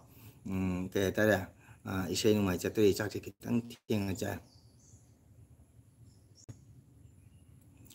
ꯃꯦꯃꯤꯅ ꯀꯥꯎꯔꯣꯏꯗꯥ ꯊꯦꯡꯀ꯭ꯌꯨ ꯀꯥꯎꯗꯕꯁꯨ ꯑꯣꯏꯁꯅꯨ ꯀꯥꯎꯔꯣꯏꯁꯤ ꯑꯩꯈꯣꯏ ꯏꯆꯤꯜ ꯏꯅꯥꯎ ꯀꯥꯎꯅꯔꯣꯏꯁꯤ ꯀꯣ ꯑꯗꯣ ꯃꯦꯃꯤꯁꯨ ꯒꯨꯍꯥꯇꯤꯗ ꯖꯣꯕ ꯇꯧ ꯂꯩꯕꯅꯤꯅ ꯃꯔꯝ ꯃꯣꯛꯅ ꯂꯩꯌꯣ ꯀꯣ ꯍꯧꯖꯤꯛꯀꯥꯟ ꯃꯇꯝꯁꯤꯗꯤ ꯃꯇꯝ ꯃꯑꯣꯡ ꯑꯃꯅꯤ ꯒ꯭ꯌꯥꯟ ꯇꯥꯅ ꯚꯥꯞ ꯇꯥꯅ ꯁꯨꯝ ꯂꯩꯔꯣ ꯀꯣ ꯑꯗꯨꯒ ꯍꯌꯦꯡ ꯃꯇꯝ ꯌꯧꯔꯒ ꯂꯨꯍꯣꯡꯗꯥꯏꯗ ꯑꯗꯨꯒ ꯑꯩꯈꯣꯏ ꯌꯥꯝ ꯎꯅꯁꯤ ꯑꯩ ꯏꯁꯩꯒꯤ ꯀ꯭ꯂꯥꯁꯁꯦ ꯆꯠꯂꯨꯈꯤꯒꯦ ꯀꯀꯥ ꯀ꯭ꯂꯥꯁ ꯆꯠꯂꯨꯈꯤꯒꯦ ꯕꯦꯕꯤ ꯆꯣ ꯊꯦꯡꯉꯅꯤ ꯆꯠꯂꯨꯔꯣ ꯐꯖꯅ ꯇꯝꯍꯧꯀꯣ ꯑꯗꯨꯒ ꯕꯦꯕꯤꯅ ꯆꯠꯄ ꯃꯇꯝꯗꯁꯨ ꯏꯃꯥꯟꯅꯕ ꯃꯌꯥꯝꯗ ꯀꯀꯥꯒꯤ ꯆꯦꯅꯦꯜꯁꯦ ꯁꯞꯄꯣꯔꯠ ꯇꯧꯍꯜꯂꯨ ꯌꯥꯏꯀꯣ ꯕꯦꯕꯤ ꯅꯪꯅ ꯀ꯭ꯂꯥꯁ ꯂꯣꯏꯔ ꯃꯇꯝꯗꯅꯦ ꯏꯃꯥꯟꯅꯕꯁꯤꯡꯗ ꯀꯀꯥꯒꯤ ꯆꯦꯅꯦꯜꯗꯣ ꯀꯣ ꯃꯌꯥꯝꯗ ꯁꯞꯄꯣꯔꯠ ꯇꯧꯍꯜꯂꯣꯕ ꯇꯥꯕ꯭ꯔꯥ ꯕꯦꯕꯤ ꯕꯦꯕꯤ ꯅꯪ ꯁꯥꯞ ꯇꯧꯔꯝꯃꯨ ꯑꯗꯨꯒ ꯀꯣꯃꯦꯟ ꯃꯆꯥ ꯑꯃ ꯊꯥꯔꯝꯃꯨ ꯀꯀꯥꯒꯤꯗꯣ ꯀꯣ ꯕꯦꯕꯤ ꯇꯥꯏꯀꯣ ꯅꯪꯅ ꯊꯣꯛꯑꯝꯗꯥꯏꯗ ꯀꯀꯥꯒꯤ ꯆꯦꯅꯦꯜꯗꯣ ꯁꯞ ꯇꯧꯔꯝꯃꯣ ꯁꯕꯁꯀ꯭ꯔꯥꯏꯕ ꯇꯧꯔꯒ ꯀꯣꯃꯦꯟ ꯑꯃ ꯊꯝꯃꯝꯃꯣꯀꯣ ꯑꯗꯨꯒ ꯅꯪ ꯀ꯭ꯂꯥꯁ ꯂꯣꯏꯔꯒ ꯏꯃꯥꯟꯅꯕꯁꯤꯡꯗꯁꯨ ꯀꯀꯥ ꯁꯞꯄꯣꯔꯠ ꯇꯧꯍꯜꯂꯛꯎ ꯑꯣꯀꯦ ꯍꯥꯏ ꯊꯦꯡꯀ꯭ꯌꯨ ꯕꯦꯕꯤ ꯊꯦꯡꯀ꯭ꯌꯨ ꯑꯗꯨ ꯀ꯭ꯂꯥꯁꯇꯣ ꯐꯖꯅ ꯑꯣꯏꯔꯛꯎ ꯐꯖꯅ ꯇꯝꯃꯛꯎ ꯀꯣ ꯐꯖꯅ ꯍꯌꯦꯡ ꯃꯤ ꯑꯃ ꯑꯣꯏꯔꯛꯅꯕ ꯀꯣ ꯑꯣꯀꯦ ꯕꯥꯏ ꯕꯥꯏ ꯕꯦꯕꯤ ꯅꯪ ꯀ꯭ꯂꯥꯁ ꯆꯠꯀꯅꯤ ꯆꯠꯂꯣ ꯊꯦꯡꯈ꯭ꯔꯅꯤ ꯄꯨꯡ 3 ꯇꯥꯗꯣꯔꯦꯀꯣ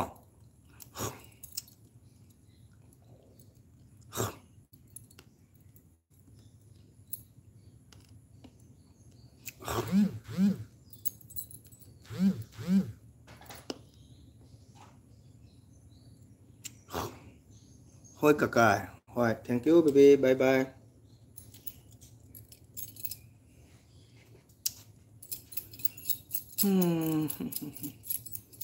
মোরে ক্লাস নিবে আপনার ভাষাটা তার বুঝবে না তা বুঝতে পারে না ওকে বেবি চলো নং ক্লাস যাওনাयदो চলুरो थागतचरी खो बेबीबू होय काका होय थैंक यू ओके रेबिता लेरिब्रा थोखरब्रा baby okay bye bye baby bye bye ए काका नोंग ताद्रो अखोयदि हौजिक हैथरे अखोय सिगा ngसायने LGB पुंग अमा मखायनिगिदो तारमेबा हौजिकपुदि ताद्रे नोंबुदि सुम मंगेबको ngसाय ngha तारमे को रेबिता लेब्रो काका सुलोसनबा तौरगे चाकसु नामसले पुंग 3 तारामिने को मिनिट खितंग ngaire दो ꯑꯩ ꯌꯥꯝꯅ ꯅꯨꯡꯉꯥꯏ ꯌꯥꯝꯅ ꯍꯔꯥꯎꯏ ꯌꯥꯝ ꯊꯥꯒꯠꯆꯔꯤ ꯉꯁꯤ ꯅꯨꯡꯁꯤꯔꯕ ꯀꯣ ꯃꯅꯤꯄꯨꯔ ꯏꯔꯝꯗꯝꯗꯒꯤ ꯅꯨꯡꯁꯤꯔꯕ ꯏꯅꯥꯎ ꯃꯌꯥꯝ ꯑꯃ ꯆꯪꯕꯤꯔꯛꯇꯅ ꯑꯩꯕꯨ ꯁꯞꯄꯣꯔꯠ ꯇꯧꯕꯤꯕ ꯑꯩ ꯀꯥꯎꯕ ꯉꯝꯃꯣꯏ ꯌꯥꯝ ꯀꯣ ꯏꯁꯥꯒꯤ ꯃꯊꯧ ꯊꯕꯛ ꯊꯥꯗꯣꯛꯑꯒ ꯉꯥꯏꯍꯥꯛ ꯀꯣ ꯑꯩꯈꯣꯏ ꯏꯆꯤꯟ ꯏꯅꯥꯎ ꯑꯣꯏꯕꯒꯤ ꯅꯨꯡꯁꯤꯕ ꯋꯥꯈꯜꯗ ꯁꯞꯄꯣꯔꯠ ꯇꯧꯕꯤꯕ ꯌꯥꯝ ꯊꯥꯒꯠꯆꯔꯤ ꯍꯦꯜꯂꯣ ꯀꯀꯥ ꯍꯥꯏ ꯍꯦꯜꯂꯣ ꯅꯨꯡꯉꯥꯏꯔꯤꯕꯣ ꯑꯦꯅ ꯑꯦꯁꯦ ꯀꯗꯥꯏꯒꯤꯅꯣ ꯍꯦꯜꯂꯣ ꯀꯀꯥ ꯍꯥꯏ ꯅꯨꯡꯉꯥꯏꯔꯤ ꯅꯪ ꯅꯨꯡꯉꯥꯏꯕ ꯆꯥꯛꯁꯤꯡ ꯆꯥꯔꯕꯣ ꯀꯗꯥꯏꯒꯤꯅꯣ ꯑꯍꯥꯟꯕ ꯆꯪꯉꯛꯄ ꯃꯥꯜꯂꯤꯀꯣ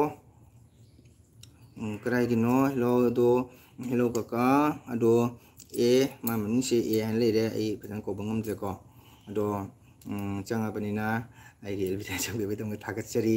ꯑꯗꯣ ꯂꯥꯏꯛ ꯃꯆꯥ ꯑꯃ ꯇꯧꯕꯤꯔꯝꯃꯣꯀꯣ ꯑꯗꯨꯒ ꯁꯞꯄꯣꯔꯠ ꯇꯧꯕꯤꯌꯨ ꯑꯗꯣ ꯑꯦꯁꯦ ꯀꯩ ꯂꯝꯒꯤꯅꯣ ꯀꯗꯥꯏꯒꯤꯅꯣ ꯍꯣꯏ ꯑꯣ ꯊꯦꯡꯀ꯭ꯌꯨ ꯀꯗꯥꯏꯒꯤꯅꯣ ꯀꯩ ꯂꯝꯒꯤꯅꯣ ꯀꯔꯤ ꯂꯝꯒꯤꯅꯣ ꯑꯦꯁꯦ ꯑꯗꯨꯒ ꯑꯍꯥꯟꯕ ꯆꯪꯕ ꯇꯥꯔꯒꯗꯤ ꯁꯞꯄꯣꯔꯠ ꯇꯧꯕꯤꯔꯝꯃꯨꯀꯣ ꯑꯗꯨꯒ ꯂꯥꯏꯛ ꯇꯧꯕꯤꯔꯝꯃꯨ ꯁꯞ ꯇꯧꯕꯤꯔꯝꯃꯨ ꯑꯦꯁꯦ ꯀꯩ ꯂꯝꯒꯤꯅꯣ ꯑꯝꯇꯪ ꯍꯥꯏꯕꯤꯌꯣ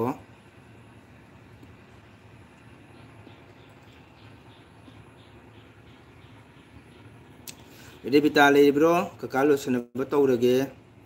ꯅꯠꯇ꯭ꯔꯒꯗꯤ ꯅꯪ ꯀꯩꯗꯧꯔꯤꯒꯦ ꯍꯧꯖꯤꯛ ꯐꯝꯃꯤꯕ꯭ꯔꯥ ꯀꯀꯥꯒꯤ ꯋꯥꯔꯤ ꯇꯥꯔꯤꯕ꯭ꯔꯥ ꯔꯦꯕꯤꯇꯥ ꯀꯀꯥ ꯂꯣꯏꯁꯤꯟꯅꯕ ꯇꯧꯔꯒꯦ LGB ꯑꯩꯈꯣꯏ ꯁꯤꯗ ꯅꯣꯡ ꯍꯥꯡꯈ꯭ꯔꯦ ꯅꯣꯡꯕꯨꯗꯤ ꯃꯪꯉꯤꯀꯣ ꯑꯦꯁꯦ ꯀꯩ ꯂꯝꯒꯤꯅꯣ ꯑꯝꯇꯪ ꯍꯥꯏꯕꯤꯌꯣ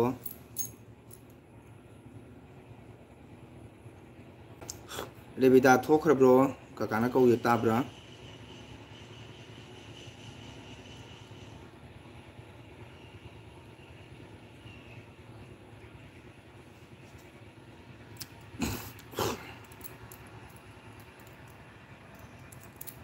ꯔꯦꯕꯤꯇꯥ ꯊꯣꯛꯈ꯭ꯔꯕ꯭ꯔꯣ ꯑꯗꯨ LGB ꯊꯥꯒꯠꯆꯔꯤ ꯀꯣ ꯌꯥꯝꯅ ꯃꯇꯝ ꯁꯥꯡꯅ ꯑꯩꯒꯤꯗ ꯁꯞꯄꯣꯔꯠ ꯇꯧꯕꯤꯕ ꯍꯥꯏꯅꯤꯡꯉꯥꯏ ꯊꯥꯒꯠꯆꯔꯤꯀꯣ ꯑꯗꯣ ꯑꯩꯁꯨ ꯂꯣꯏꯁꯤꯟꯅꯕ ꯇꯧꯔꯒꯦ ꯊꯦꯡꯉꯦ ꯀꯣ ꯆꯥꯛꯁꯨ ꯆꯥꯁꯤꯜꯂꯛꯑꯦ ꯍꯌꯥꯡꯊꯥꯡꯗꯒꯤꯅꯤꯅ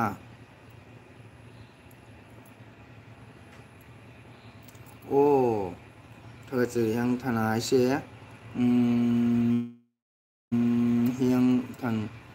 ꯍꯤꯌꯥꯡꯊꯥꯡꯗꯒꯤꯅꯤꯅ ꯍꯥꯏꯁꯤꯗꯤ ꯏꯝꯐꯥꯜꯗꯒꯤꯅꯦꯕꯀꯣ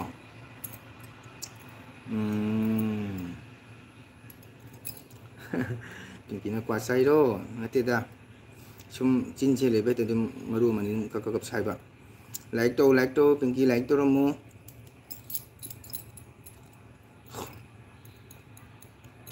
ꯏꯝꯐꯥꯜꯗꯒꯤꯅꯤꯀꯣ ꯑꯦꯁꯦ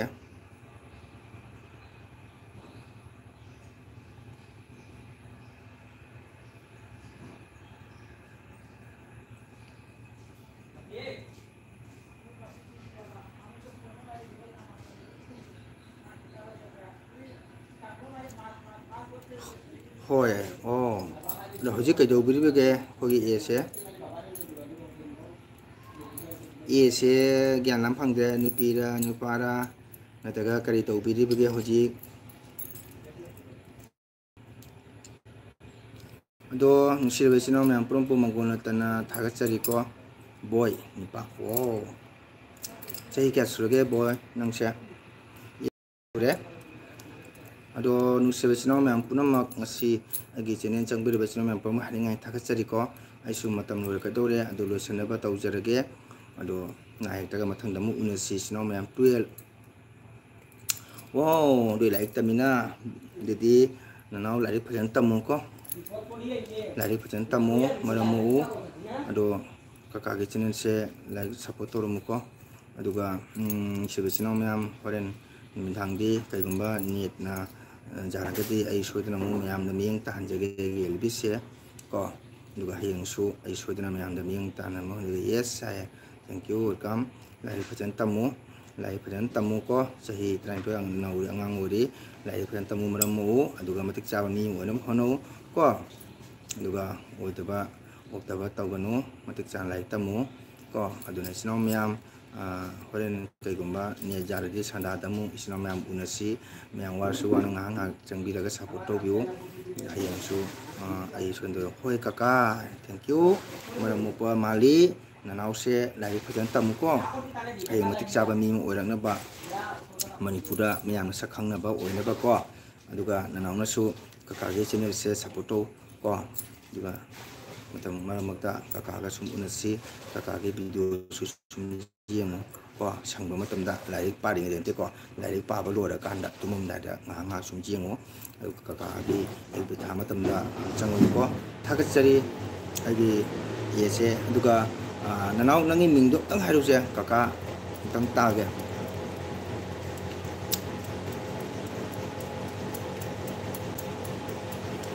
do mayam adumana tawsi hayeng su na si ko mayam wi sang matamda kaga changbiraga photo go rebita thokhrabra tung khrab jala kakalo sanaba tawrage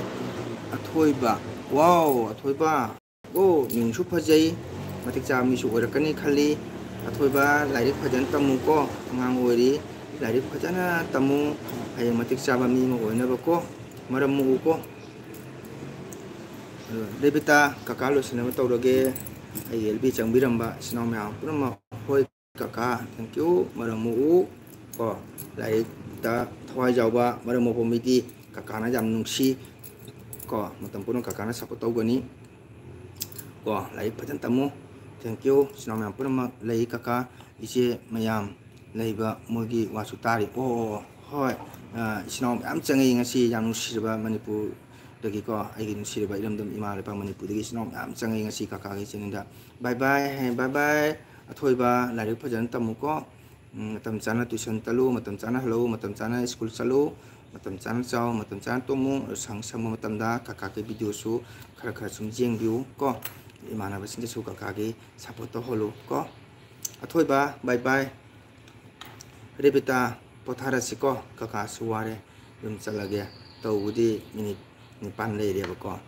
nang suwaram ni nang chakchariye kaka solution tawrage sinomya sum pham sum waye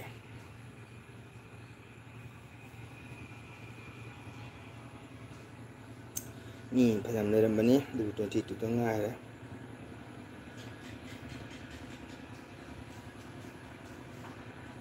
rebita chaklam dri bro ayu pung tara da chara wan khibani sai kaka ne chamana le kaka na pung tram khai tara dai chak cha bani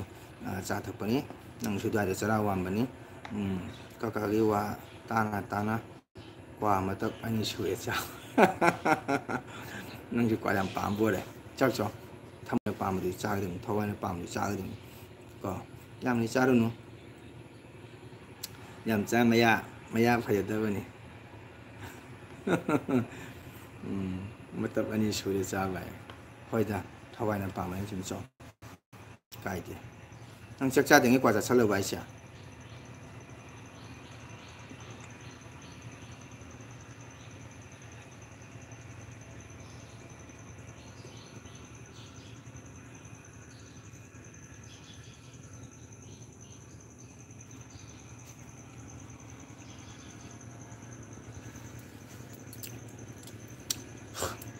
yang pertama yang siapa lagi channel rebita sih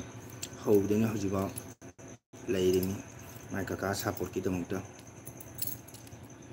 sini channel siapa kaje magung siapa kaje kau sini pasal kai su terkait tahun ni lau su long ni kau channel LB channel tere tu kau wei nasu maksud itu channel pak kakak nak kau lena orang di thaga terkakak orang sih yang rebita kakak kerguman ni ungar itu ni kaka try to ke soidana do net nungai ta de bita kaka tharoida no weather si jeng ne ko kai guma sanda nung gai tharabadi thajate do nung gai ta na sum sumana weather ka phara dine kaka sum bi thar kani tum lau ko ngan chak thong do ngan chak thong do ga wai chana na ba ko adune sino mayam ko ai chande bita se apuni se khaju khane tarka sutane ko chi ko nei unada su ngam de ko ai su LV hobaga ai tan hana kau me ko na ho de sum nei ram ni ma ka ka ge sap to na asini sen parang sin ba kai sen na sumana si chana na mi si matam sang na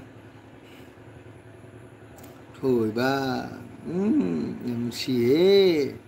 ai thoi ba le me nung si bana sino me ai thoi ba se ngang ni ko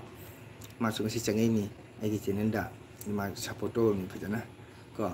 hayeng chu lakani thoi ba maramu ko lari phajan tamu ko angang oi bani lai phajan tamu matik cha mi oi na ba ko nusi bani maramu bo mi di kakaya nusi jadi mama baba na hai ba inge dan thoi ba ko ho ya ya này phân tâm bảo bảo mà hai bên này đi bây ta bài oi được có các cá sấu thả ra kìa tàu đi mình ôm lấy đi bà con adona thôi ba bài oi được có các cá sấu bài oi được kìaวันสันดาดามุนสีcái cũng ba nhiệt là nung ai đi các cá sấu bị thả ra kìa con aduga các cái xin nên chẳng cái xin ông vợ chăn nasi con aduga lại đi baba mà tâm oi ta cái chẳng cái nó nang na sangaga chumjango bye bye thôi ba bye bye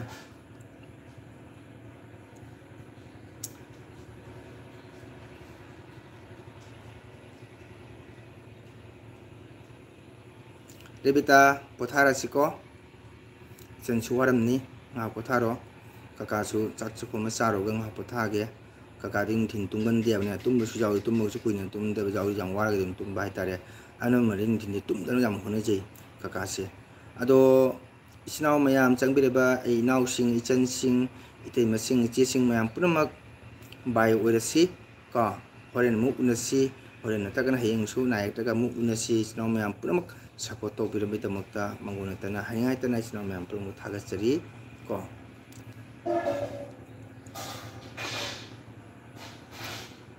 kaka sangdoklo sakjara matungda hoi debita sangdoruda matamdi ahum helamina kaka jam tungan dia ko oke snow ma'am ai chanu sirwe debita bye bye bye bye thoi ba bye bye ma'am pudama bye bye hoi mu unasi na ektraga waram ne chanu debita se haudeina dum leremi ma'am bye bye snow ma'am bye bye Debita, bye bye. Thôi ba, bye bye. Nisiba, inaw thôi ba, bye bye. Debita nang sunga potharo ko. Kaka ngasi sabaduna leire amuk sararo kaka hoi sau. Hoi ning din charo het. Ko, okay, mayang, bye.